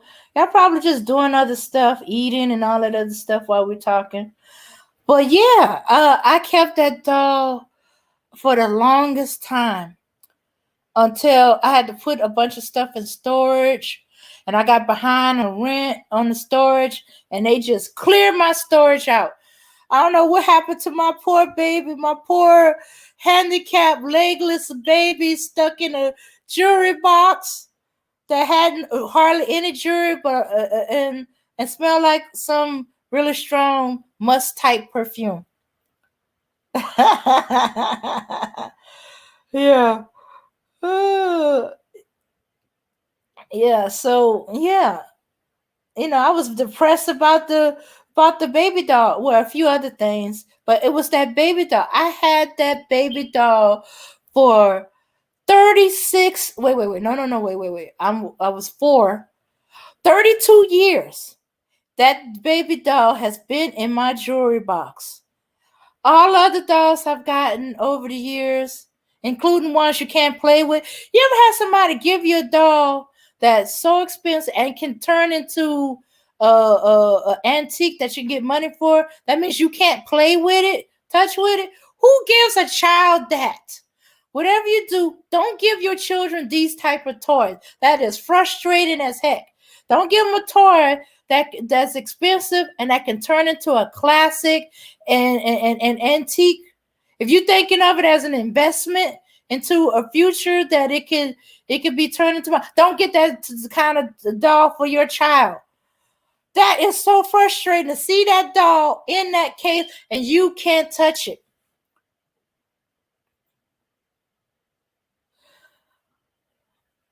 Oh no, you have one of them. Oh, I had my uncles did that. They burned a hole in the butt of the baby doll that they tortured, put a firecracker in there, and blew her up.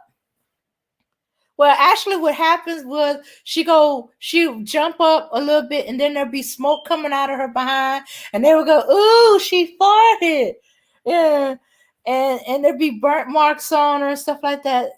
Yeah, brothers, uncles, younger uncles, cousins, they were horrible.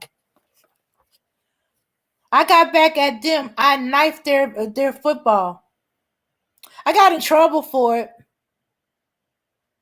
Yep, I got in trouble for it, but I was it the football? Dame Frankie. Uh-huh. My sweetheart Dame Frankie is talking about some Barbie dolls.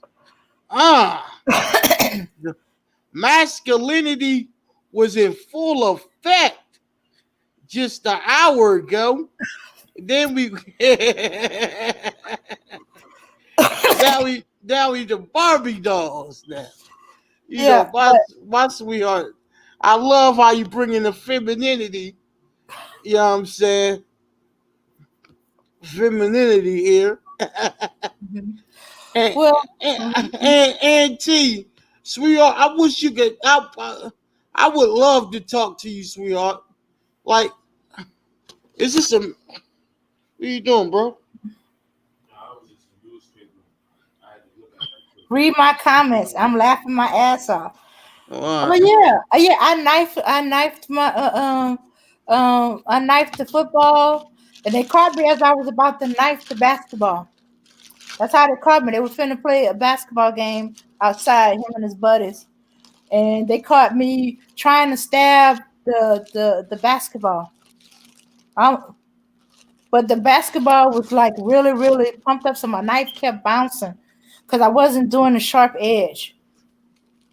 Yeah, I remember, man, taking my mother's motor out of her brand new refrigerator she just brought and taking it in the backyard and putting it on a go-kart I was building.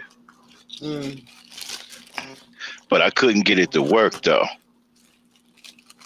So I left the motor outside because I couldn't get it to work. Yeah. And you survived how? Well, it didn't turn out well. Wasn't a good day for me.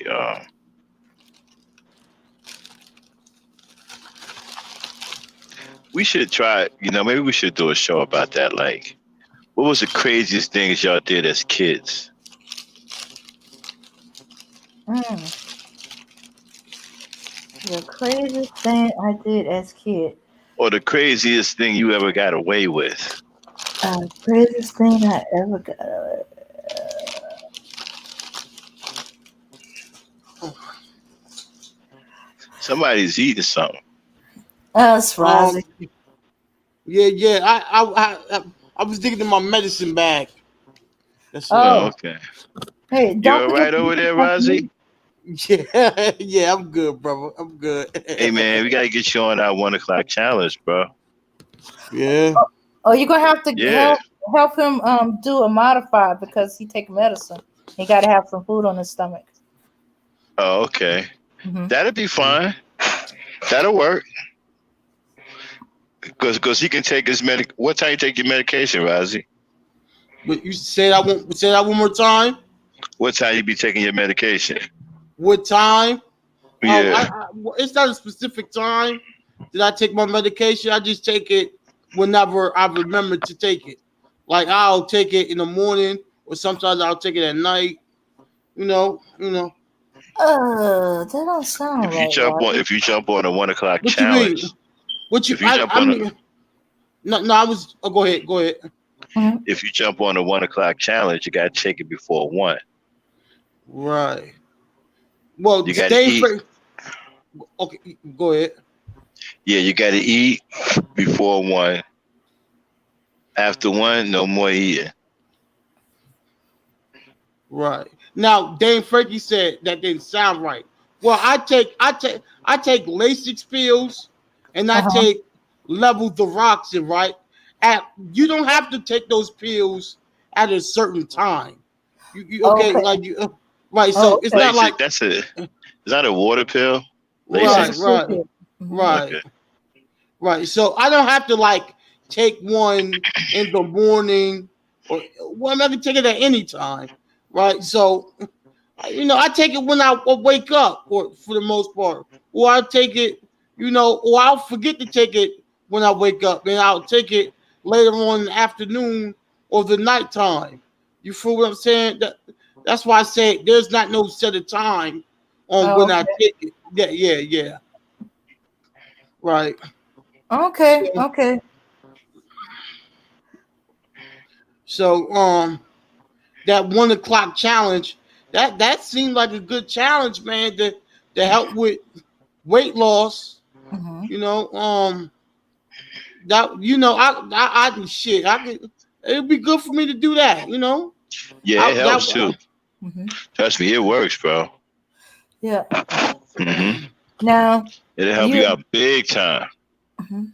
And hey, we thought you was rolling with us the last time when we did it. Yeah, he uses medication. Didn't we get you? Didn't we give him the link to the Discord? Yeah, he did it twice, but there's some problem with his phone, I think. Oh. Right. Now, y'all did talk about that 1 o'clock challenge last time. I do remember that. I'm not gonna act like I don't remember that. I do remember that. It's gonna take a lot of discipline for me to get on that program. I'm not gonna lie, it's gonna take some discipline. Well, what we can do is you can start it with us, because we get ready to do it when I go back on the road. because that's when I can focus on it. And what you do is this is why you got to be in Discord with us so you can be with us throughout the day. You know what I'm saying? In case you get those weak moments, you know, you can holler at us and we can coach you through it. Hello? I'm I'm here. just Yeah. listening. I'm on mute. I'm on. Yeah, we can coach you through it. So basically what it is there are two things we want you to stop doing right away, right? Stop eating cheese and dairy and stop drinking soda. Right? Get rid of those, eliminate those two, period. Everything else you can have, you know, even fast food, but try to keep your fast food to a minimum, right? And just make sure you eat before 1 o'clock. After 1 o'clock, no more eating. Just drinking water. So you can have water and tea. That's it. And your stomach is gonna growl. That just means the food that you ate is all gone, and now your body will start feeding on the fat that you got stored up to feed itself. So So don't basically, try to eat anything if your stomach is growling after 1 o'clock. That so just you means Mhm. go ahead. Yeah, because that means now your body has finished off the foods you ate, and now it's gonna have to use your body fat for whatever it needs. Right. So basically, you eat everything before 1, and then what? When do you eat again? The next time you wake up, Oh like you go shit! to bed and wake up. So if you wake Yay! up, so if you wake up at 5 o'clock in the morning hungry, because sometimes your body will wake you up because it's hungry. 5 o'clock in the morning, well, so go fix you some breakfast, go eat. And you can eat the entire time from the time you wake up until 1 o'clock. So, like, be trying to eat your last meal before 1 o'clock. Like, at the latest, about 12:30 if you can finish by 1. Mm-hmm. Okay, I split your shin. My brother built a ramp for us to ride with our bikes, and I went up the ramp with my bike and came down hard. I cut my whole shin from my knee down to my ankles and needed stitches. Whoa, Anna, you had black Barbies?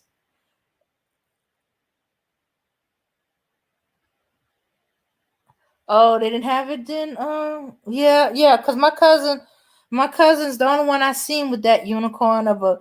Well, actually, Black Barbie in our area was the unicorn, and Black Ken was, I don't know what's beyond a unicorn of rare, unbelievable. I was surprised when she opened up her case and you got a Black Ken. I didn't know they made these. Well, if they got a black barber, of course they should have a black Ken. And if you say so.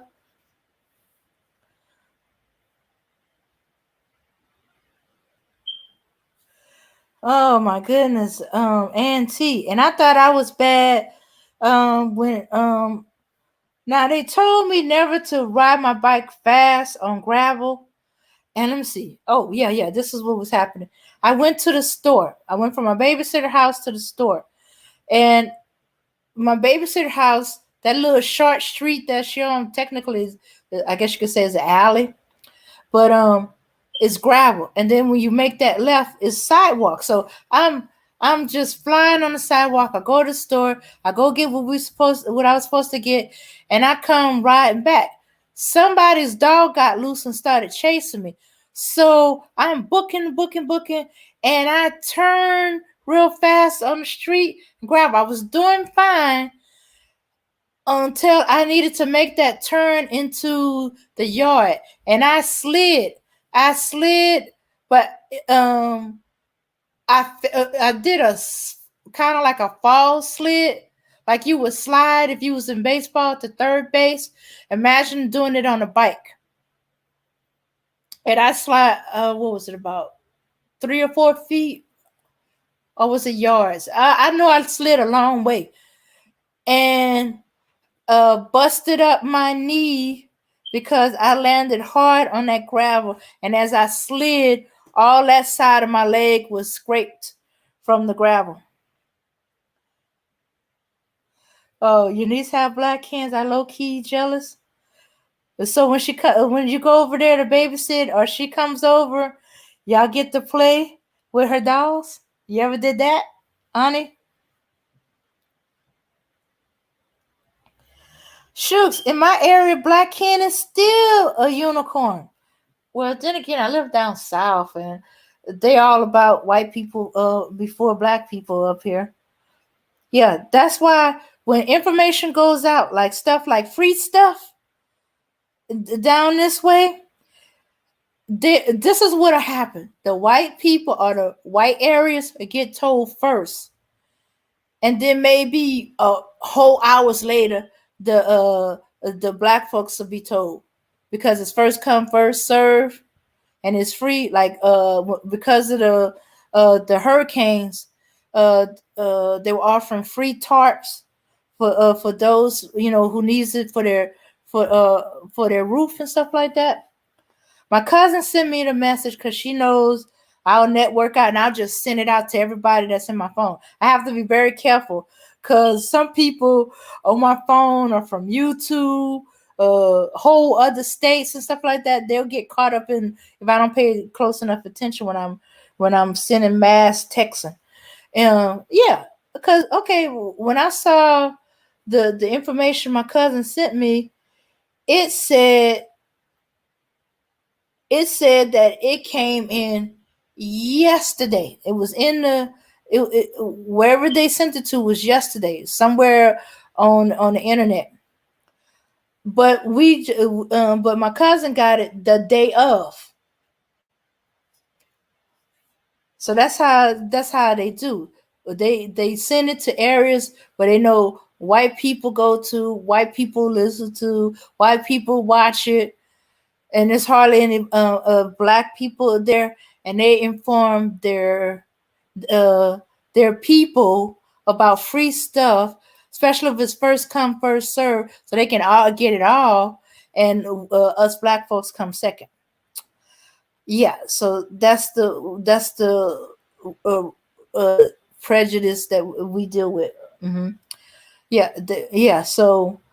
But so I knew I had to move fast, so I just sent that out massively everywhere I could, as many people as I could, and oh yeah, and we know how it is. Once people start paying attention to the messages, I kept getting messages. I didn't realize it wasn't saying what day that was. I thought I said today. It said today, but yeah, I was getting calls. I said, "When is that? Is that for today or tomorrow?" That's for today. One of them, she called me so late. I said, "You got 45 minutes to get there if they got some left." Turned out they still had some left. Apparently, because this fire station where it's at is a little closer to the black neighborhoods than it is to the white neighborhoods, and so once the word got out, shoes, a whole bunch of black people. Yeah, I didn't go because well, one, my roof was perfectly fine. Second, I live in an apartment complex that's for management to do. So I was like one of the lucky ones, and I didn't feel it's right for me to go get a tarp that I do not need. And everybody I thought would need it, that I probably would have went just for them because they couldn't get to it. They told me they didn't need it. Okay, so I didn't bother. Why, when somebody else might need it? I don't know every black person. Shoes. I don't know every black person town. There's there's some of them that's my cousin, and I'm not exactly certain how we're connected. I just know their great grandfather and my great grandfather are brothers or something like that.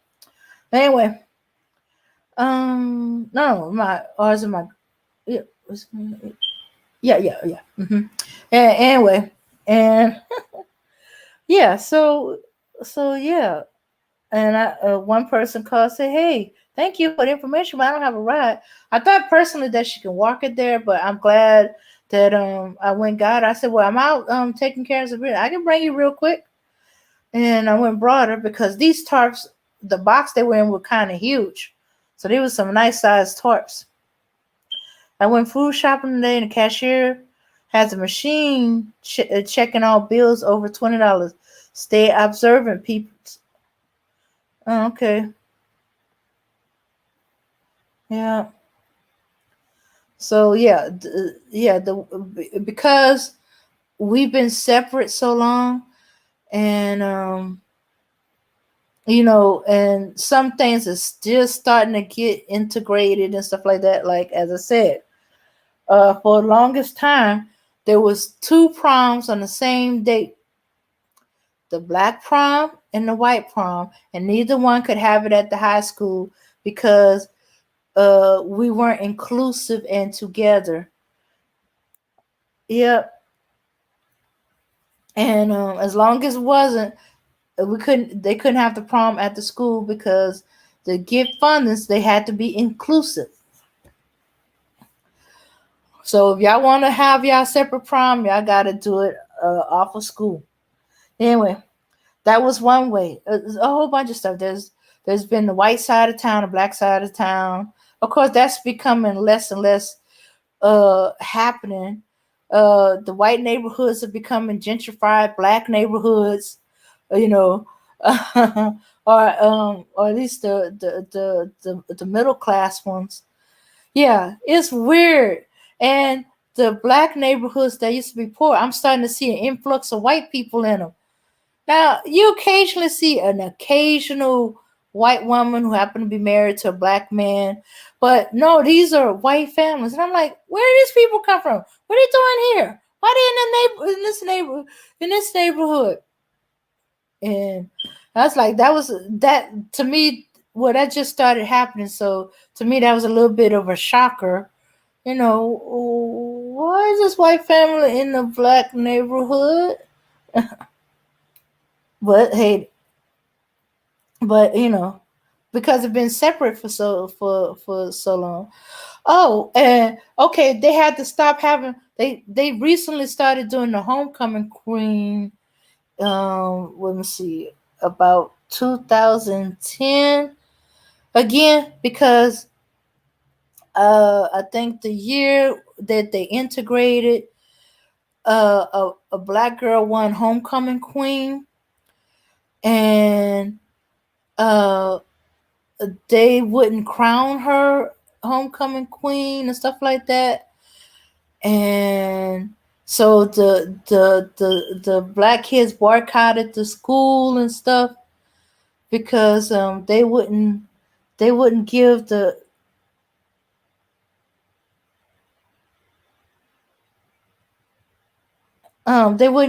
black girl her crown. She won it fair and square. But no, they want to give it to the runner up, the white girl. So it's like, well, we can't have it, y'all can't have it neither. So they did a homecoming court. So the homecoming court had to have, I know during my time, had equal amount black and white girls. Nobody said it, but they had the top black girls, top white girls, or who's voted in. Or at least that's the way they did it. I think they fudged the votes so that it stay. How could for okay, okay, okay. How could for about something like 30 something years. Okay, wait a minute. This first started happening in 1970 and continue on to 2010, 70, 3. Okay, 40 years. For 40 years, how could they manage to equally have equal amount black and white girls winning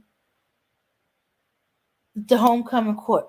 So I begin to think they fudged the vote, so that it be equal amount. But at that time we didn't. I guess we didn't care. Oh yes. Yeah, it's amazing what we used to do at kids. We hadn't progressed into into the real world or into life outside of school. Like the student handbook, but then our parents did that for encouraged us to do that too. Student handbook. There was two student handbooks, one for your parents and one for you. Well, it's basically the same, but well, actually, one for the parent. Well, it used to be there was two of them, one for the parent, one for the student. We carried around our student handbook. We would know the rules because sometimes they would change stuff up or they would add stuff, and we'd be like, well, according to the student handbook, that rule cannot be implemented this year because it is in the middle of the year. That can only apply to next year. All kind of stuff over the years, and we were ready, and we would put that out like it was laws. I said, and you said it was to throw words back in their faces. Oh my goodness, it was like little lawyers running around. In fact, they thought I should have been a lawyer. I don't know why the girls picked me. They had a mandate that girls couldn't wear heels anymore. Let me see. Why would instead of telling the truth, is because they no longer can afford the insurance. If an accident happened, and there's more likely to happen if you was wearing heels, especially in a rainy day. So girls couldn't wear heels, to school. Because this was when we didn't have to wear uniforms. Uniforms came out about maybe 5 or 10 years after us. After we graduated, we kept voting that out, going to school board, talking to our parents about, hey, we ain't no private school. Don't be trying to make us like them St. Ed's, uppity St. Ed's kids. Okay, because the rich kids went to the private schools. hmm Supposedly try to get away from black folks, but there's a couple of black folks said that. But anyway, yeah. So okay, me, I could care less. I didn't wear heels. I didn't wear dress shoes. I was tennis shoes, sneaker girl. Not that I was all into the brands or anything. I just like to be comfortable. I did not feel like I should pay the price for looking cute. If I wasn't cute enough as I was, well, forget you. I'm gonna be comfortable. Cause if I ain't comfortable, you ain't gonna be happy. So when they first mentioned that, I didn't pay it in mind. I could care less. I said, well, hey, no, don't matter. It don't apply to me. I don't be wearing dress. But the girls, they was upset about it. Those that do like to wear heels and like to dress up and like to wear um women's shoes, especially the heels. Um, they didn't like it, but hey, if it's for our health, so we don't get hurt, slip and fall, that's what we'll say. Okay, okay, fine. Nobody can wear heels. Then, well, here comes this teacher, new wife of the head. Was he head coach at that time? I think he was of the head coach. And not only is she wearing heels, she is wearing stilettos. 3-inch stilettos in a high school. And, and the girls will say, wait. We can't wear heels, but she can wear stilettos. Put my heels in when I was 11. I wasn't feeling it. I was falling all over the place. I still wear cute shoes, just not heels. Exactly. Exactly, Auntie. Oh, all kind of heckles were. They were talking to the principal and stuff like that. Why can't we wear heels? At least ours be, blocky type. They weren't pointed like stilettos. If you guys are still in here, Stilettos have a point. Most of them, they can be used as weapons in some cases. And okay, and they came to me. It's like it's not fair. Blah blah blah blah. Okay, and talking to the principal, then they pull me into it. I said, you're not gonna like how I'm gonna do this. I don't really care. I don't really have no skin, but if I go in it, you ain't gonna like it. You might not get what you want. Yeah. So I said, talk to him. Okay, so I'm talking to him, and I have the girls with me because they know more about the heels. I said, when you say no heels, what length of heels are you talking about? Is there a certain length and stuff like that? They was already talking about it. He didn't know enough. He said, no heels whatsoever. If they not flat or about so much to the ground, low heels or stuff like that. And he gave an example, somebody walking around with some loafers or penny loafers, something like that. Couldn't. And here comes the teacher and said, okay, what do you call that? You said it's for, and I pull out the handbook, it's for I helped so we do not get hurt if we slip and fall. You concerned about health? You're not concerned about hers? Is it just us, or is it everybody, is the teacher excluded and stuff like that? So he said, okay, you're right. So he goes call the teacher over and said, do you have any other shoes? She's a fashionista. And it said, well, I just got some tennis shoes. I plan to play tennis after work. If you don't mind, could you put them on? She's like, why? The girls had pointed out to me that these shoes are too dangerous for you to wear in this school, and that you really should be wearing uh uh flats or low heels. So you mind, could you go switch to them? What? It don't match my outfit. Fashionista, white teacher, white girl. But she was also my teacher. So she comes to talk to me and said, can I talk to you after class? And she's like, do you hate me? No, I don't hate you. I said, why do you hate my shoes? I don't hate your shoes. Well, what was that all about? It's not fair. This is according to the handbook, it's because it's dangerous for us to be wearing heel and we could slip and fall and get hurt. And I said, and I like you and stuff like that. I don't want you to get hurt.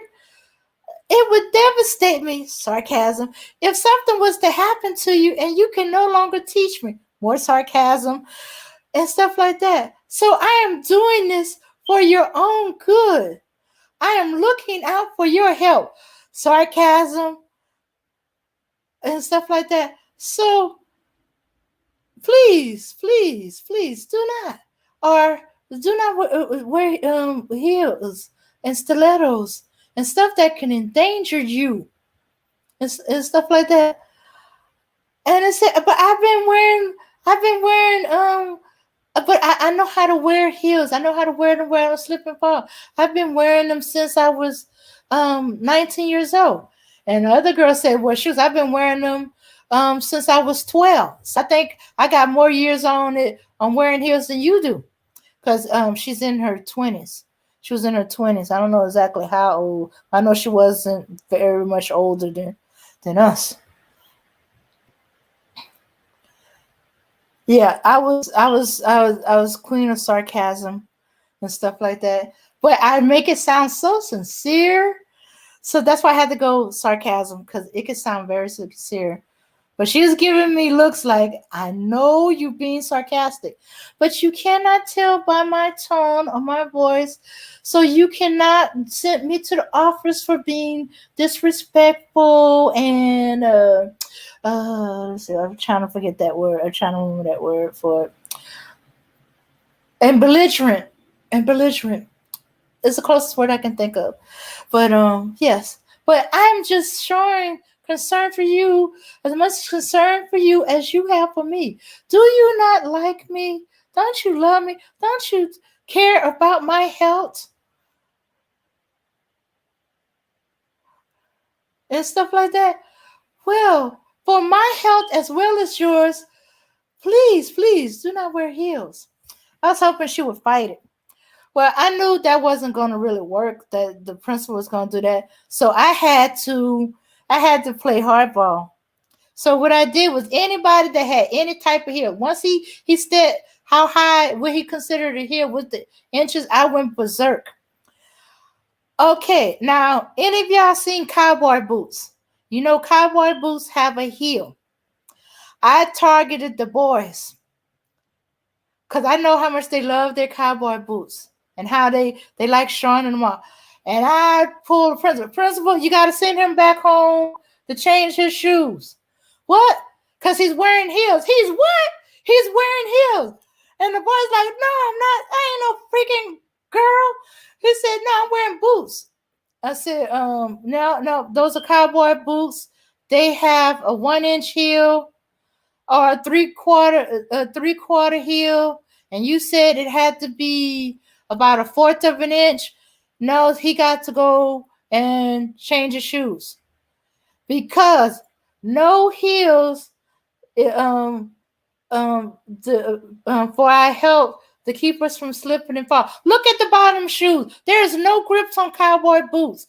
If we get one bit of water on this floor, this wax floor, he's gonna slip and fall and slide and bust a leg. I targeted white boys more so because they were more prone to wear their boots to school, their cowboy boots to school. And I knew if I get them in enough of an uproar, they're gonna put the pressure on to the principal and school board. And if they let up on the heels on the boys on their cowboy boots, sets a precedent. I didn't know that word too much later, but I was setting a precedent. And then then that meant they had to ease up on the girls and the heels. Nah, it didn't quite work that way, but hey, I was happy. I was slash and burn. If I can't wear heels, nobody's gonna wear heels. No teacher, no boy, nada. That's why I said, y'all sure y'all want me to do this? Because once I get started, it ain't gonna go the way you're gonna want it to go. And it was like, hey, what are you doing? I said, hey, one or two things to happen. The boys will have a hissy fit about not being able to wear their cowboy boots. They're gonna talk to their dads. The dad's gonna the white rich dad is gonna put pressure on them, and then the rules gonna have to be changed. But no, it just went to nobody could wear heels of any sort, male or female. So I said, well, hey, you can, nobody's wearing heels, not a teacher. I even picked on the principal in his dress shoes. I was like, hey, Prince, those dress shoes, what's that? How long are them heels? Because certain dress shoes could be more than a 1/4 of an inch. Oh yeah, I went after everybody. I went after teachers, principals, white boys, all boys. Nobody was gonna wear a heel. That's it. Yeah. But that's just the way I was, you know. I was the slash and burn type. I said we wanted to wear heels. Hey, I tried. I told you the way it was probably gonna go. And if I got involved and I treated it like it was me, this is the way I would be doing it. If I can't wear it, nobody can wear it.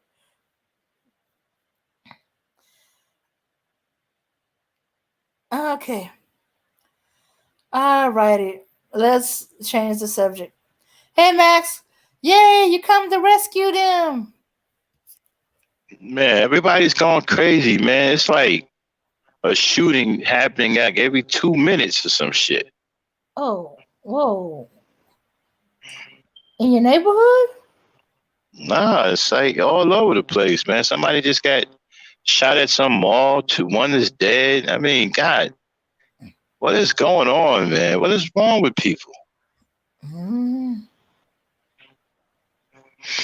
Well, dang, let's shut it down because we got ladies' night tonight. I don't want to have you up here all night. We Yeah. got ladies' night tonight, and it's 3:00. Yeah, I'm running out of stories. We talked about dolls. We talked about shoes. All right, well, We let's talked shut about it down. food. What we doing tonight? We wrapping up the war on black women tonight. We coming with counters tonight, right? Mm-hmm. All Yeah. right, everybody. Hey, get the music queued up. All All right, right, people. everybody. All right, people. Thanks for having me on the panel. Hey, Rozzy, Right? Yeah. got to get with us, man, on that 1:00 challenge, bro. Yes, I would definitely be thinking about that. Definitely be thinking about that. What you I doing was right just now? thinking, Smoking weed? What you doing, bro? no. Smoking I some just got ganji, bro? no, I don't even smoke anymore due to health problems. I was just eating and I just laid back down. That's why I'm breathing hard. Yeah, Right. yeah, man. Yo, you get on this 1:00 challenge, but we can fix them health problems. We're gonna take care of that. Right. Dame is still on it, man. She getting healthier and healthier.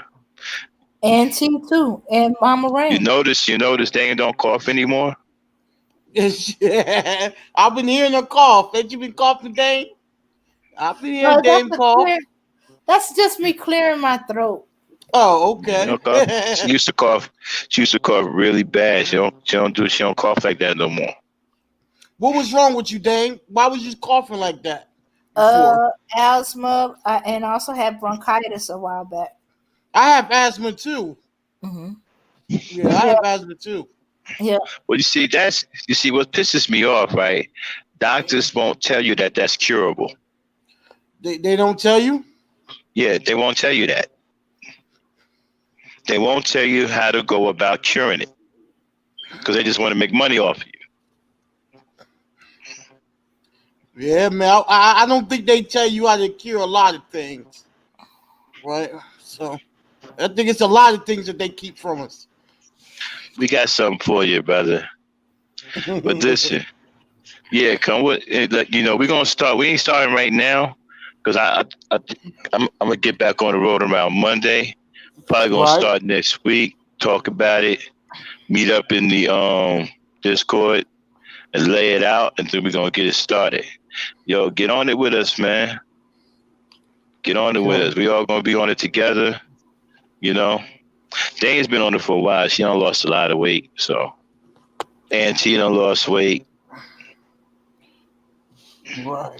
For the brothers too, man. You brothers out there that's having weight problems, jump on this 1:00 challenge with us. We're gonna let y'all know when we're gonna start it up again. Jump on this 1:00 challenge, man. Yeah, man. I need to do it myself, man. Like it's Man. urgent. Yeah, man. We'll be rolling with it. All right, everybody. Thanks for tuning in. We will be back for Ladies' Night tonight. We will be wrapping up part 5 of the war on black women. We're gonna be coming with some counters tonight, so we're gonna be wrapping that up tonight. All right, so see you back here around what time, Dame? Around 8? Yeah, it's Eastern time. Yeah. All right, y'all. Hit the music, Dame. Peace, All right, power, peace. unity, y'all. We'll holler at y'all later on a Ladies' Night. All right, peace.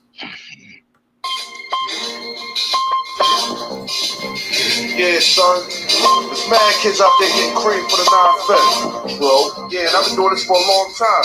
You know, shoot the game, going for mine. Alright. And this is the year when mad cats get peeled. So I'ma spark this line, kick the reel. Bang them out. With all this chaos in the realms of the street, your local street dog got the late head speak. The average Joe's far too slow for the ghetto pro. You better know, when I hit the streets, I like to glow, I like to glisten. And at the same time, stay low, listen, motherfuck the fame. Why I'm pursuing the dope. My stilo is symbolic to a kilo. Cash is popping, coke is cooking, beans copping.